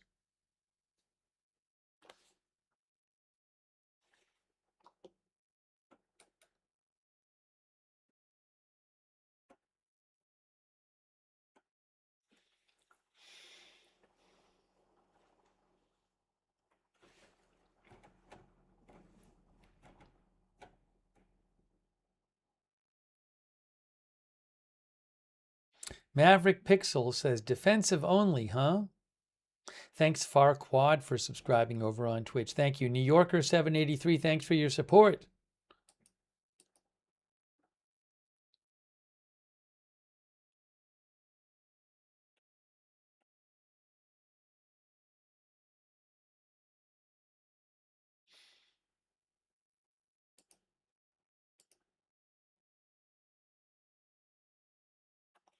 Mer News, Iran state media, is also reporting on the power outages in parts of Bandar Abbas following U.S. attack. Hormozgan province crisis management following the attack by the U.S. terrorist army on the Tapeh Allah Akbar neighborhood of Bandar Abbas.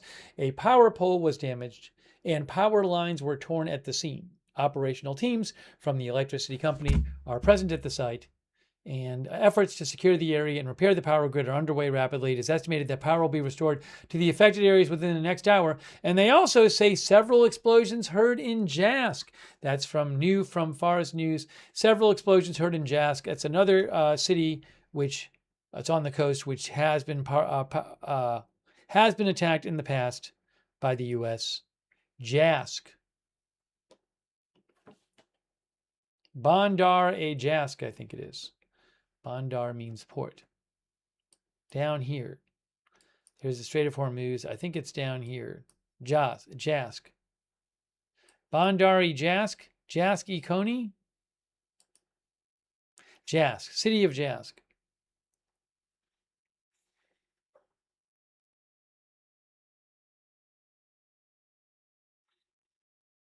Pointy thing, says Michael Avery.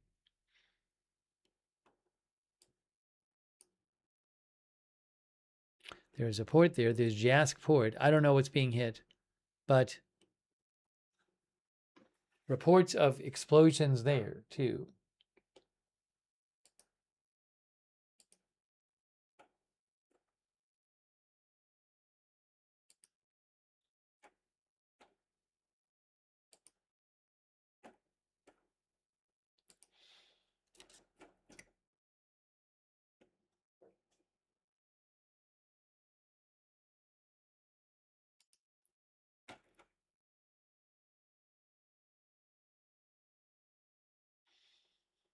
Bringing you the latest updates here.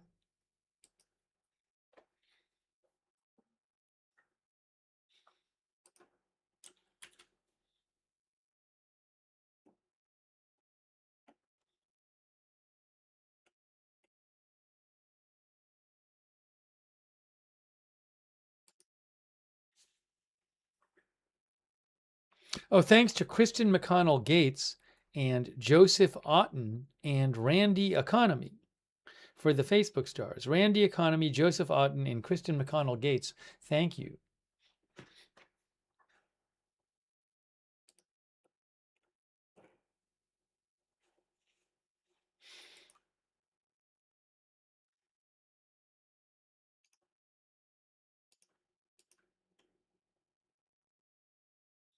Give me 1 sec here. Give me 1 second here.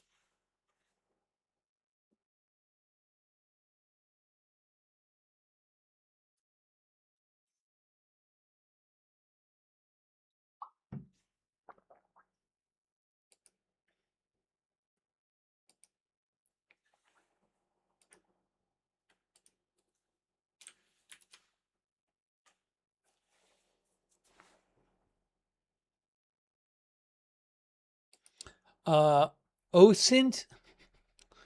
Hold on a second. What is this? A couple of our viewers mentioned. Shin says that there is AA activity and reports of explosion in northeastern Tehran province. That's not Tehran city, it's Tehran province.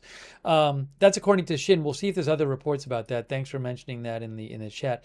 A couple of days ago, there were reports of explosions in Tehran province. Okay, so right now we have some reporting from Vahid Online, who is getting reports in of air defense in eastern Tehran.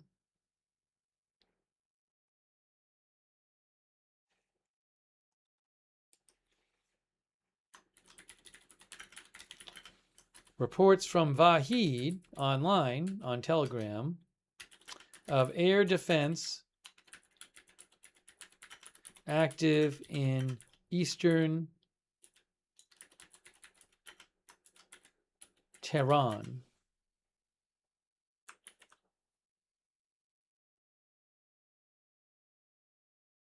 I don't know if it's province or city.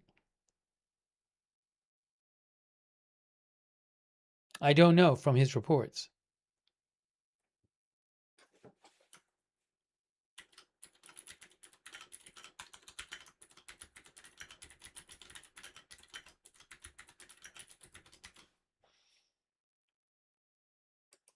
So again, Vahid got a number of reports in of air defense active in Tehran and eastern Tehran. Remember, there's a province and there's the city in the province. And there is Tehran province here. That's Tehran province. And then Tehran is in Tehran province. But like this over here is not Tehran city, but it's Tehran province.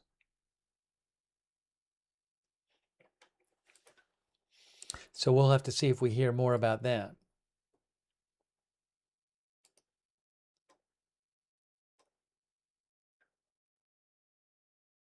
But air defense is reportedly active there.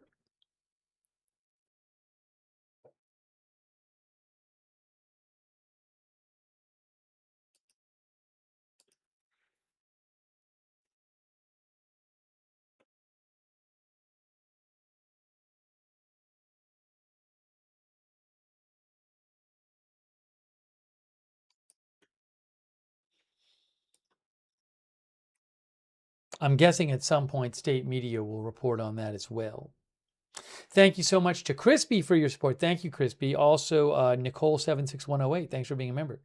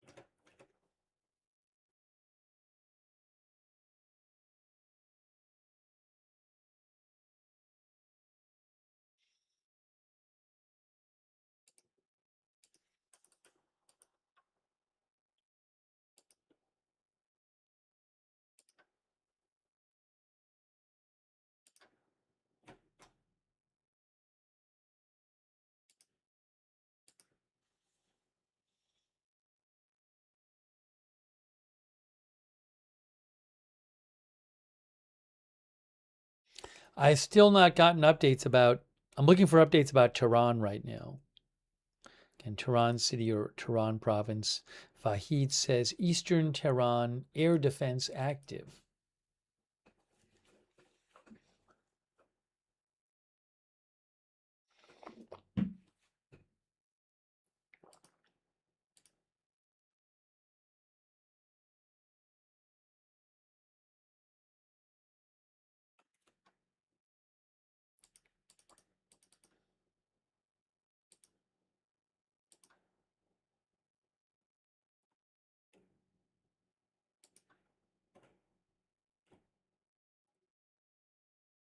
Still not seeing updates.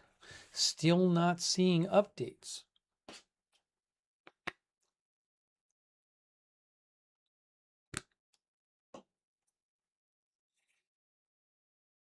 No, Echo Monkey Vahid online is very reliable. He has sources in Iran who report to him, and he is a very reliable record. When he says that there's attacks somewhere, it almost always turns out that those are later confirmed.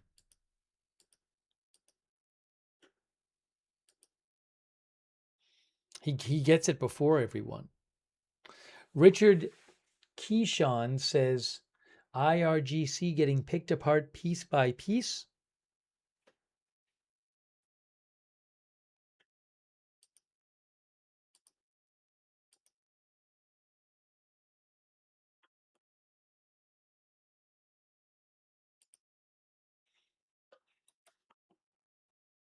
Yeah, no update, as Mo said. We heard these reports floating around Iranian media claiming a drone or plane might have gone down over Keshem Island earlier, but no updates on it. No updates on it. Have nothing more to say on that.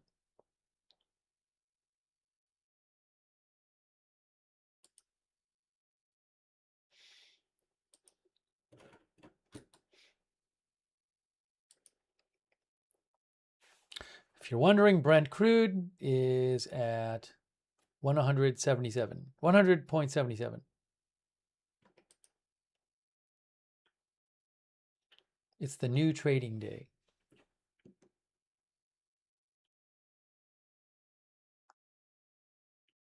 That's from tradingview.com. It's not $177. It's 100.77.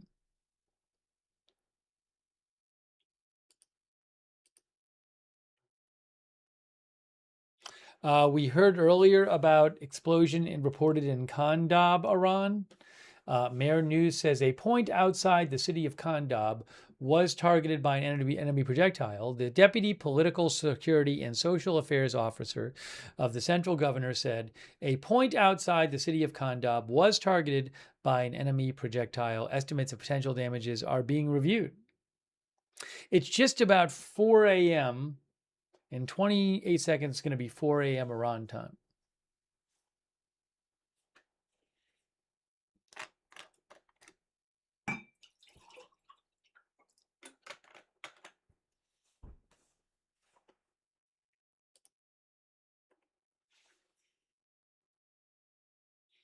And we have now Iran State TV saying a few minutes ago an explosion was heard in the south of the city of Karamabad, which I think we heard about earlier. When they say a few minutes ago, it's not always just a few minutes ago. But Karamabad sounds like an explosion was heard there or somewhere in the area. I think we looked at this earlier. Karamabad in Loristan province, and that would be in western Iran.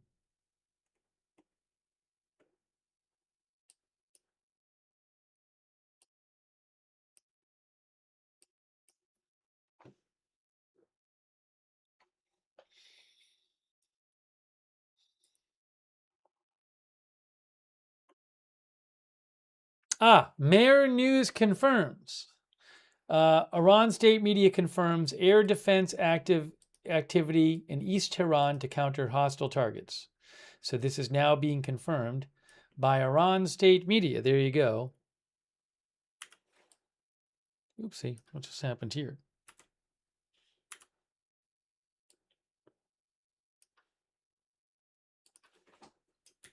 Iran state media Mer.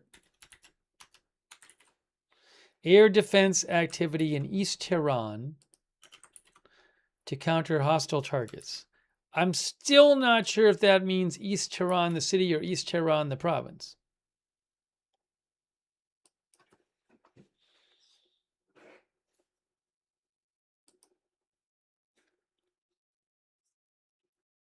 They have it in bold. I think a lot of the posts are in bold at the top, actually.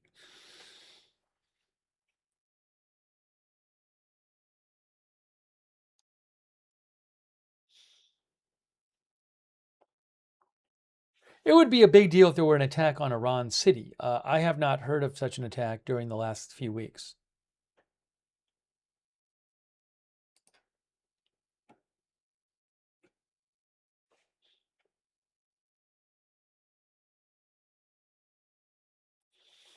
Iran State TV says deputy governor of the central province, a point outside the city of Khandab, was targeted by 2 enemy projectiles a few minutes ago. Thank you, Kim's Netzinger, for being a member. Thank you, Kim.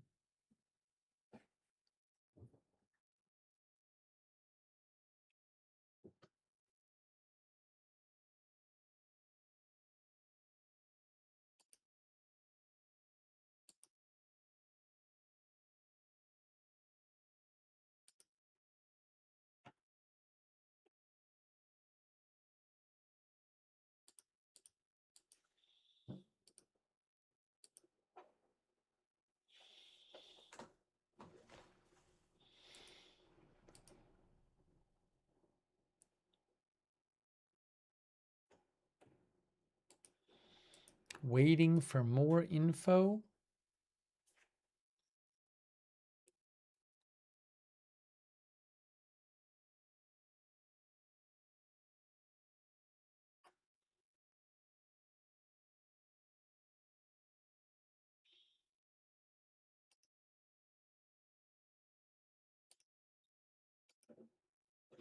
Did Iran shoot down a U.S. jet? No, there's no reporting so far that Iran shot down a U.S. jet.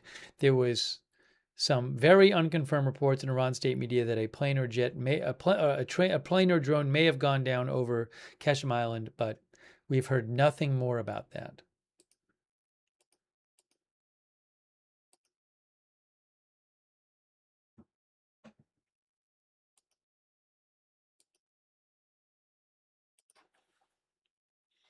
Mark Calvin says, I think tomorrow will be the big one.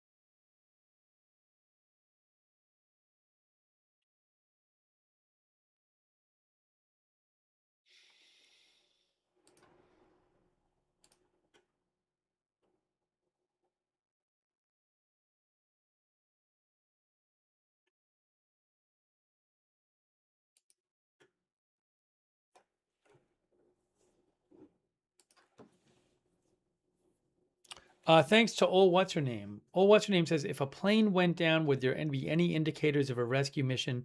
Could that be related to the balloon? That balloon thing, which was on flight radar above Qatar, which said it was a hot air balloon, but as I mentioned to you from my research online, it didn't look like it was actually like a regular hot air balloon, and it might be a drone or it might be a different balloon. I don't know what that was. I don't know what that's for. I have no idea. That was flying above Qatar. I don't know why a balloon flying above Qatar would be used to search for a downed jet quite far north of that. The distance between Qatar and, just to be clear, the distance between where that balloon was in Qatar, no, I mean, it's so far, it's hundreds of miles away. Qasem Island is hundreds of miles away from Qatar. So no, 300 miles away. But at the same time, I have positively no idea if a U.S. plane did go down several hours ago, which again, I have no reliable information saying it did. I don't know what a search and rescue would look like, whether we would hear about it, whether these strikes would be going on as normal. I couldn't know less about that. Would they just kind of carry on, would things kind of carry on as normal and then eventually you'd hear about it? Possibly. It's a good question. I have no idea what that would look like. You're not going to go on flight radar and see search planes going in circles. That's not going to be the kind of thing. I'm pretty darn sure they would not be allowing themselves to be publicly tracked. So, yeah, that's the kind of thing where you just have to wait to hear something. The reason we heard about stuff when the first plane went down in March is because there was plane debris in Iran that people found, and Iran state media was posting pictures of the plane debris.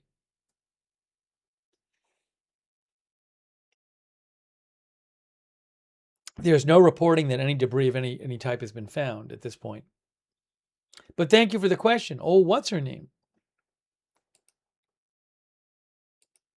and for your support for the channel.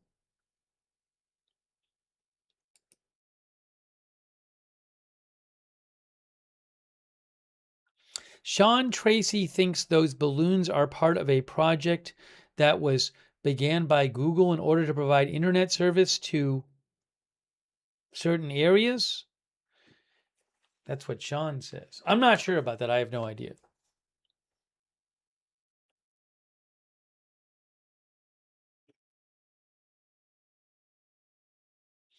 Mr. Weskers thinks the Iran war was never designed to be short, prolonged, and expensive.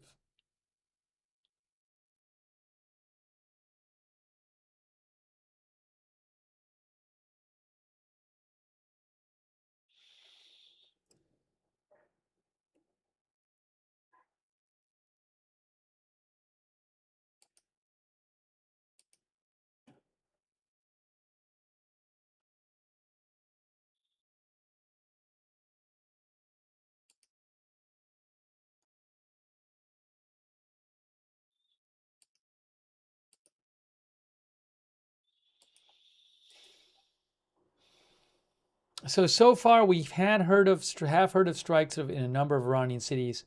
Again, nothing I'm seeing so far. There is some air defense that was reported active in East Tehran, but generally speaking, which we don't see on every strike, that's not that often where we hear about air defense in Tehran, but we have heard about it before in previous strikes. I have not seen anything yet to suggest these strikes are significantly different from most of the others. But I'll let you know. Again, we've heard about strikes in Bandar Abbas, in Keshem, in Jask. Where else? Possibly Bushehr, if I remember right. Avaz. Where else? Definitely Avaz. Andimeshk, which is here. Karamabad. I'm probably leaving a couple out. But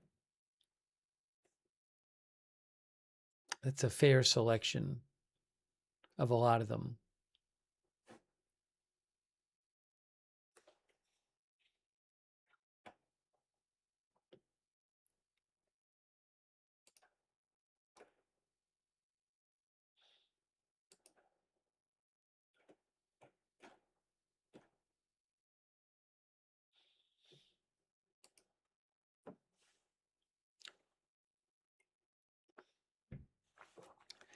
Yes, viewer DJ K. Ertzer, DJ Kurtzer says, no ships hit today, though.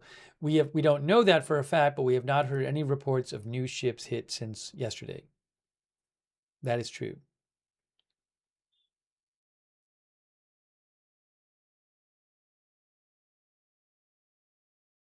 Our viewer Tiprick thinks 5 to 6 months is not prolonged and expensive compared to a nuclear holocaust.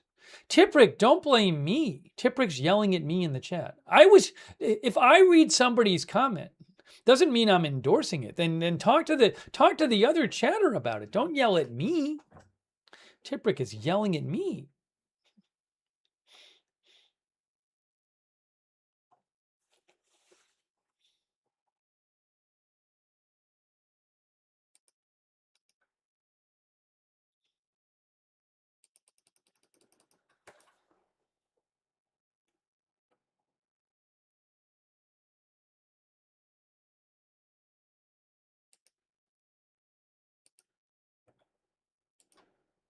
Vahid says, and apparently an explosion in Firuzabad. We don't normally talk about Firuzabad. Firuzabad around 15 minutes ago, maybe? According to Vahid. Explosion heard in Firuzabad, Iran. I don't remember talking about Firuzabad. It's in Fars province. Where's Firuzabad? Kind of southwestern Iran.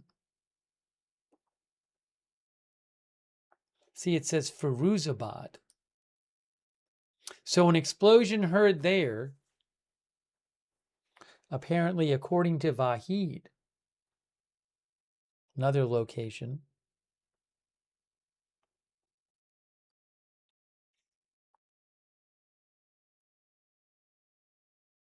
4:13 a.m. right now.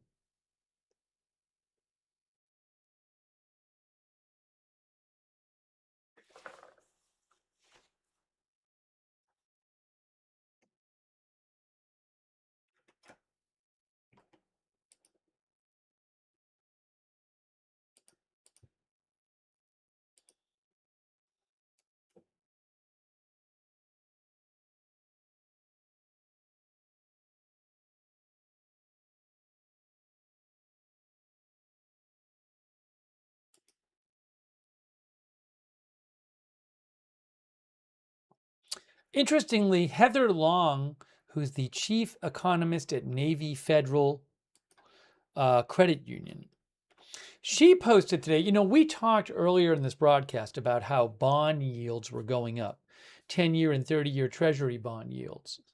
And we talked about how when bond yields go up, first of all, I mentioned how that is apparently something that presidential administrations really care about. When bond yields go up, that can cause higher mortgage rates. It can make borrowing more expensive for consumers and businesses, right? It can cause the stock market to go down. So interestingly, what Heather Long of Navy Federal Credit Union says, she talks in her post today on X about the bond yields going up. She says normally President Trump pulls back when bond yields start to jump. She says he did it on tariffs and he did it this spring temporarily on Iran. It's an interesting post.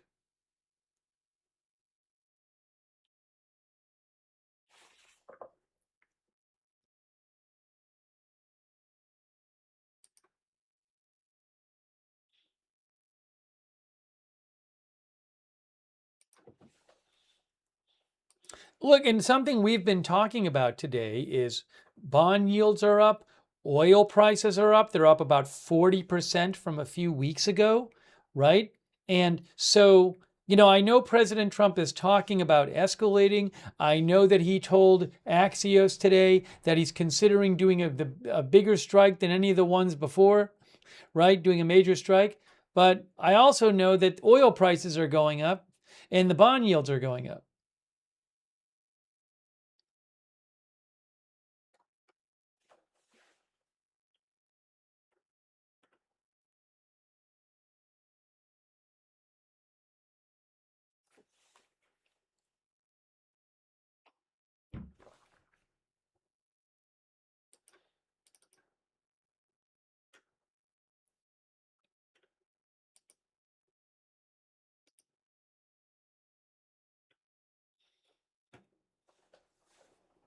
No, I've heard nothing about Trump speaking tonight at all. Nothing. They already declared a lid in the White House.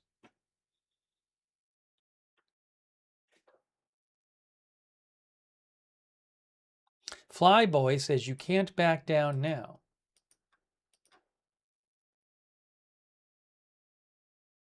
I think it's a great question, though. If the bonds go up and if the oil prices keep going up, will President Trump, will that affect what he's thinking about in terms of military escalation or not?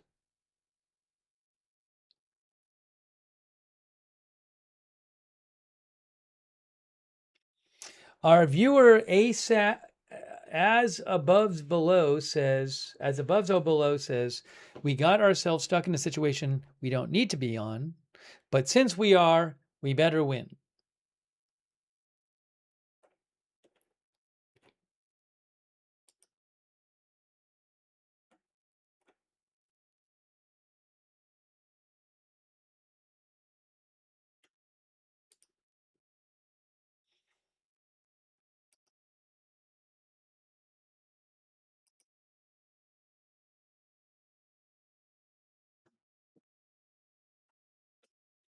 People keep talking about B-1 bombers in the chat.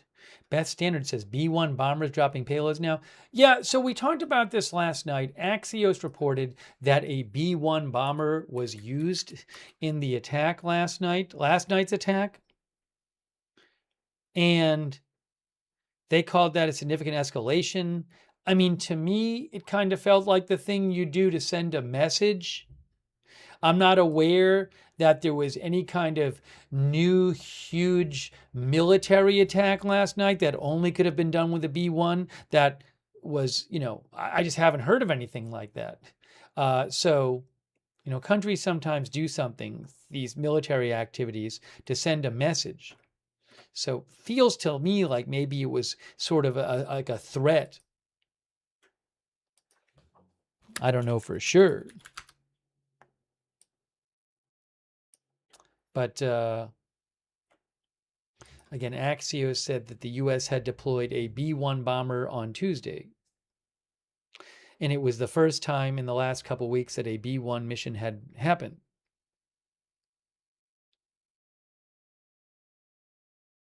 They can carry the largest bomb load type of any bomber, says Axios.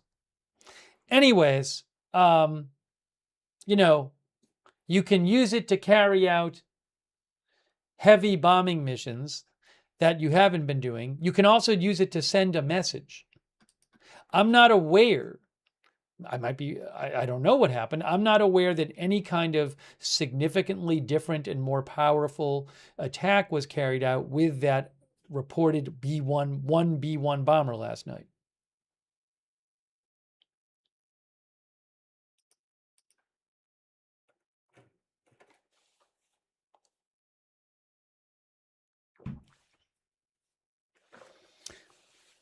Flyboy thinks using a B-1 is not a threat, it's a prediction.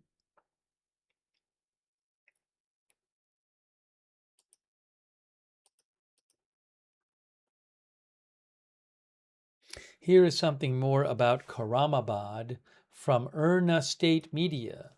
The Deputy Political and Security and Social Affairs Governor of Lorestan Province said a point in the city of Karamabad was targeted by an enemy projectile a few minutes ago. I think this was a little while ago, actually. I mean, it just posted, but by a few minutes ago, I think that the reports of Karamabad being hit were a little while ago.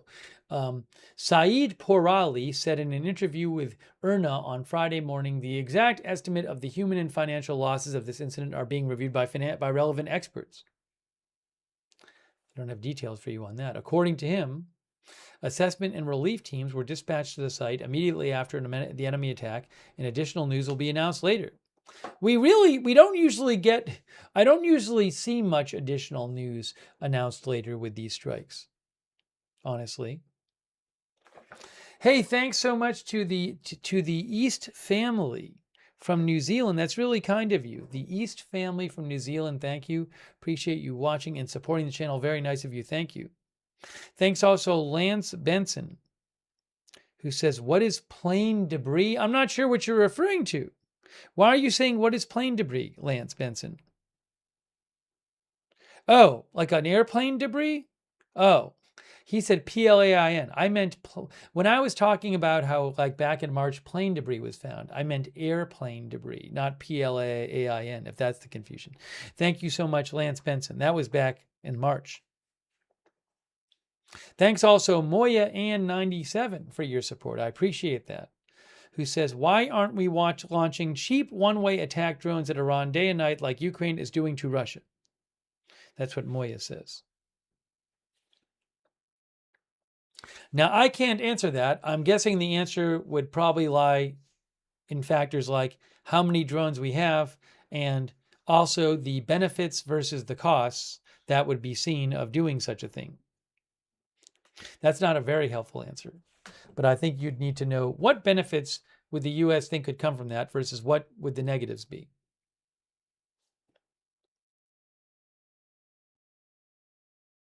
But I appreciate it, Moya AN97.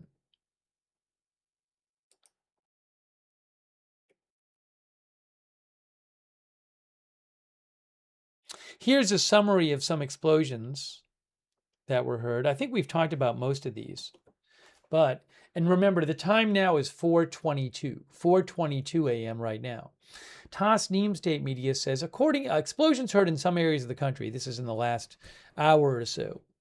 According to initial and unconfirmed reports received from some provinces of the country, explosions were heard in several parts of the country between 3:15 a.m. and 3:40 a.m. According to these reports, explosions were heard in the areas of Kandab, we talked about that, Taft, I don't think we talked about that, and Shirka in Yazd province, that's interesting, Anarak in Nayan County, I don't think we talked about that, Borajerd, I think we talked about that, Jask and Konarak, I think we talked about those. The deputy governor of the central province confirmed that the explosion was heard and said a point outside the city of Kandab was targeted by enemy attack. So they're saying some of the places that were heard were Anarak, Taft, and Shirka in Yazd province.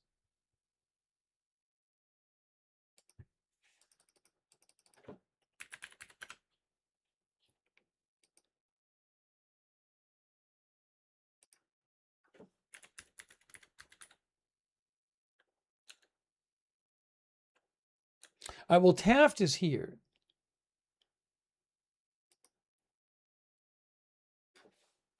For what it's worth, Taft is in Yazd province. That's in central Iran, like right in the middle of Iran. Taft. I don't know what was struck in that area.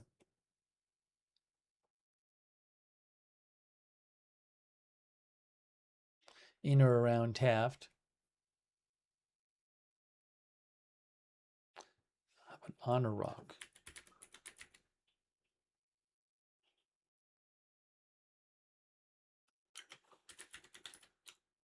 I'm not sure which one they're talking about. Nayan County? Nayan. I think they're talking about, I don't know there. Nayan, Anarak and Nayan County. Let me see where I can figure out where this is.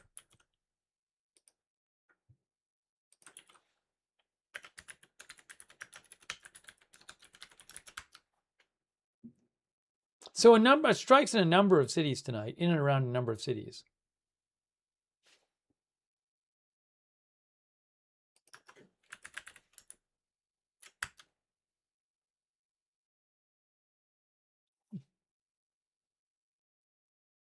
Isfahan province. Okay, Nayan County, Isfahan, Anarak and Isfahan province. Apparently there was one or more strikes there.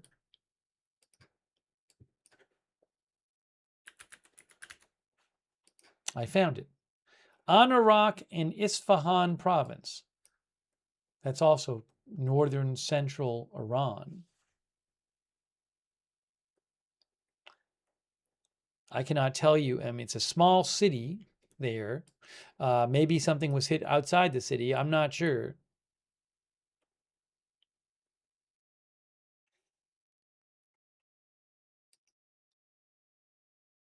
So a number of different cities and places around the country, not just on the southern coast, tonight have been hit in the strikes.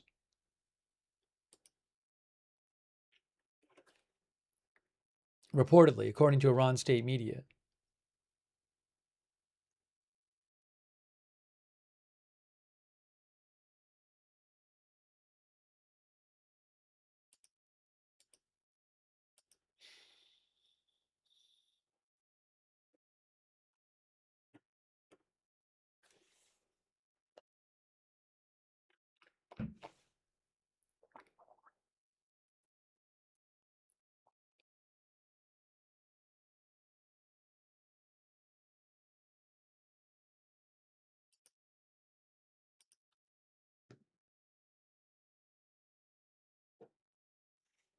(4:27 a.m. right now, Iran time.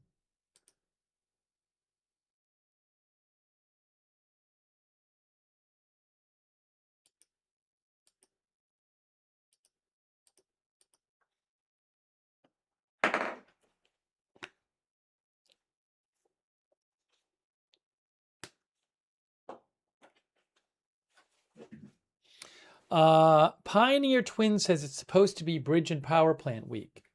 Yeah, so President Trump did say last week that all the bridges and power plants in Iran would be destroyed this week unless Iran sat down to negotiate. So I guess I don't know if they did, quote, "sat down and negotiate." I'd like to get that actual quote for you.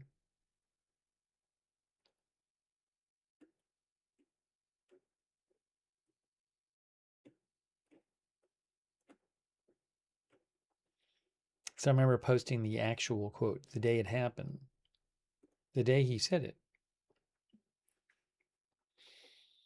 I can't find it. I'm kind of got to go back through all my posts and everything. It's not the end of the week, though. It's not the end of the week, remember, guys.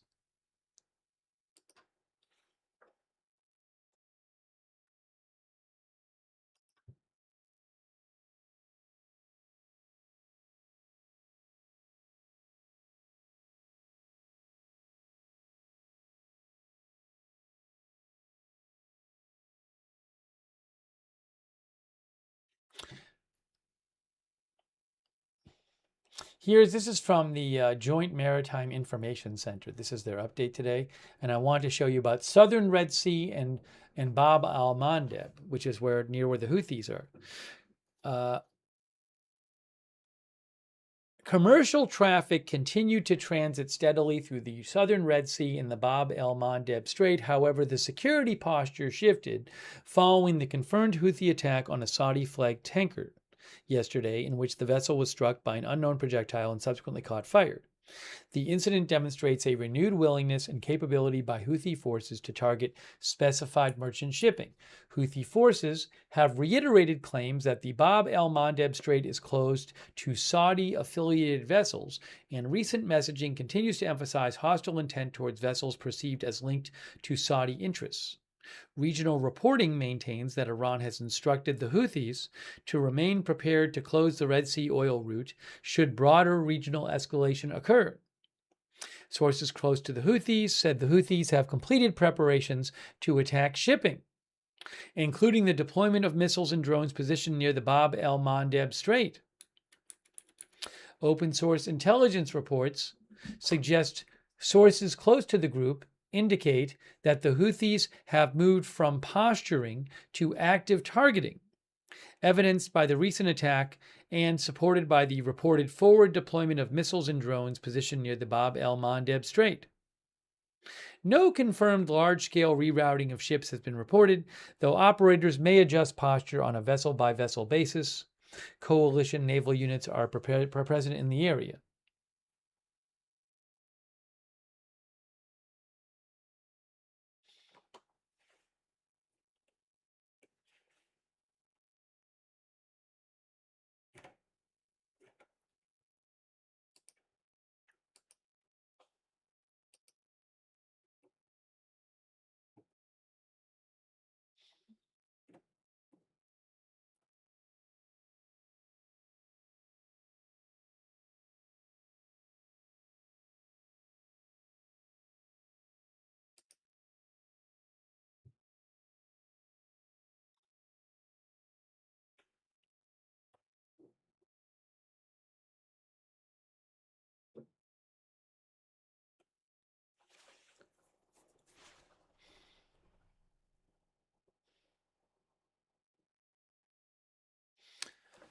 Frosty McMuggins says, this will not end until IRGC comes crawling to the table for a deal they are willing to stick to.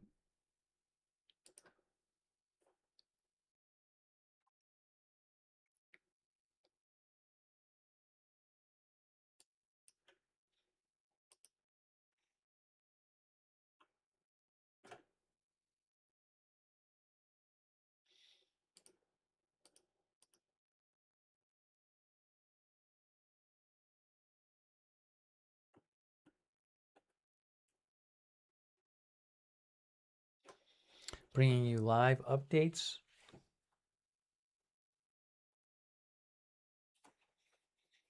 Julio says it's been 2 days without attacks on ships. Well, yesterday there was an attack on a ship in the Red Sea. I don't believe we heard about one in the Strait of Hormuz. I think it's been 2 days in the Strait of Hormuz.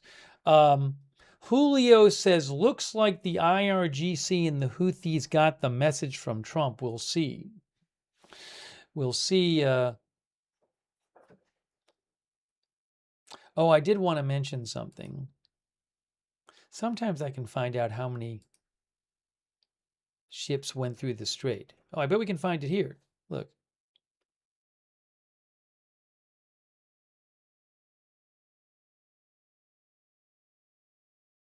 Yeah, so this is from the Joint Maritime Information Center, which includes the U.S. putting this out.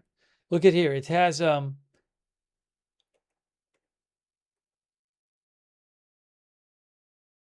transits, transit comparisons, cargo vessels and tankers. This is Strait of Hormuz east, Strait of Hormuz west, Strait of Hormuz east, Strait of Hormuz west. So if I'm reading it right, it says in the past day, July 22nd, 2 cargo vessels and 2 tankers went through the Strait of Hormuz. That'd be a total of 4. That's what they say, unless I'm reading this wrong.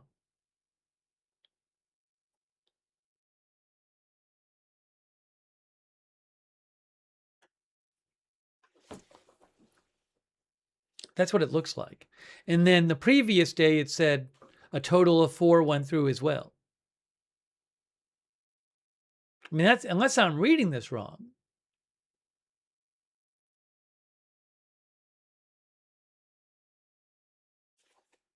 Yeah, they have look, Strait of Hormuz transits last 80 days. Last 90 days, right?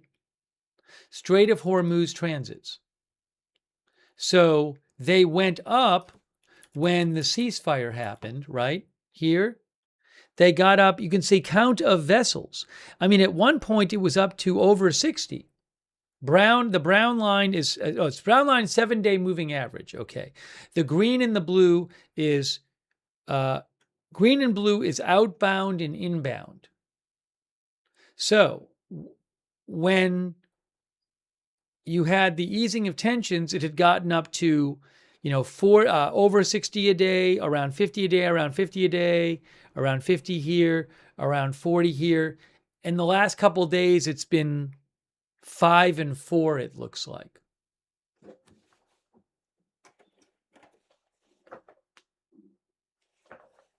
That's the Strait of Hormuz. That doesn't include the start of the war. That's just the last 3 months. Claudiot says the Memorandum of Understanding spike. And then you have here, this is the Bab al-Mandeb. And you're not seeing a huge difference in the last couple of days than before, but the ship just got attacked yesterday, so we'll have to keep an eye on this.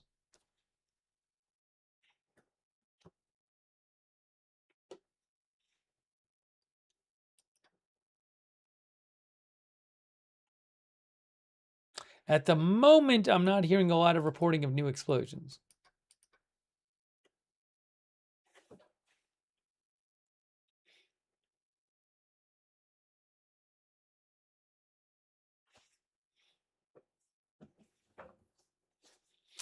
The New York Times is reporting that the Pentagon today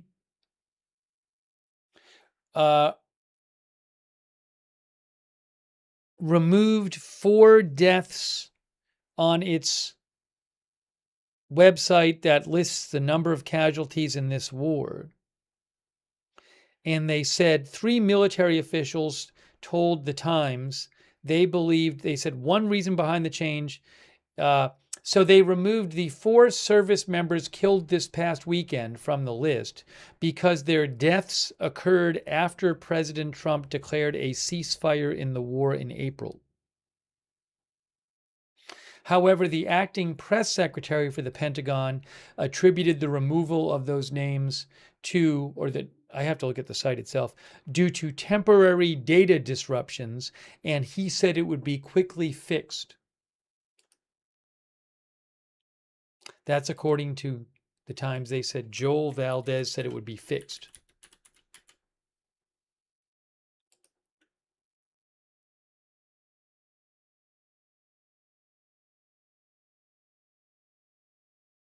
I think I have a link to that page, by the way. Let's see if I can find it here.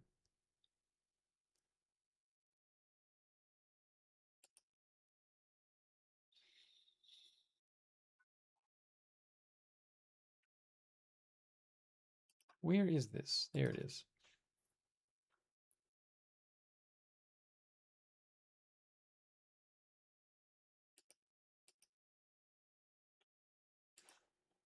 Yes.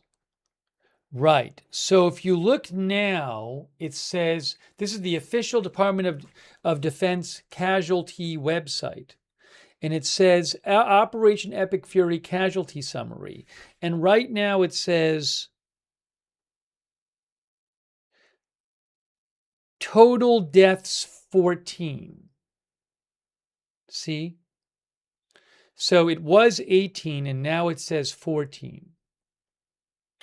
But again, the deputy press secretary, according to the New York Times article, said that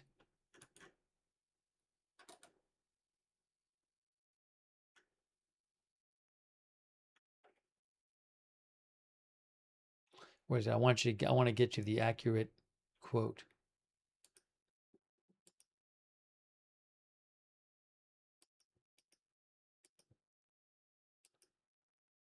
I just had it here.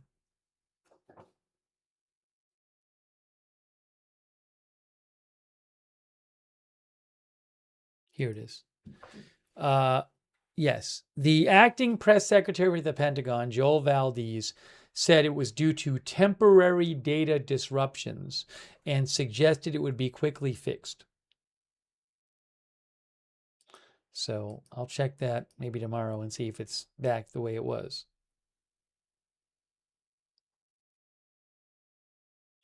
Marisol Del Valle thinks that makes no sense.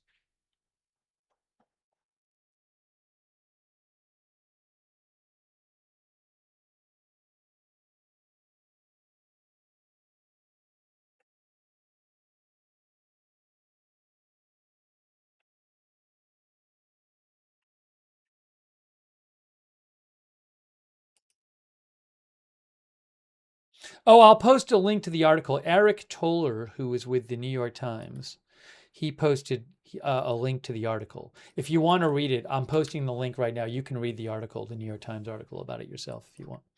I just posted, it's a free link.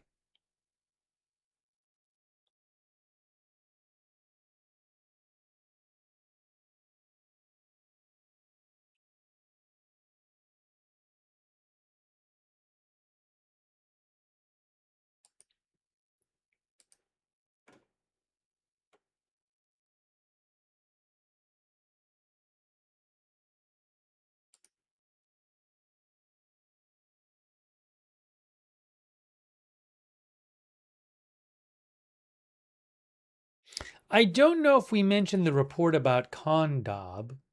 I think we have mentioned Kondab at some point tonight. But Fars said U.S. enemy airstrike on Kondab in Markazi province. That was posted. Oh, no, that was posted a little while ago. That was posted about 40 minutes ago. I think we might have mentioned it when they posted it. That's not a new report. I haven't heard a new one in a little while. Kondab, remember, is right, here in Markazi province in northwestern Iran.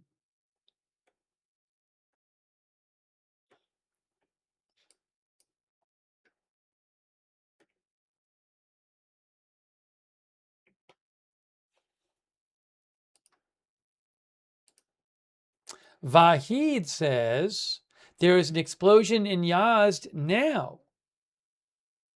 That's what Vahid says. He got some reports in of an explosion in Yazd in the last couple minutes. Yazd, Iran.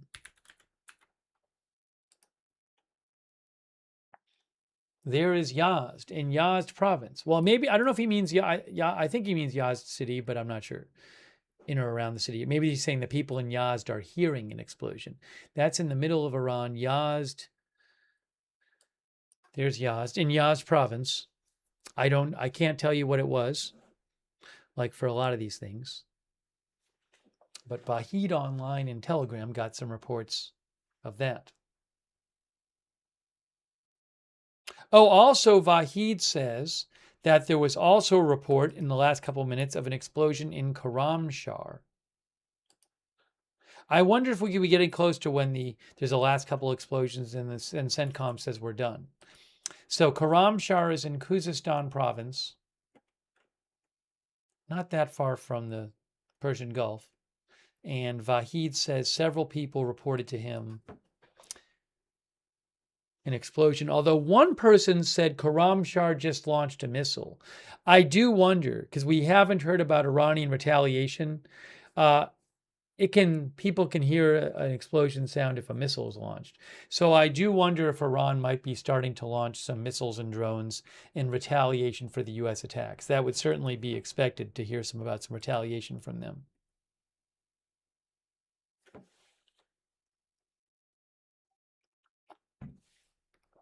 We'll have to see.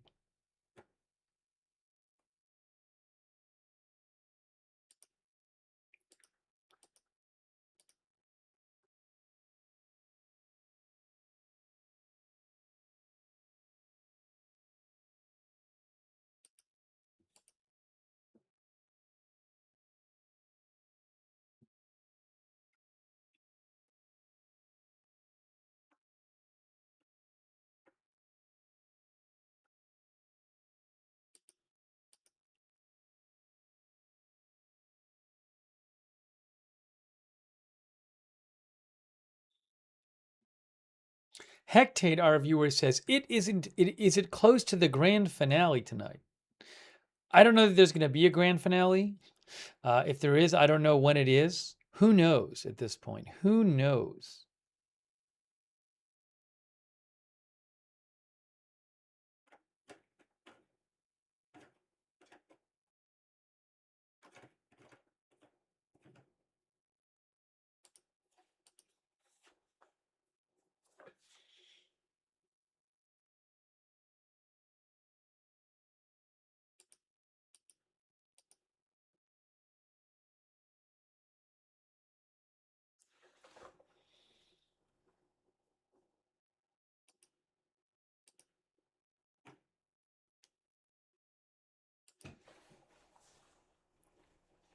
Jar Jar Jeff says, I thought it was Power Plant and Bridges Week.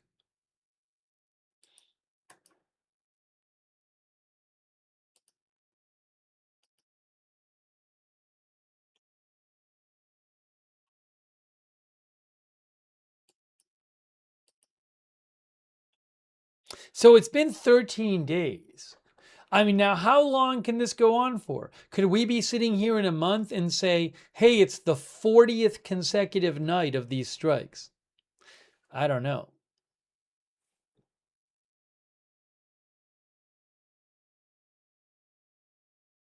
Thanks, Anonymous, who says, what are you hearing about Iran demanding Jordan and Gulf states speak up regarding if they assisted U.S. forces? I haven't heard anything about that. Did the foreign ministry spokesperson post something about it? Because I haven't heard about that. I mean, Iran has consistently and said that neighboring states should not help the U.S. and that they will attack states that help the U.S.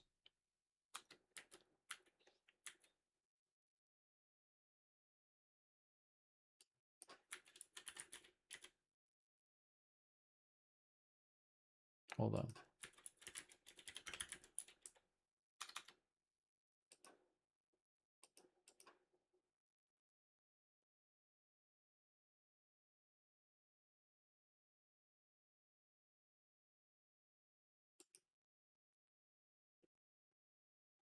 Is this the post you're talking about? So today, Iranian Foreign Ministry spokesperson Esmail Bagay said the commander of the U.S. Central Command, Brad Cooper, has explicitly stated the participation of several Gulf Cooperation Council member states and Jordan in the U.S. military aggression against Iran.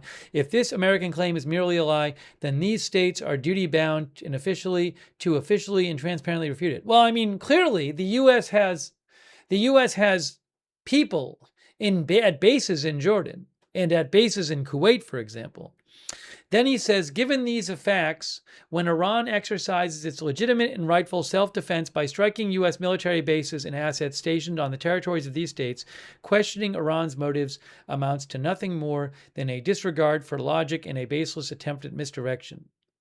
It sounds like, I don't think he's seriously asking Jordan and other states to actually claim that they're not involved. Because obviously they are involved in the sense of obviously there are bases in these countries where U.S. operates out of. It sounds like he's responding to something that was said maybe in these countries. I'm not sure. I don't know the state of the conversation. It sounds like maybe some people in these countries questioned Iran's motives. And he's responding to that. He says, let us be clear, the state of insecurity and the raging fires in the region are the exclusive product of the ongoing American-Israeli aggression against Iran. By providing their territories as launch pads to facilitate U.S. aggression, these states thereby become complicit in it. And he cites the United Nations. Anyways, this just sounds like, I don't know the background here. If I had to guess, it sounds like he's responding to comments from somebody, or maybe people in other countries, criticizing Iran for attacking other neighboring countries. And he's saying what Iran has said repeatedly again and again and again, that if countries cooperate with the U.S., then, they are legitimate targets. When he talks about, he says striking U.S. military bases and assets, he's defending the legitimacy of Iran striking these targets in these countries. Again, I don't know all the specifics here, but that's what that sounds like to me. Yeah, I don't think the key point there is some demand that they speak up and deny that they're being involved with the U.S. forces. I think that's more of rhetoric there. Thank you so much, Anonymous, for your support. I really appreciate it. Also, beam me up. Yeah, beam me up. We'll cover Ukraine more at some point. It's too much. I'm keeping an eye on it, but when we're covering this and there's strikes going on, I like to just keep the focus on one thing at a time. Otherwise, it gets a little too back and forth for me. So, I can always message if I hear huge news, but I don't want to start getting into the Ukraine coverage while we're doing this coverage. But we very well might have more Ukraine coverage in the future. Once in a while, if I see something, I'll mention it. I think I said something about Ukraine earlier, but it's just too much for me to start trying to cover both at once. Unless you can imagine a situation where there's absolutely enormous news in both places going on at once. But for now, I'm going to stick with this. But I'm sure we'll do more Ukraine coverage in the future. Thank you so much. Beam me up. And KB9WWN for being a member. And Shaf for the gift memberships. Thank you, Shaf. Blues Wasted. We might do a poll in a little bit. We did one earlier. Thank you, Blues Wasted, for being a member. Also, thanks to user KR4J ... for your support. Who says, I drive an electric car and have solar panels. I welcome $10 gas to get other people off the road. Wow.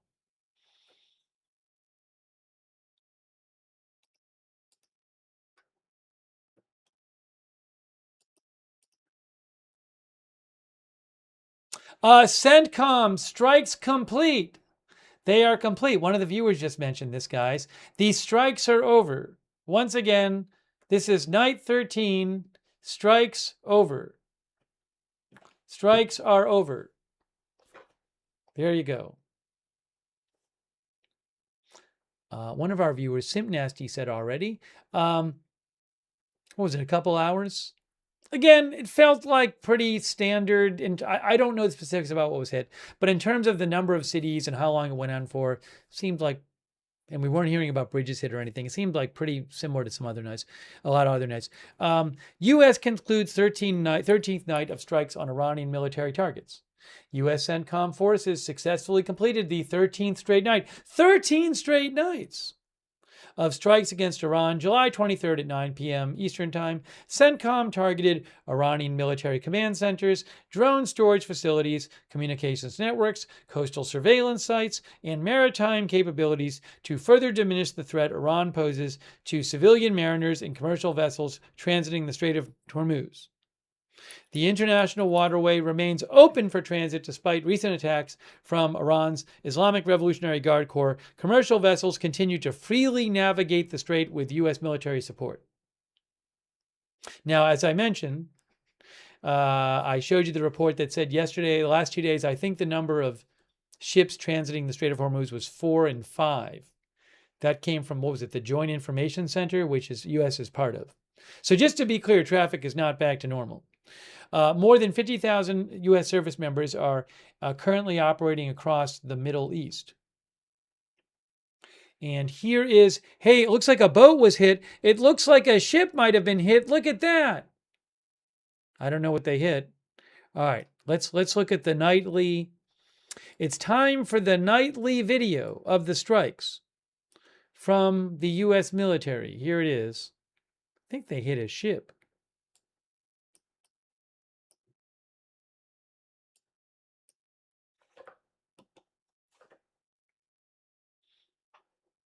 All right, that's some sort of building there.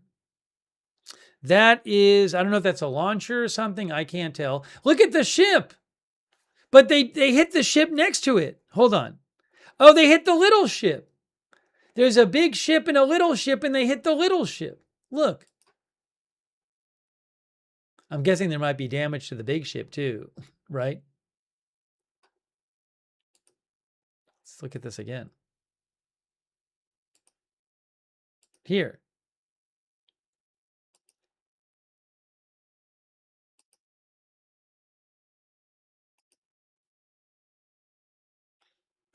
I cannot say specifics about what was hit and why they were targeted.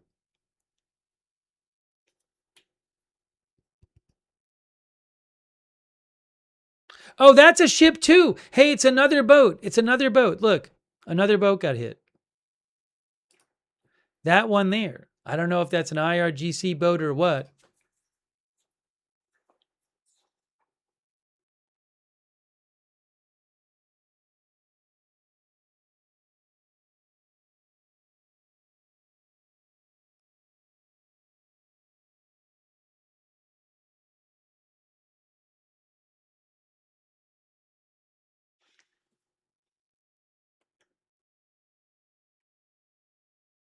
Ace Ramon thinks CENTCOM is U.S. propaganda.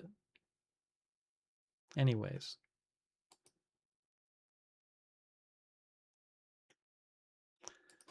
There you go. Frosty says, bye-bye terrorists. So the strikes tonight lasted, officially speaking, they started at 6:45 and they lasted at 9. Lasted till 9, so about 2 hours. 2 hours and 15 minutes. Officially, the strikes were 2 hours and 15 minutes. Z-Lion says, this can't go on forever. Some kind of endgame must be in the works.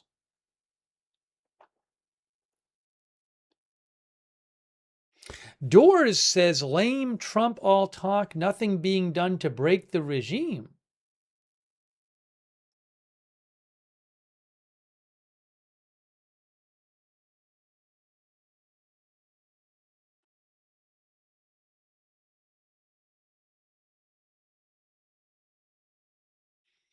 Tucker Man Lane says Iranian Navy keep popping into existence after Trump sunk their entire Navy. I mean, we haven't seen, seems like we're seeing some strikes on smaller boats.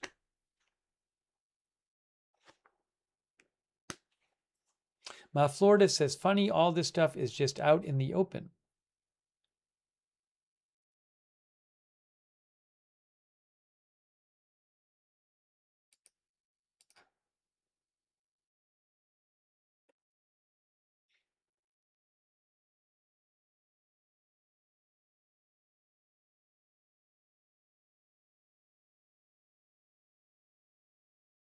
Cookie Monster says they are losing more by the day.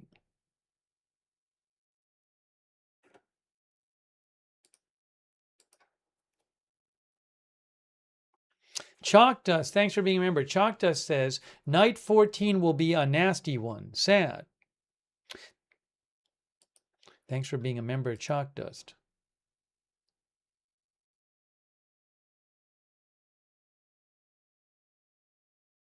Oh, hold on a second here. I saw something else I wanted to mention.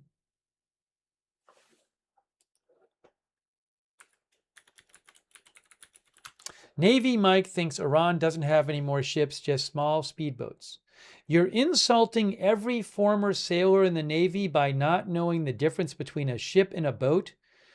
Yeah, so just to be clear here, Navy Mike, so like many words, the word ship is used in certain circles with a certain technical definition, but many people who are not specialists use it in their life with much more loosely. So I do think that that's how I'm using it. So I'm sorry for any confusion I'm calling. I did not intend to insult every former sailor in the Navy by not knowing the difference between the ship and a boat. I do not think there was any kind of clearly you could see what the boat is I'm referring to, right? The video was playing. So I don't think my use of the word ship was really going to deceive anyone unless they happen to be listening to the broadcast and not watching it and missing all the parts about where I say that talk about it being small.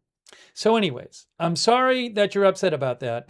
At the same time, people could see what we were referring to. So I'm sorry if you're upset that I didn't use the word ship properly.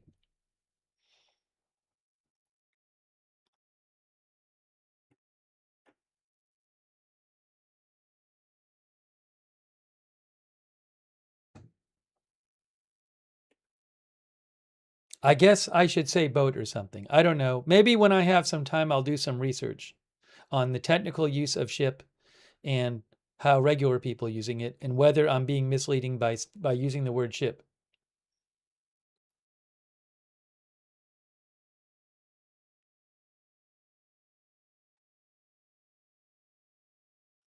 Okay, now.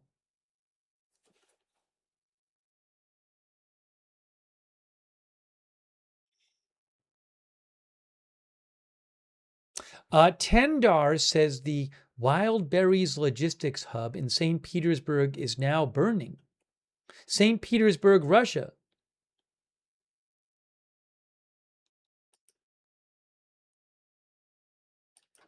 I'm going to post a link to you guys to a video from Tendar, who I follow, who posted some videos.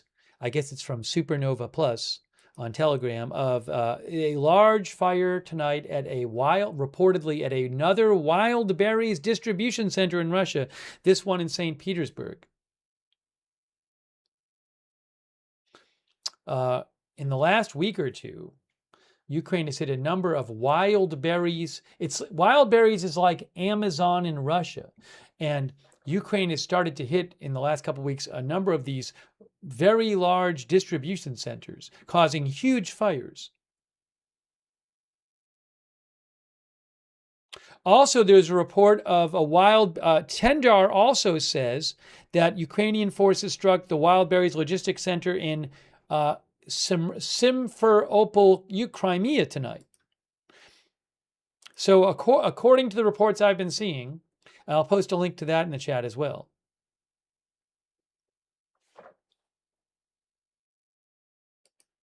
Actually, Exile Nova posted some videos too. So again, it sounds like at least 2 more wild berries distribution centers have been attacked tonight, one in Crimea at Simferopol and one in St. Petersburg, Russia. Barry says, just like Amazon warehouses. I don't know the specifics. It seems like that's the general idea, though.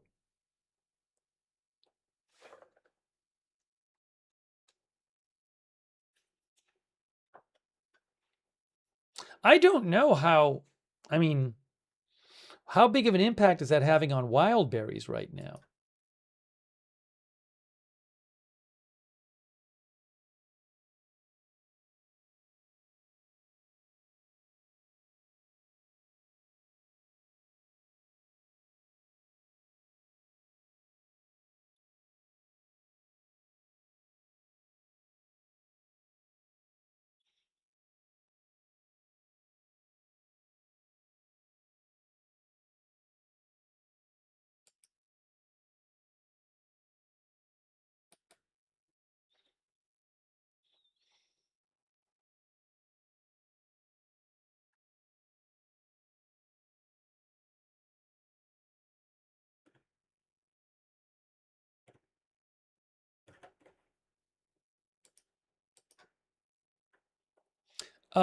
Let's see here.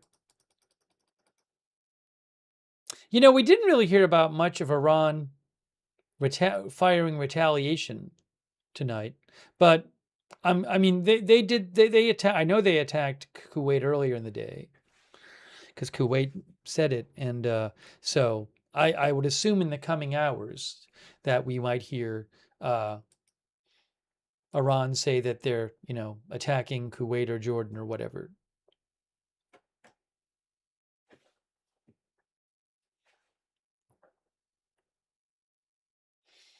Let me read a few more comments. No safe route says Kuwait was getting hit harder. I thought, I don't know. I mean, we mentioned that Kuwait had said earlier today that I talked about this. Hours ago, Kuwait Army had reported that Iran had oops, sorry, that's not right.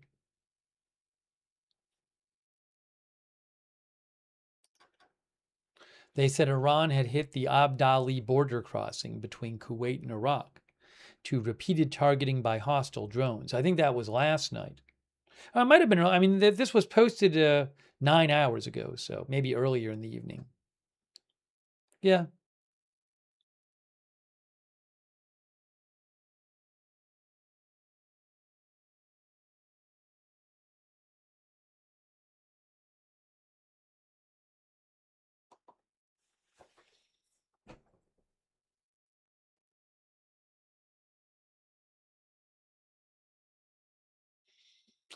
Thanks, by the way, to Peter DePrado. Thank you, Peter. I appreciate that. Also, Haley Girl, and thanks for modding, Haley Girl. I really appreciate that. Thank you so much. Also, Skylar Spirit. Thank you, Skylar Spirit. Thanks for your service. Skylar is a drill sergeant in the new U.S. Army. Thanks for your service, Skylar Spirit.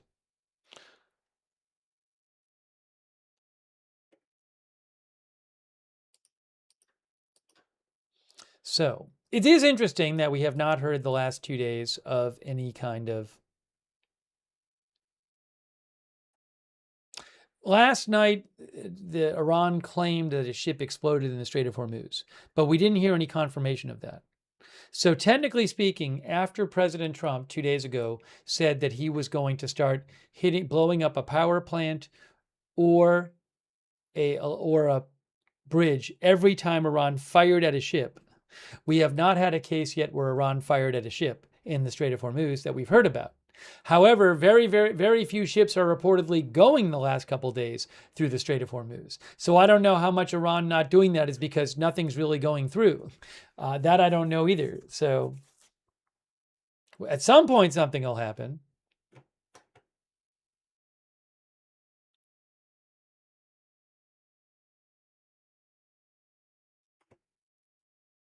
Oh, also, German Butcher 79 gave 10 new memberships. That's very nice of German Butcher. Make sure you thank German Butcher 79 for the memberships if you got one. And Kendra Fox, thanks for your support on Twitch. She says this ship has sailed. Thank you, Bite Mode. Oh, thanks for subscribing on Twitch Bite Mode. Thank you. And Deli Meats, thanks for subscribing on Twitch. And John Deeds. John Deeds says, this melee has been declared a war? Thanks, John Deeds, for your support on Twitch. Andy and Austin as well.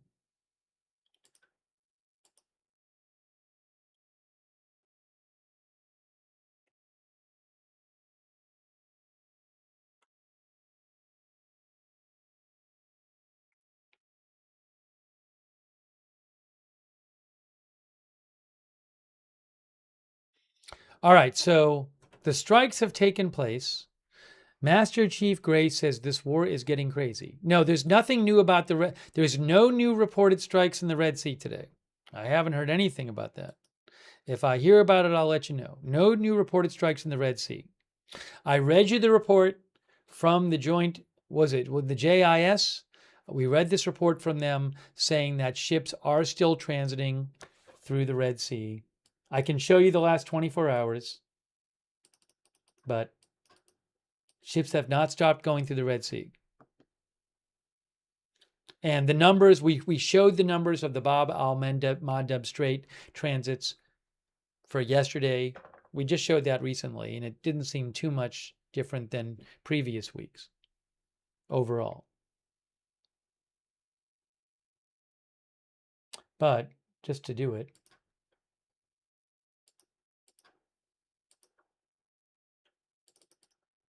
here is the Bab al-Mandeb Strait. Oh, I got to show you this. Marinetraffic.com, ship tracking and marine analytics provider. So again, there is the Strait of Hormuz. We're talking about the Red Sea, where a Saudi tanker was attacked yesterday, and by the Houthis, who are in Yemen. And the Bab al-Mandeb Strait is here. Key choke point.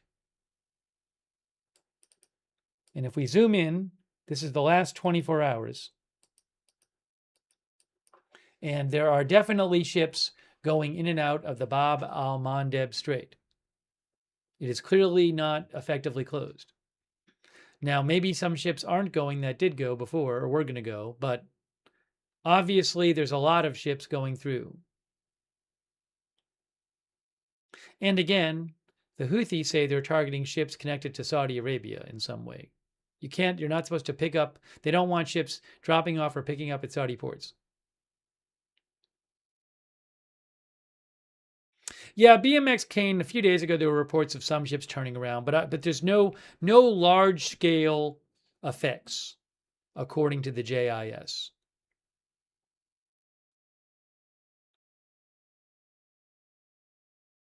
So as of right now, I have not heard of any kind of large-scale effects on shipping due to that attack yesterday and the Houthi threats.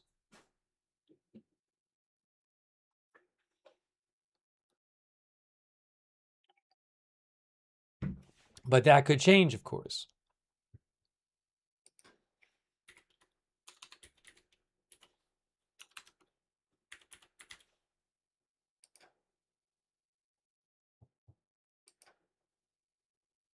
Yeah, this was the JIS advisory today. And if you recall, it said,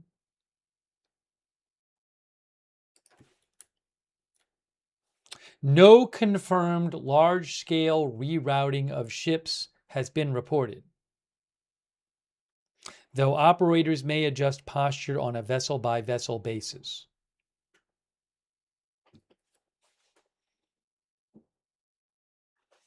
Oh, thanks, Skylar Spirit. She says if U.S. troops were still in Afghanistan, a ground invasion would already have happened from the east. That's what Skylar Spirit thinks. The west of Iran has too many mountains, and the terrain heavily favors the defender. Maybe we can talk about that in a future broadcast. I think we've talked about that the terrain of Iran a few months ago when the war was getting started. I mean, the other thing here is when you hear this talk about an invasion. I mean, President Trump has, for example, talked about the possibility of taking Karg Island. That's not a full ground invasion, or taking other islands, or having troops on the coast. So that's different than trying to invade in the coast. There's not going to be a surprise major invasion of Iran. That would be an enormous undertaking involving so many troops and resources and everything. So you'll know about that if that's going to happen. Whether there could be some move to take one or more of the islands, I don't know. As we've talked about many, many times, many experts say that would be very dangerous because U.S. soldiers who are sitting, for example, on an island would be subject to long-range strikes by Iran targeting those soldiers and targeting the island. But that is an interesting topic, Skylar Spirit. So maybe on a future broadcast we can come back talk about that. Also, by the way, 8-6 just gave 50 more memberships. 86 GOP forever. That's at least 100, maybe 150 during this stream from 86. From 86. Please thank 86 if you got if you just got a membership from them. 50 more.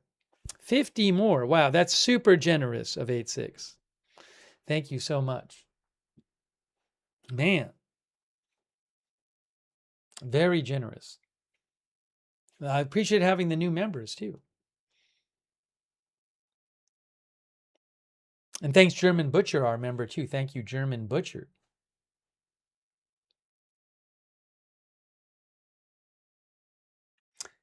Fitty says, yeah, 86. Artin Focus says, I want gas to go back down. I do gig work and it's hitting my wallet hard. Well, unfortunately, it's not going to go. It's going to be probably going up soon because of the oil prices rising. Although, for whatever it's worth, I don't know why, but oil is now, I mean, it's not a huge drop, but it is below 100. It had gotten up to almost 102 earlier today. If you look at this is the 5-day chart there. That looks a lot different. That's the 5-day chart. That's the 1-month chart. Brent crude. Yeah, 1 month, it was down about 70.81 on July 2nd. And now it's at 99.68.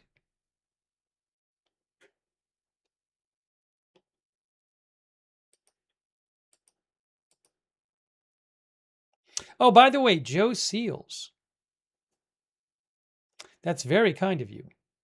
Joe golfed and is now home. Hey, Joe and Eli and Ben, really appreciate it. JW Seals, Joe Seals from Right Side. Very generous of you, Joe. Thank you so much. And again, thanks Eli and Ben for watching too. Also, DD Mao.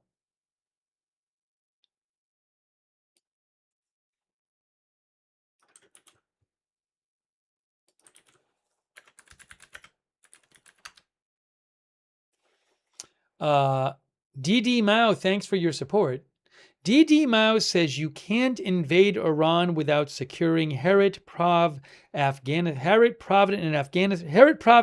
in Afghanistan. We're not doing that, so no invasion. Thank you, DD Mao. Just to be clear, I do not see any kind of serious talk anywhere of an invasion of Iran. So what Axios reported is that President Trump told Axios that he's considering a much bigger strike. There's no talk in that of an invasion. I don't hear any talk of an invasion, just to be clear. I mean, it's interesting to talk about sometimes, but I don't want people to be misled. President Trump said he was considering a massive attack bigger than ever before, but I don't see any kind of talk that there's some kind of huge invasion that's being considered. I've seen no reports. At one point a week or two ago, there's been periodic talk that President Trump may consider, taking islands or even trying to put troops on some of the coastal areas because to try to open up the Strait of Hormuz, which would be a huge undertaking in itself. But I have not heard anywhere talk of some big ground invasion of Iran, at least for the moment.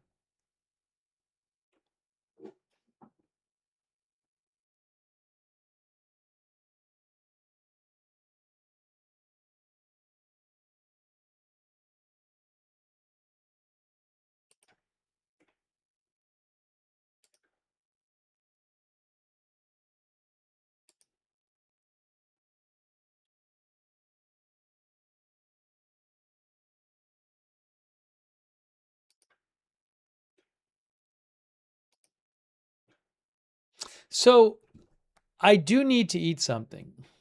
I don't know that there's going to be any kind of big developments. I can leave the stream running while I eat with the warning that I would have to put in my food now, but with the warning that after I eat, if we don't have any big updates, then we'd probably end the stream. I don't want to mislead people, right? But maybe what I'll do is We haven't really heard about Iran retaliation yet. So what I'm going to do is I'm going to take 5 minutes right now to put my food in the air fryer, and eventually I'll eat, and then we can see where we're at after. But for right now, I'm going to take 5 minutes. I need 5 minutes.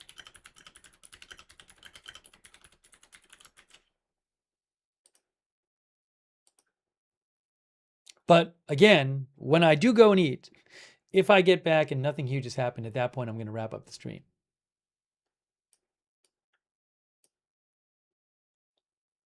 So what I need to do is put on the screen now. Maybe I'll put on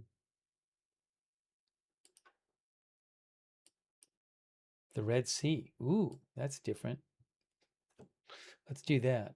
All right, there's the Red Sea. All right, this is marine traffic.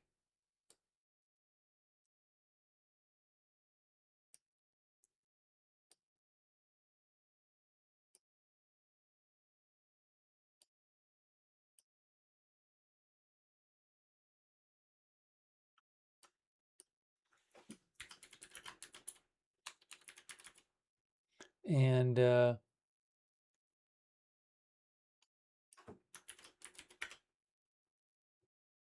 me just do this here because it doesn't say on there.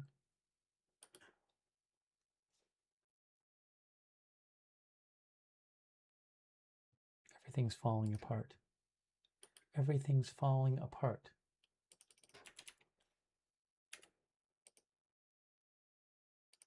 Oops, I know what I did.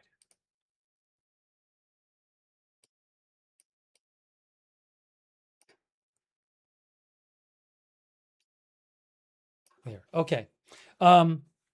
Give me 5 minutes. I'm coming back in 5 minutes, and we'll continue our coverage in 5 minutes.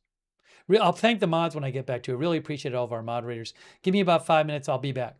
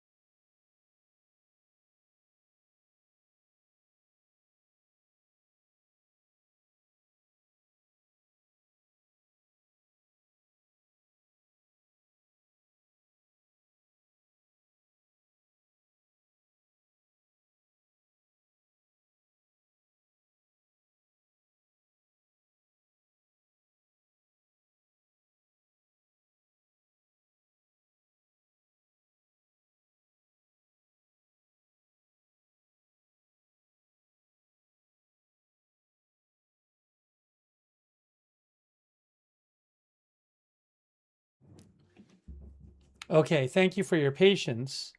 We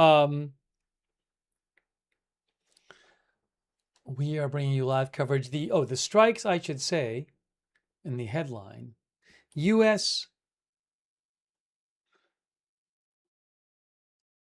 completes 13th nights of strikes on U.S. completes 13th consecutive night of strikes on Iran. Okay. Hey, by the way, shout out to our incredible moderators. Ruth is moderating right now. Thank you so much, Ruth. And Haley girl, thank you. Also, over there on Twitch, Big Ball of Yarn and Idaho Star, thank you. And also, Paul Anderson and Kay Lowry Body on Facebook. Am I missing some others? I might be. I'm sorry if I am. Linda Bell, Clary, Misha on X. And I owe a shout out to, too. Thanks to Clarky1976 for subscribing on Twitch. Thanks, Clarky. New Yorker 783, thanks so much for your support, New Yorker. Kendra Fox on Twitch, thanks for all your support as well. And also SNN US and Gary Principato. Thanks, SNN and Gary Principato on YouTube for your support too. So we're bringing you live coverage. In a little bit, I'm going to eat my food. I am making my food, but kind of waiting to see also if Iran launches some responses to the U.S. strikes. Hold on a moment. Oh, Kuwait. I'm hearing possible Kuwait strikes in response from Iran because Iran State TV claims warning sirens and the sound of several explosions at American bases in Kuwait. So it does sound like, according to Iranian state media, that they have launched some sort of strikes back at drones/missiles at Kuwait. That would be my guess. I don't know that we have an official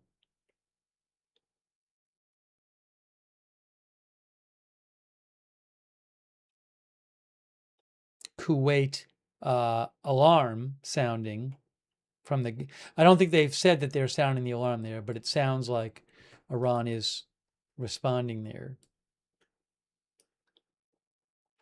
You know what? I need 15 seconds. Give me about 15 seconds. Hang on.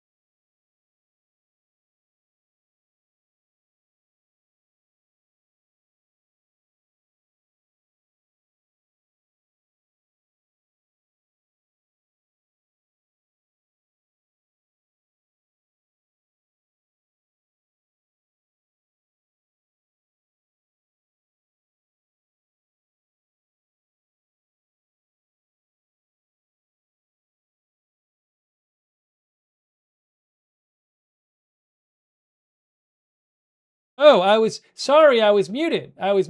Hey, sorry. I apologize. So what I was saying is, according to Iranian state media, they said that Fars said that there was an enemy attack about 2.5 hours ago on Nain in Isfahan province. So that's not new. It happened at 3 a.m. But we usually don't talk about Nain. Here is Nain in Isfahan province. Nain. I don't know what they were hitting, what the U.S. was going after there in central Iran, in Nain, but that's an attack we had not heard about.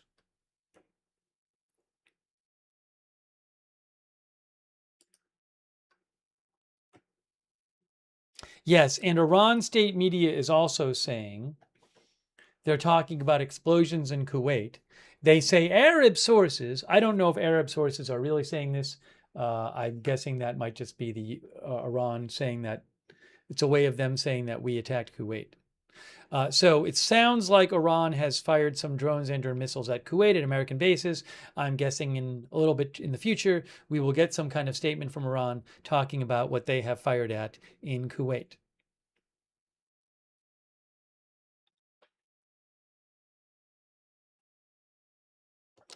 And one of our viewers mentioned Flight Radar 24, which said,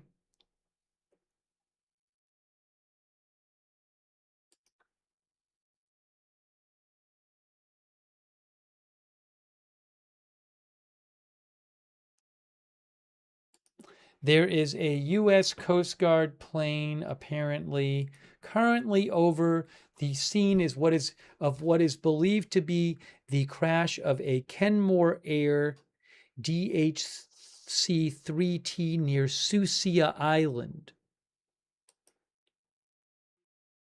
That is a small plane that was going from Seattle to East Sound.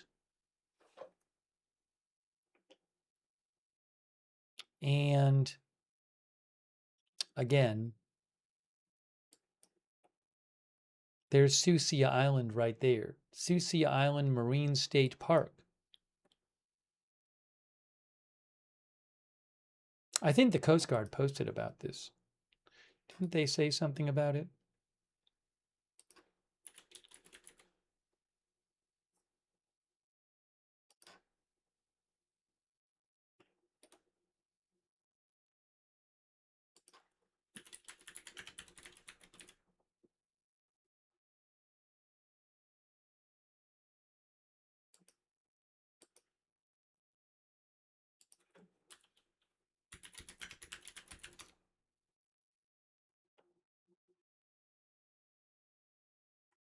I can't find a Coast Guard post right now, but again, Fox 13 Seattle says this was a Kenmore Air float plane with multiple people on board. A Kenmore Air float plane with multiple people on board crashed near Washington's Susia Island.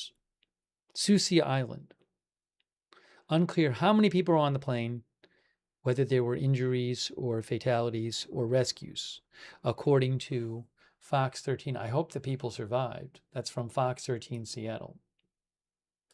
You know, I need to take 15 more seconds here.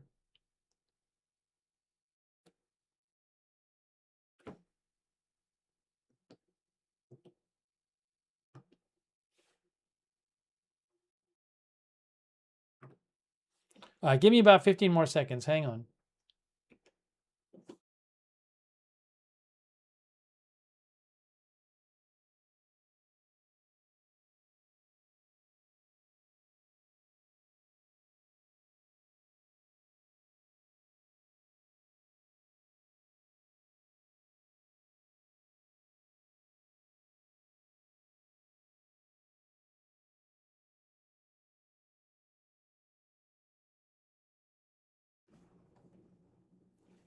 Okay, so in a couple of minutes, I'm going to eat my food but leave the stream going.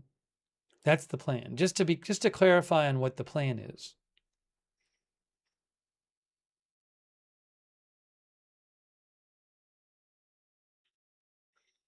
So I'm going to eat my food and then I'm going to come back. Warning.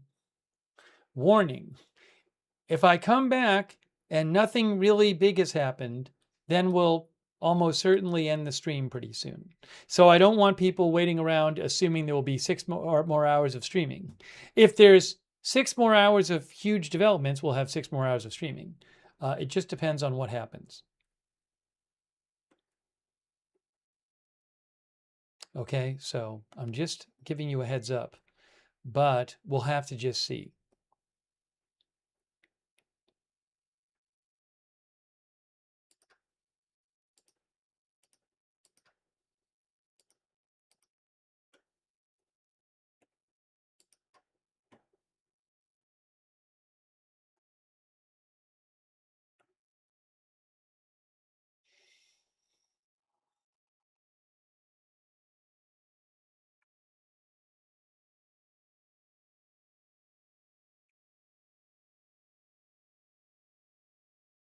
All right.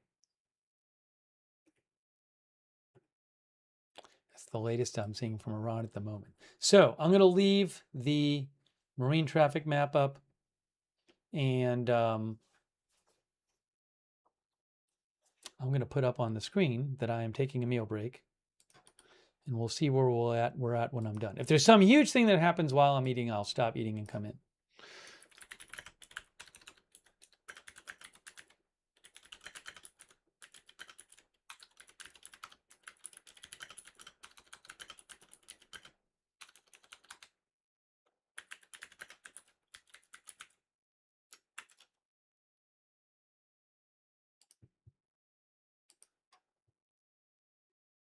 Can I get this all fit in here? Can I fit everything in? Oh, no, I don't want to do that. Hold on. Let's see here. If I do, that's too much zoomed in. Can I do this? That's not bad. Then you get the Strait of Hormuz. You get both straits in that view. So, no, I don't want to do that.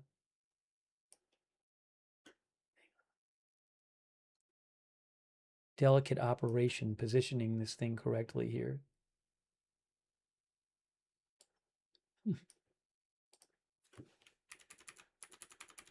There we go. Okay, that's better. All right, so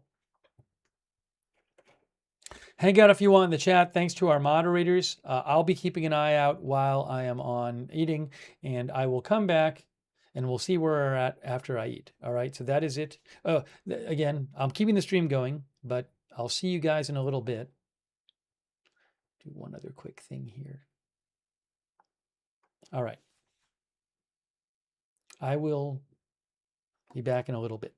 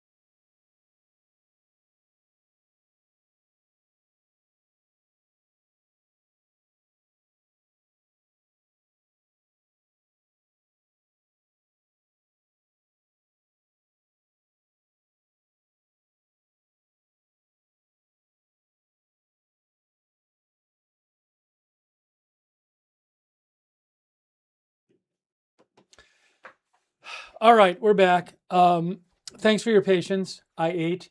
I will say there are reports that Iran fired some missiles, which I think was anticipated. We talked about happening, which was expected. So, unconfirmed reports Iran fired missiles. Reports that there were reports from Iran media of explosions in Kuwait. So I assume they fired some stuff at Kuwait. And where did I see it? I thought there were some reports of them firing it maybe at Jordan as well. Yeah, siren sound. I mean, this is Iran state media here.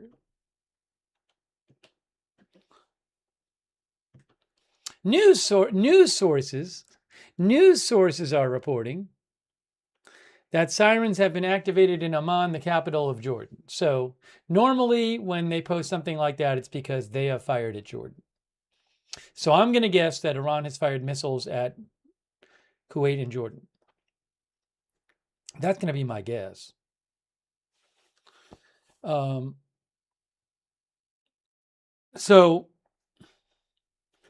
we'll see what we hear. I think we're going to hear soon some statements from Iran where they say they fired, stuff at Iran at military targets in Jordan and Israel, Jordan and Kuwait.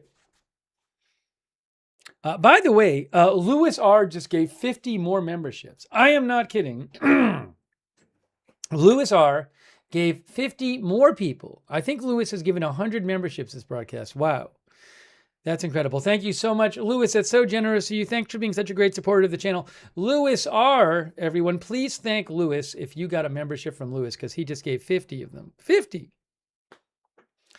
Also, thanks to Maddie Dude Dizzle for your support. Thanks, Maddie. Cold Truth, thanks for being a member.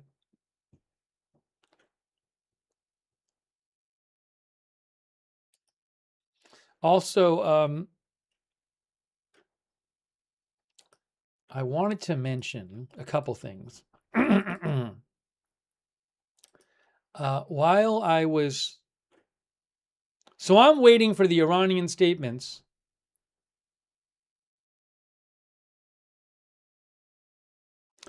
And I don't know that we'll get updates. It's hard when Iran fires missiles at other countries. It's hard to get quick updates about what's happening. Here, look, this is from Tasnim State Media. Reports of a missile attack on base in Jordan. It's the same base where the 3 people got killed days ago. Initial reports indicate a missile attack on the Mawaf al-Sulti base in Jordan. Iran has been attacking that base for a while now, and that is the base where 3 soldiers were killed. What was it, last week? So there's that. I'll let you know what I hear. You know what else I wanted to mention too? Look at this. If we can go up here. According to a local Iranian official, via Iran state media Tasnim, 4 dead and 5 injured in U.S. missile attack on Avaz city. We were hearing earlier about reports of explosions in Avaz. There were some videos floating around of some huge smoke column after an explosion, possibly from a weapons ammunition dump that was hit. I don't know. But the Khuzestan governorate, local government, says after the missile attack by the terrorist enemy America on areas around the city of Avaz, 4 of our compatriots were martyred and 5 others were injured. I cannot confirm that report. I will say it's not like Iran is all the time saying that people get killed and injured in these attacks. It's actually, usually they don't say that. But they said this here.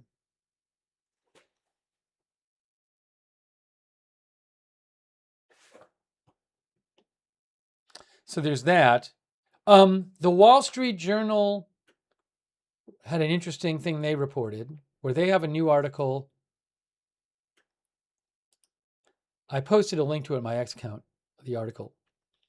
But they have an article called, and the headline for their article is, Trump is losing patience over an Iran war with no clear end in sight. They say President Trump has grown skeptical of diplomacy and is in revenge mode. That's according to the Wall Street Journal.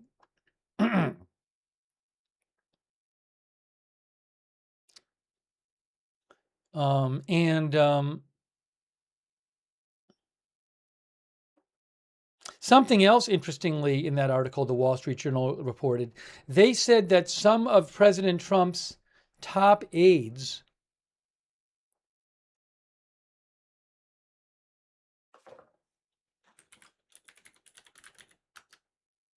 some of his top aides have been advised by intelligence agencies that Iran is trying to kill them and have been told they should stop taking car services. Again, that's according to the Wall Street Journal. They say that some of his top aides have been told that Iran's trying to kill them and that they should stop taking car services.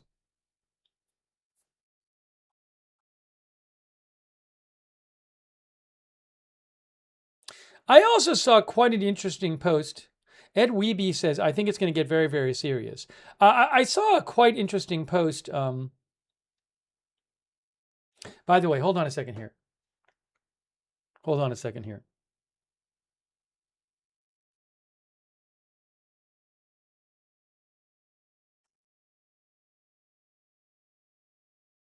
Give me 1 second.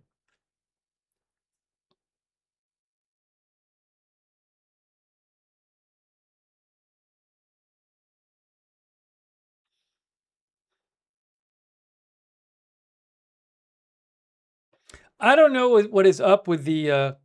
Hey guys, just a quick message for the viewers on X. I don't know what's going on with the chat on X tonight. It is awful. Every time I look at it, it's people like insulting each other and threatening each other, and I'm gonna start hiding people. Like it's like over the top bad. It's so bad. Like I'm used to it a bit over there, but it's really bad. So you got to stop. You got to stop, people. I'm just gonna end up banning everybody from the chat over there on X. I mean, come on, really, it's ridiculous. So you've been warned. I don't know what it is over there tonight, but it's really crazy.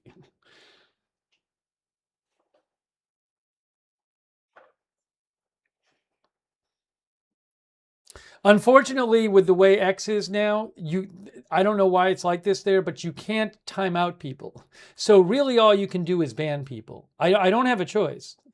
So if you're making yourself someone who's messing up the chat, you're going to have to get banned. I don't there's no in between. So that's just what I'm going to have to do.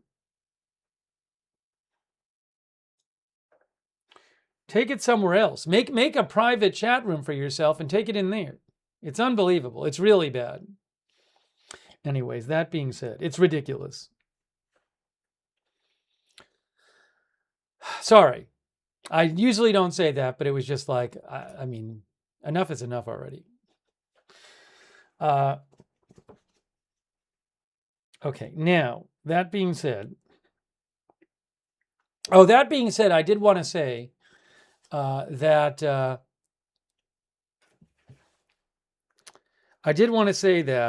hold on.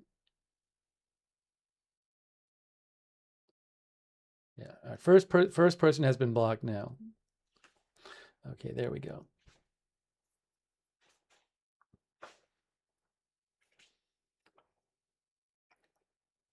I saw a very interesting post from Mark Halperin.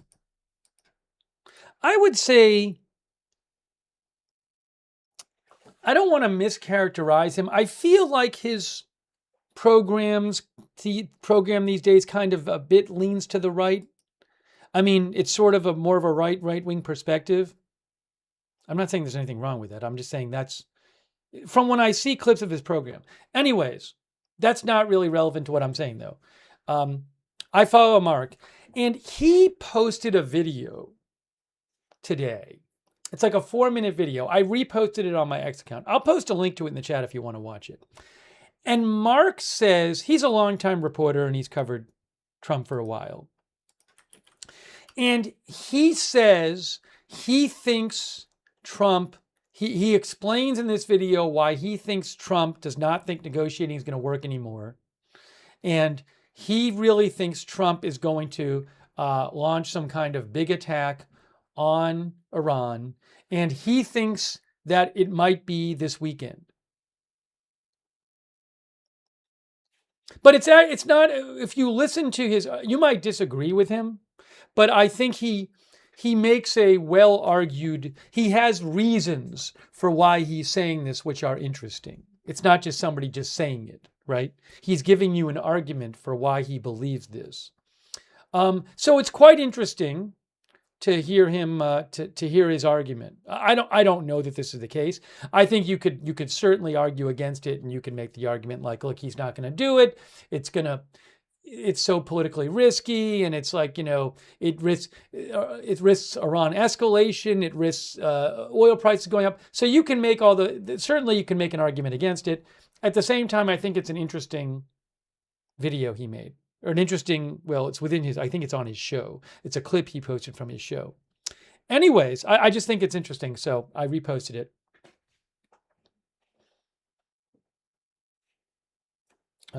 Okay, hold on a second. I am now up to, okay.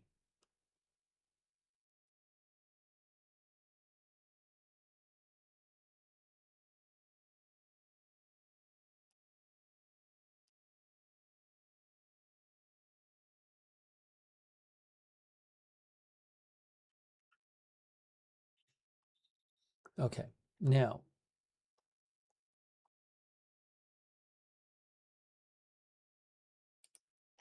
So again, I posted a link in the chat, and you can find it on my X account at Lookner. You can go, Mark's Halperin's, it's called Next Up Halperin, Halperin.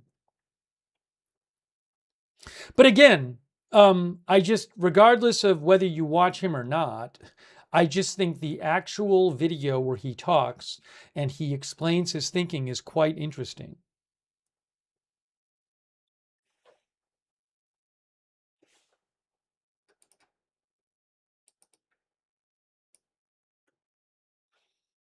All right, hold on a moment here.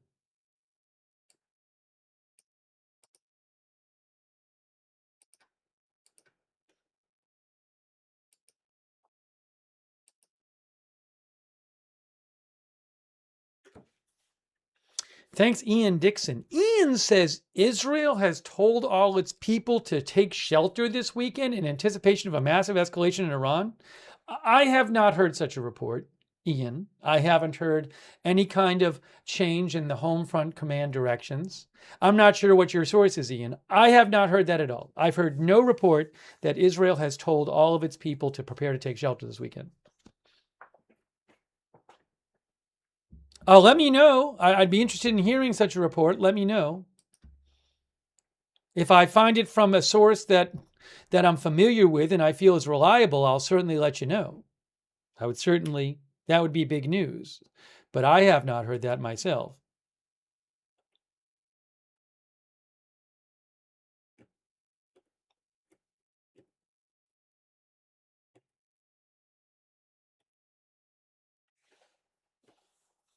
Thank you, Ian Dixon, though, for your support. I really appreciate it. So again, if I see that somewhere and it's well sourced, I'll certainly mention it.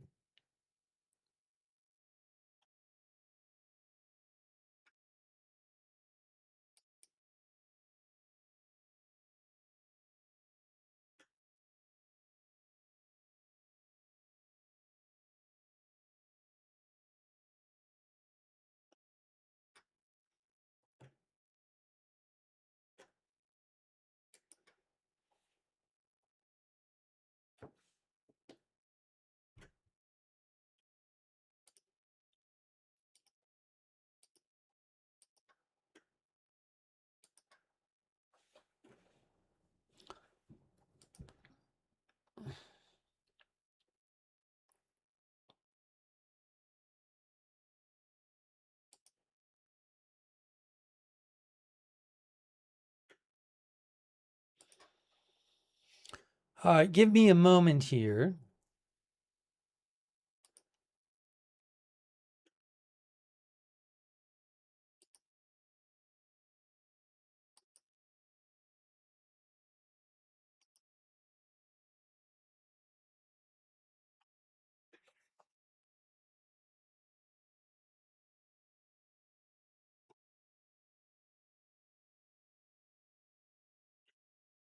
Hey, thanks to G2TFLA Atot GTIL.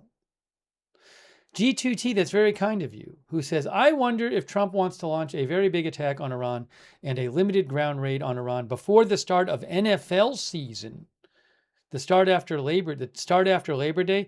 I do not know if Trump is thinking about NFL season.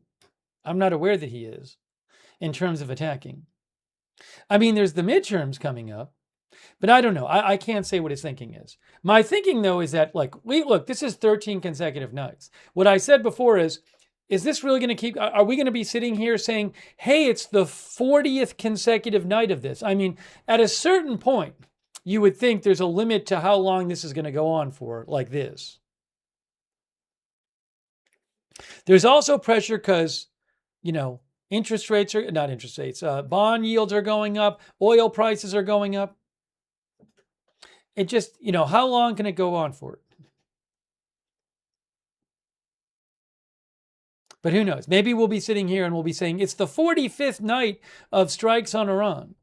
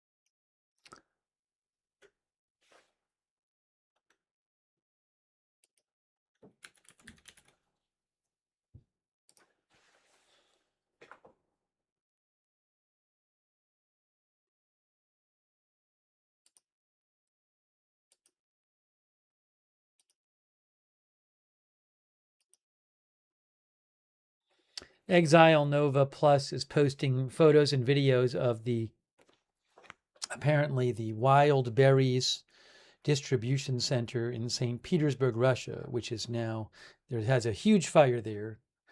Ukraine has apparently attacked another Wild Berries, which is like Amazon, distribution center in Russia. I'll post a link in the chat. Then there's a video here, but I'm going to take a second and listen to this video. Hang on. Need to hold on a second. Hold on a moment.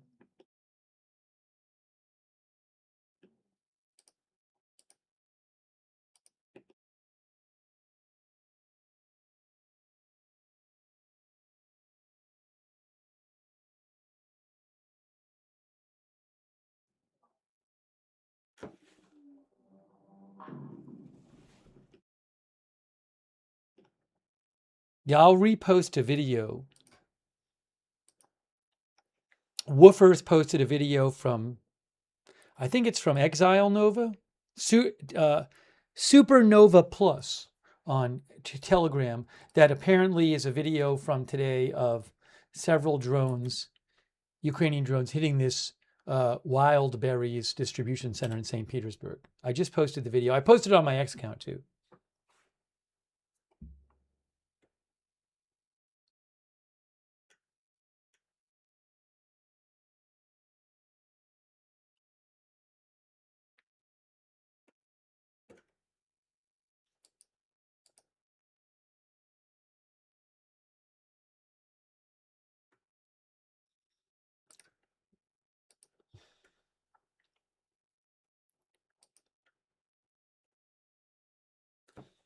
I have another theory. My other theory is that articles are coming out where my other theory is that sources close to Trump are leaking things about how angry he is to try to, like, put pressure on, to try to scare Iran.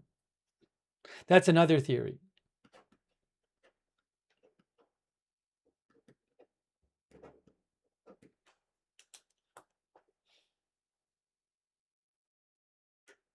Like when the Wall Street Journal has an article, officials say Trump is in revenge mode. He no longer thinks that negotiations will work. I mean, could be true, but there's a world in which an official goes and says that, because the idea is that Iran's going to read that and be like, oh no, now we have to make a deal. I don't think Iran would do that, but.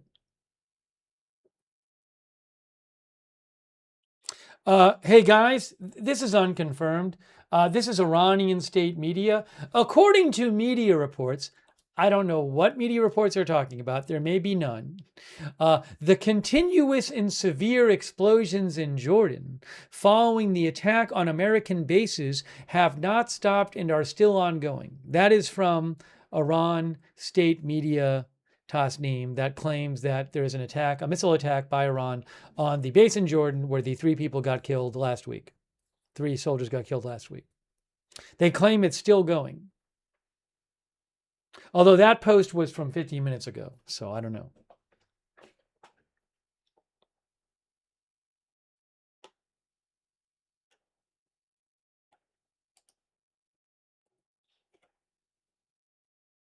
Oh, Arakchi posted. The foreign minister posted in response to President Trump's post. Okay, we have an update. The foreign minister posted 15 minutes ago. So if you remember, President Trump said today that the U.S. was going to start using seized Iranian assets to pay for damages to ships. Right here. Right. Why does it do this here? Please let this statement serve to represent until further notice that from this point forth, any and all damages done to ships, cargo, or anything related thereto will be paid for by Iranian money that the United States has in its possession, like frozen Iranian funds, and controls. These damages may be very substantial, but nevertheless, this is the fair and equitable thing to do. Thank you for your attention to this matter. So the foreign minister of Iran posted, who is one of their top negotiators, and he says, Syed Abbas Araghchi, seizing another nation's assets to pay for unrelated future claims is an incendiary precedent. Those who celebrate or profit from such funds should remember, once governments normalize confiscation, no one's assets are safe. Ensuing chaos will not be pretty or peaceful.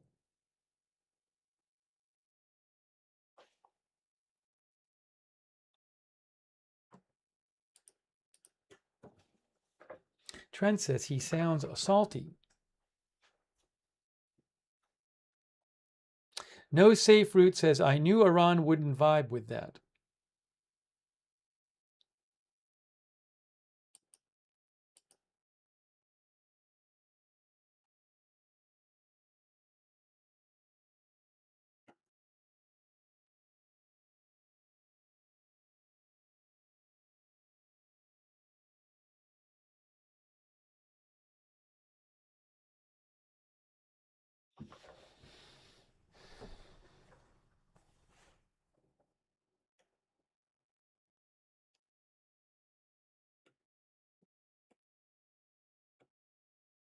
David Joe Klotz thinks this conflict could easily continue until the year end.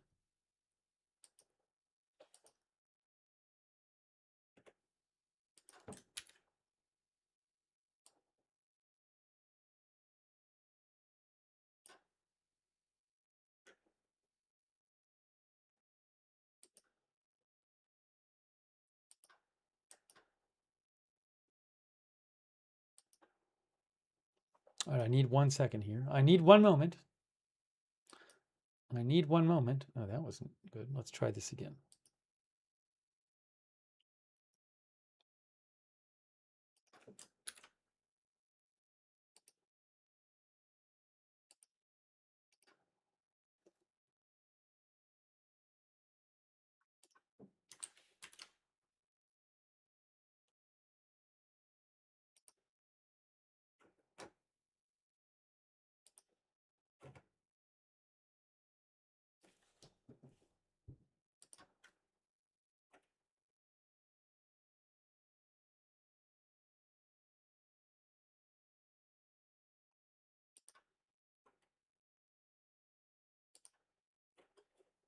IRNA, which is Iran state media IRNA, they claim, what happened here?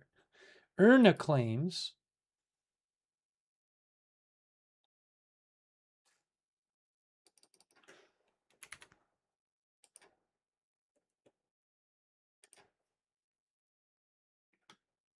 they say severe explosions in Jordan. According to Al Aqsa TV, they say loud explosions can be heard from the port of Aqaba and other areas of Jordan. As the sound of these explosions is heard, fighter jets are scrambling to counter aerial targets in the skies over Jordan. I don't know if the media really reported this. They say the media reports that Iranian missiles hit the Mowafaq al-Sulti and King Faisal bases. But it really does look like Iran fired a bunch of missiles at Jordan. That seems safe to say.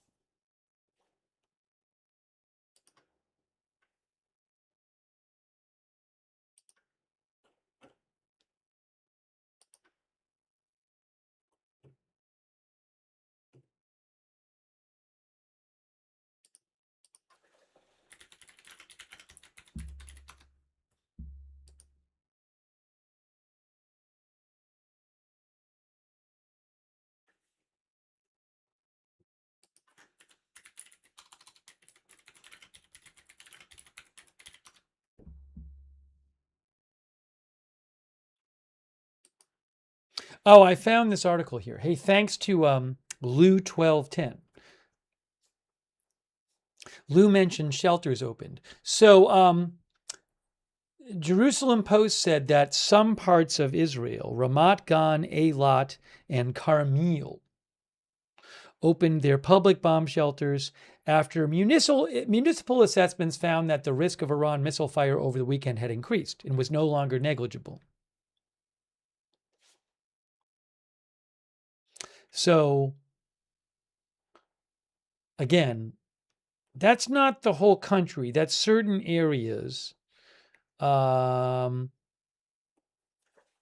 so the Jerusalem Post says some parts of Israel, they have opened the shelters this weekend because of concern that Iran could fire missiles at them, I guess, if the U.S. attacks Iran. Thanks for mentioning that. I certainly do not see any thing about people being ordered to go to the shelters. Thank you, Lou1210, for your support and for mentioning that.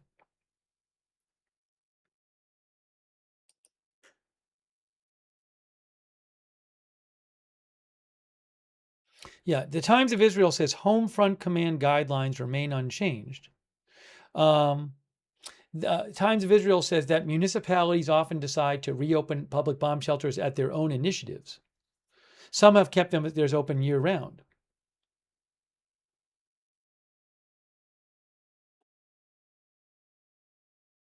Thank you, Lou. Thank you, Birdman. Birdman says, is this right that Iran wants to make a deal so bad that they rejected the deal? I think Birdman is joking, but thank you, Birdman, for your support. Also, Anonymous, K4YT828, thank you, who says it's hitting? I don't see, I mean, right now it seems kind of like the typical night of the last 2 weeks right now to me. We've had the U.S. strikes and then the Iran responses. That's what it seems like we're having now. So I don't see anything right now that suggests tonight is much different from many of the nights in the last 2 weeks. And that could, of course, change. Thank you, Anonymous.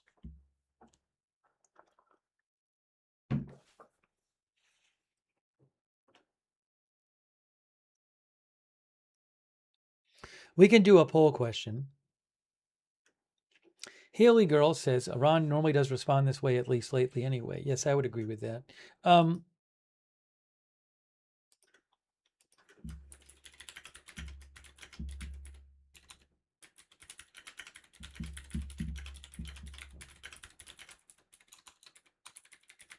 Will the U.S. launch a big attack on Iran this weekend? That's what seems to be what a lot of people are talking about. So we'll do that as our poll question.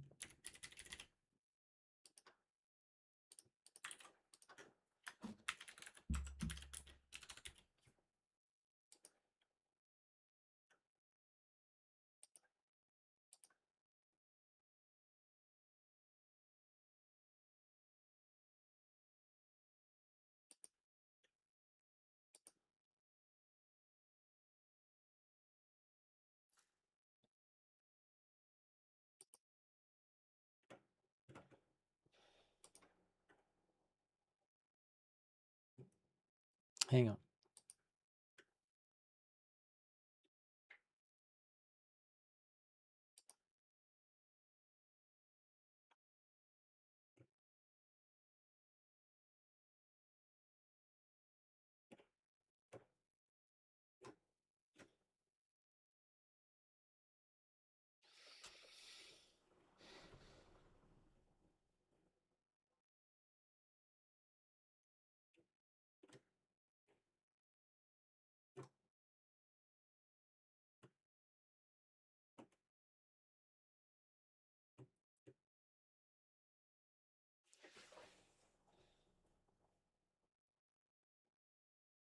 Oh, sorry. I'm trying to, I'll show you the video. I'll get to the results of the poll in a moment.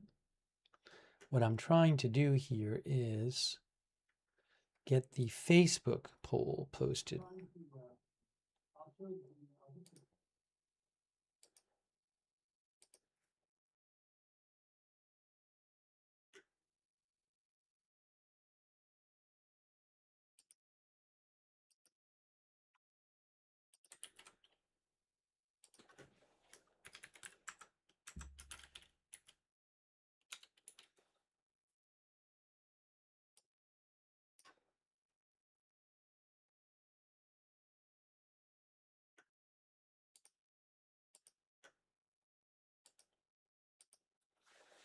Okay, here are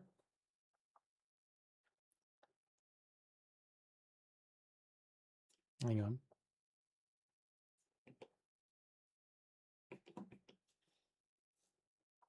Here's you. Here is you.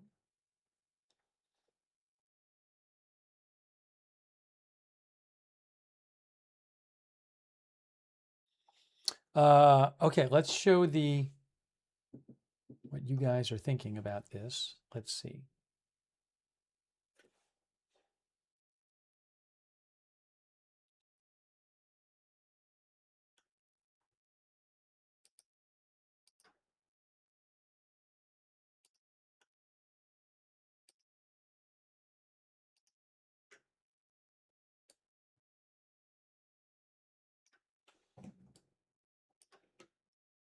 Oops. Okay, YouTube. YouTube says 75% on YouTube say yes. The US will launch a big attack on Iran this weekend. 25% no. That's on YouTube right now. Now I'm going to check Twitch.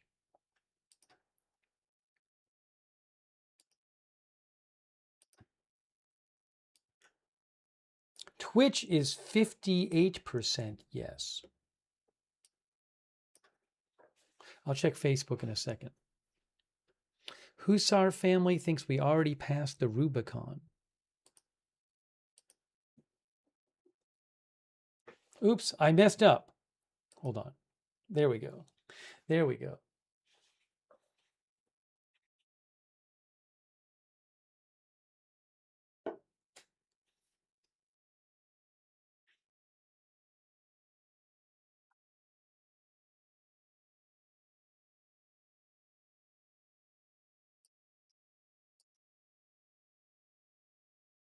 Will says Trump makes a lot of empty threats. Dr. Dillamon says after the markets close tomorrow, I'm not sure I'd want to be in Iran.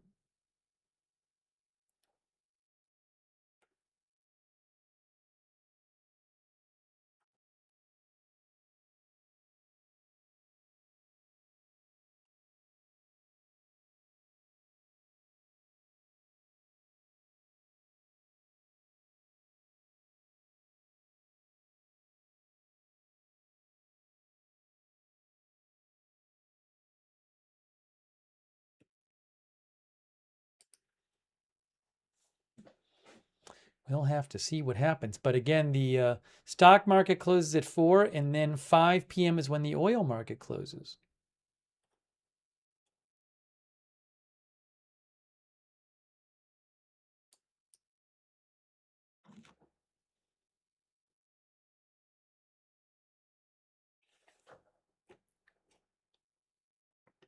Facebook, by the way, is 50-50 on Facebook. All right, thanks for voting in our poll. You know, I think we may be getting close to that time, guys. I think we may be getting close to that time. Yes, it's been a long night, says Glastron. I think we've been on, well, I ate, but I think we started the stream about, what, 7 hours ago? I don't know when it was. 7 hours ago.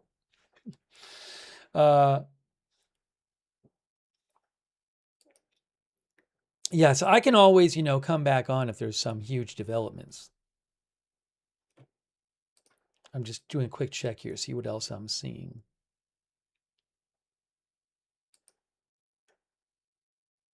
I genuinely don't know what's going to happen.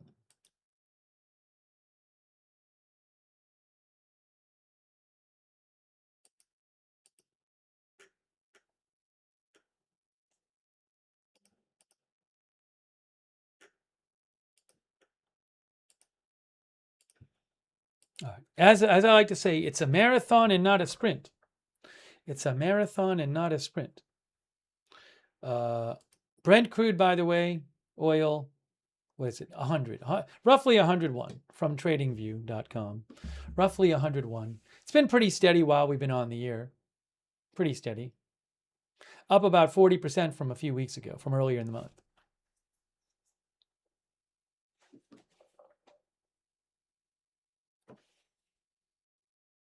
Thanks, J Matson 98. All right, so I think we're going to start wrapping this stream up. As I said, if there's some huge news, I will come back on the air. But tomorrow we could be back on could be number 14. I'm guessing we'll be doing coverage of this tomorrow. Tomorrow would be 14.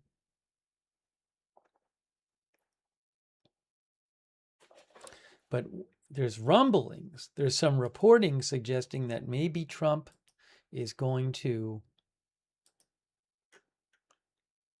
launch a big attack. The Axios report from this morning, President Trump said he was considering it.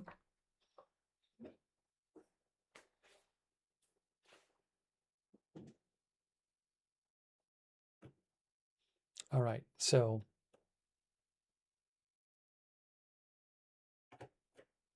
anyways, I'll keep an eye out. And again, if there's big developments, we'll come back on the air. But I think we're going to start wrapping up this stream. I really appreciate it. Ian Dixon mentioned Pickaxe Mountain. Who knows? Maybe Pickaxe Mountain will be involved. I really appreciate people being here for our live coverage and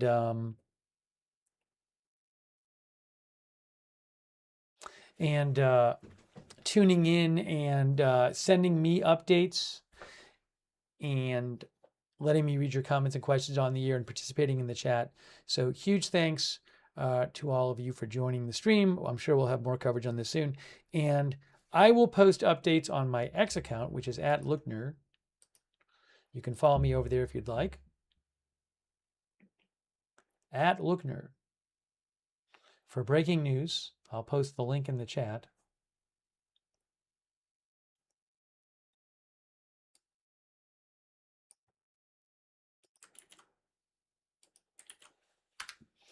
And I would suggest turning on the notification for the channel. You can subscribe and you can follow if you want, Agenda Free TV, of course, if you're interested. But if you don't want to miss a live stream, I would really suggest turning on our notifications that we have set up ourselves. They're free and they're really reliable, and you'll get notified before we go live every single time.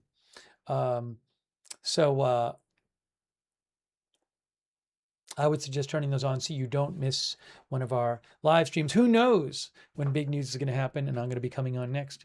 But if you want to turn on those notifications, the mods will post a link to the free notifications in the chat. You can also look in the description of this video on YouTube and Facebook, and you can find the link there. But sign up for those notifications. Also,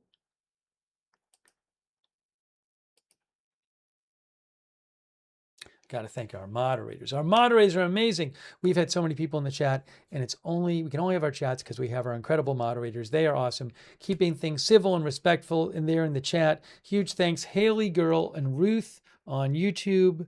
Thank you so much. Haley Girl and Ruth and all of our other YouTube moderators, huge thank you. On Twitch, Idaho Star, I Got That Fire, Mark HNC, Matthew Kohai 3, and Sarah, thank you so much. And all of our Twitch moderators, huge thank you.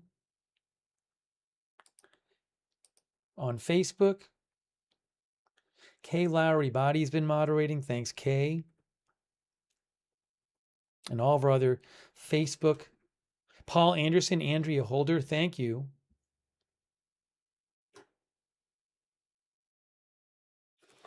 And Linda Belk, Larry, Misha, who moderate for us on X, who help out over there. Thank you so much. Thanks to all of our moderators.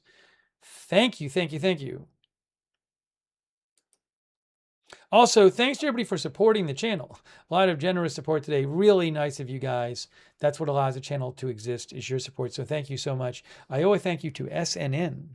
Thanks, SNN, and thanks for shouting out the mods. Thanks, Anonymous K4Y2H, who says Iran threatened Tel Aviv an hour ago. I have not heard that report. I don't know what Iran said. I did not hear any specific threat about Iran towards Tel Aviv. Iranian groups threaten a lot of different countries, the Revolutionary Guard or whatever. So I'm not aware of any specific new big threat to Tel Aviv beyond what would already have been a threat before. For example, that I assume that if there was some huge attack on Iran by the U.S. or U.S. and Israel, that Iran might fire missiles at cities in Israel like Tel Aviv.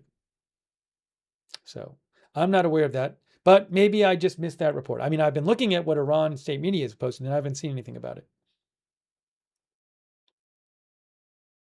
But there might have been something some official said, and I missed it. Anyways, I really appreciate it. Anonymous K4Y2H, thank you for all your support. Also, Chris F6446. Thank you so much, Chris. Did I thank Birdman? I think I thanked Birdman. And hey, shout out to Joe Seals. Joe, that was really nice of you. Also, Louis R., who I think gave like 100 memberships. Tormented Tantalus gave at least 100 memberships. 86 gave at least 100 memberships. Incredibly generous of you. And everyone I thanked earlier, so nice of you. The beater drummer and everybody else. Huge thanks for all your support. Again, that's what allows the channel to exist. So I really, really appreciate it. Thank you. Great to see so many new members too. Now, let's see. Also, shout out to New Yorker 783. Thanks for all your support, New Yorker. Let's see. Hey, another way you can find out when we're live, if you're on X, great way to find out when we're live is follow us on X at Agenda Free TV. I post there when we go live. Before we go live, give you a heads up, I post updates about the channel there at Agenda Free TV on X. We do have a chat where you can chat with other viewers when we're not on the air, our Discord chat. A bunch of our viewers like doing the Discord chat. It's free. Check out the Discord chat if you'd like. It's the same link as the free notifications link. Also, do want to say thanks to our Discord moderators who moderate over on Discord. Thank you so much for all your help, Discord moderators. For those who watch on YouTube, I would suggest turning on the YouTube notifications.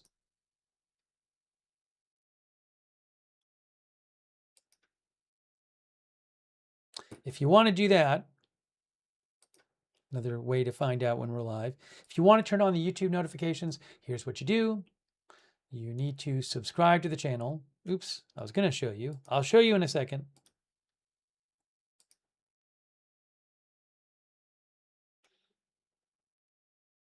You need to go to, you need to subscribe to the channel, then click the bell and choose all notifications. If you're already subscribed on YouTube, make sure you click the bell and choose all notifications. Oh, thanks. SNN gave 5 memberships. Please thank SNN if you got a membership from SNN. Thank you so much, SNN. I appreciate that.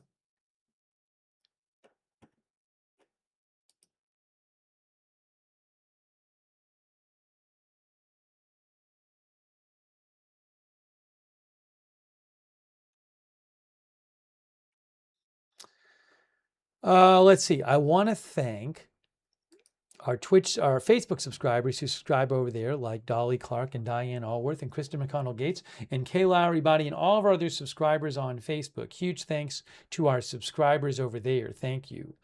Sharon Klassen Goslin as well.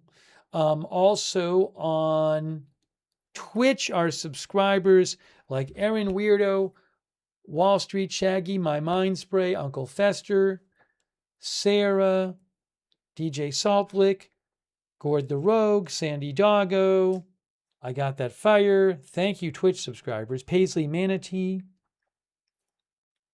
Seed Music, Canadian Till the End VO, Digital Communist, Mongol Mama. Did I say Uncle Fester? I think I did. Allistic, SDF, DSV. Thanks. Glue Man. All of our Twitch subscribers, thank you. And our YouTube members, thank you for being here. Jonathan Sharp, Patricia Canada, Marisol Del Valle, CAC, Ian Dixon, Frosty, Glastron,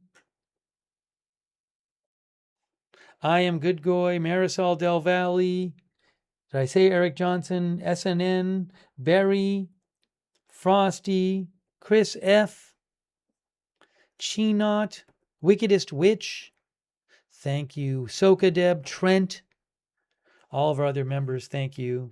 Thanks, Elvis, for watching. Jatria, thanks for being a member. Thanks to Doug Spencer. Brian T, thank you.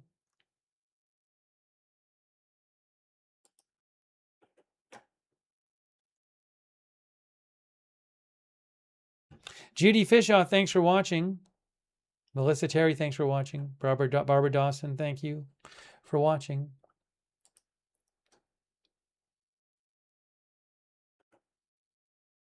Primal 7, thanks for watching. Hey, thanks. Ian Dixon sent 5 memberships. Ian Dixon gave 5 memberships out right now. Please thank Ian if you got a membership. Thanks so much, Ian. That's really nice of you.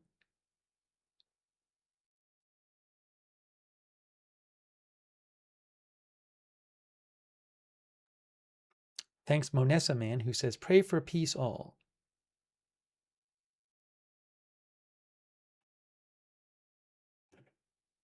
All right, guys, we are going to wrap this up. I will keep an eye on things.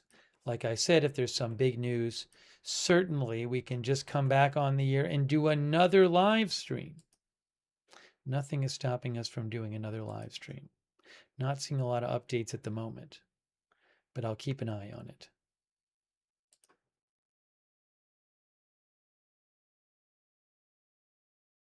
By the way, this is an interesting report from Iranian state media. They claim 2 injured in drone attack on Karamabad.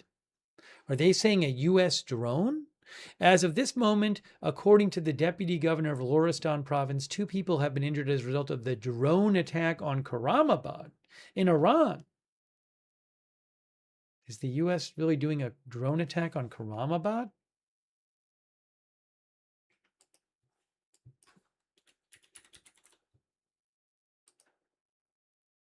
Yeah, that's not on the coast, Karamabad, by the way. Here, I'll show you where Karamabad is. That's not on the coast. So it's not like it's a naval drone. It's like in the middle of the country. Well, it's on the western part of the country. I don't know if there was a drone attack there. Iggy Dog just subscribed. Thanks for subscribing. All right. Well, we're going to be keeping an eye on everything.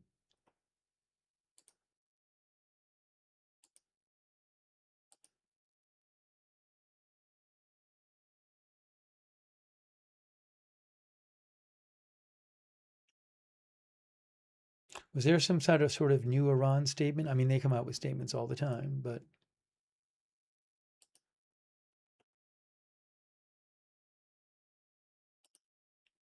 I'm not seeing it at the moment. All right. All right. So that is it for now. Again, I really appreciate everybody watching. I'm sure we'll have more updates soon. I'll post on X with what I'm hearing. But thank you for watching. SNN says going to be an interesting weekend. That's what SNN thinks. That is it for now. Thanks for watching. We'll see you soon with more live breaking news coverage right here at Agenda Free TV.